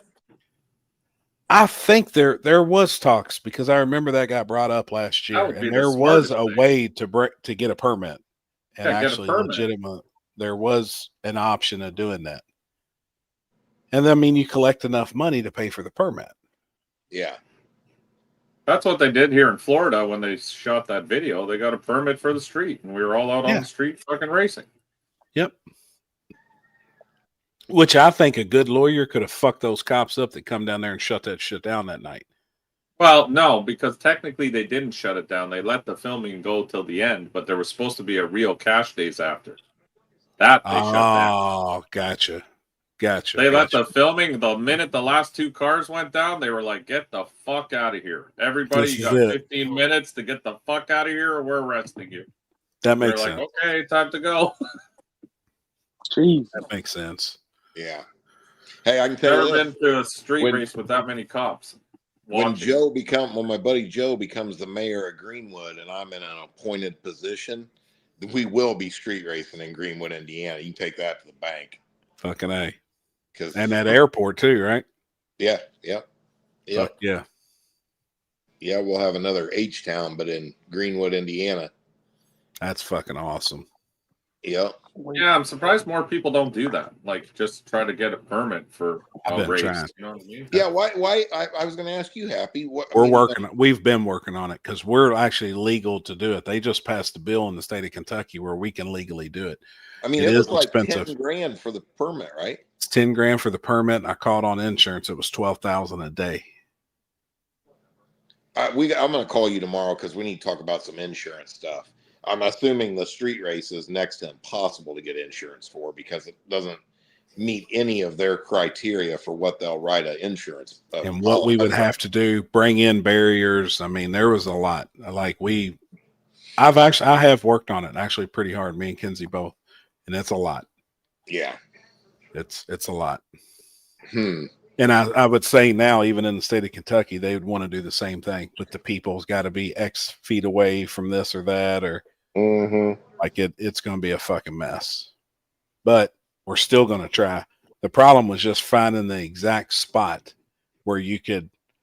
It was like one way in where you could get people in and have a place where everybody would pay to pull in and parking for spectators, parking for racers, and trying to get the whole thing, the logistics of the whole area. Yeah. I'll tell you the awesome place to do them would be like in the industrial complex where you could get permission to park on other people's stuff in the industrial complex. 100%. Yep. But yeah, I don't know, man. That's crazy. And we've got some Amazons and shit. We've got UPS. We've got some really big businesses here with really big straightaways. They'll never, ever. But they're dick faces. They'll never okay it. No, it's a liability. Yep. That makes no sense. They could give two shits less about 20 grand to use their parking lot to do something stupid like that in their mind. Yep.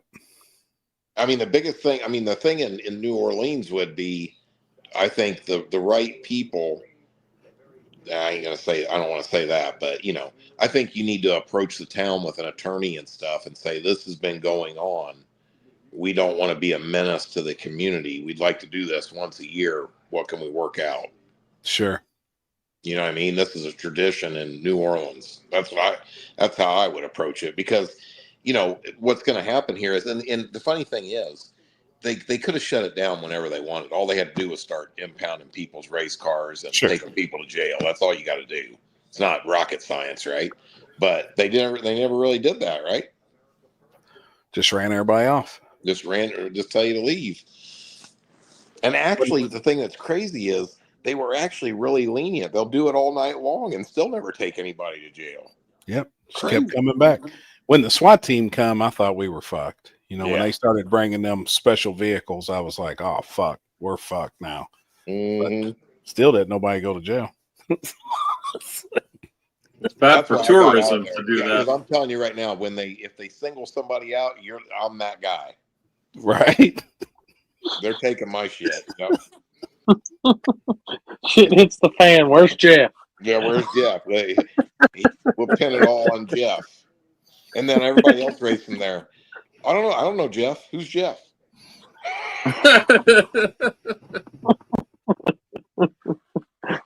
Jeff is the guy. Yeah, the fall guy. The fall guy. Mike, when are you taking off? Thursday morning. We're leaving at 5 a.m. from here. It's 12 hours, so we'll be there 6 o'clock. Gotcha. Same as we do every year. Me, my buddy Mike with the duck, and maybe 2 other guys are coming. Terry's not coming. He can't take off the time. Gotcha. Hell yeah. Well, holler at me tomorrow, Happy, and we'll figure out if you want to just meet at Jason's place or something. Just meet at Jason's, and that's fine. Yeah. Oh, he said I didn't have any unauthorized time off work. I was expected to be at work on Friday. Who did? He messaged me tonight. He said, I didn't know you was going to Digger Die. I didn't approve your time off. You got to be at work. Shit. Lord. I'll holler at you tomorrow, homie. See you, fellas. See you. All right, brother. Yes, sir. See everybody. I'll see you on Thursday. All right, homie. Be safe, man. Safe travels, brother. Yeah, you as well. See you, boys. I guess we're closing it out, Happy. Yeah. Everybody else done bounced on us. Hey, that's all right. We had a good show. Tonight was good, man. Yeah. Good conversations. A lot of good race talk and shit tonight, man. So for the 155 still watching, thank y'all for hanging in. Yeah, appreciate y'all. For real. I'm gonna get shit loaded up tomorrow for Dig or Die. I'm gonna download every episode that we hadn't had, and I'm gonna put it on Spotify. So this should be on Spotify tomorrow evening for y'all to listen to. So cool. You didn't get to listen to it all tonight. So we go back and watch it on YouTube. Either way. Ralph. So, Ralph, everybody. Yep. Jet Black. Y'all tune Edward. in. Tune in to live feed this week if you can't see right here. Oh, we're gonna have a banger live feed this weekend. I done put in some work, got new shit in today, and we're Y'all ready to rock. send us warm thoughts. Just send us some warm thoughts. If you really love us, there will be a Cash App and all them links because we're going to be turning up probably the hot chocolate and coffee stand. So highly appreciate it, you all. Highly appreciate it. So appreciate everybody tuning in, and we'll see y'all next Tuesday. Well, we'll see y'all this weekend. No, yeah, we'll see you this weekend. But the table will see you on the table next Tuesday. All right. Good night, See y'all. everybody.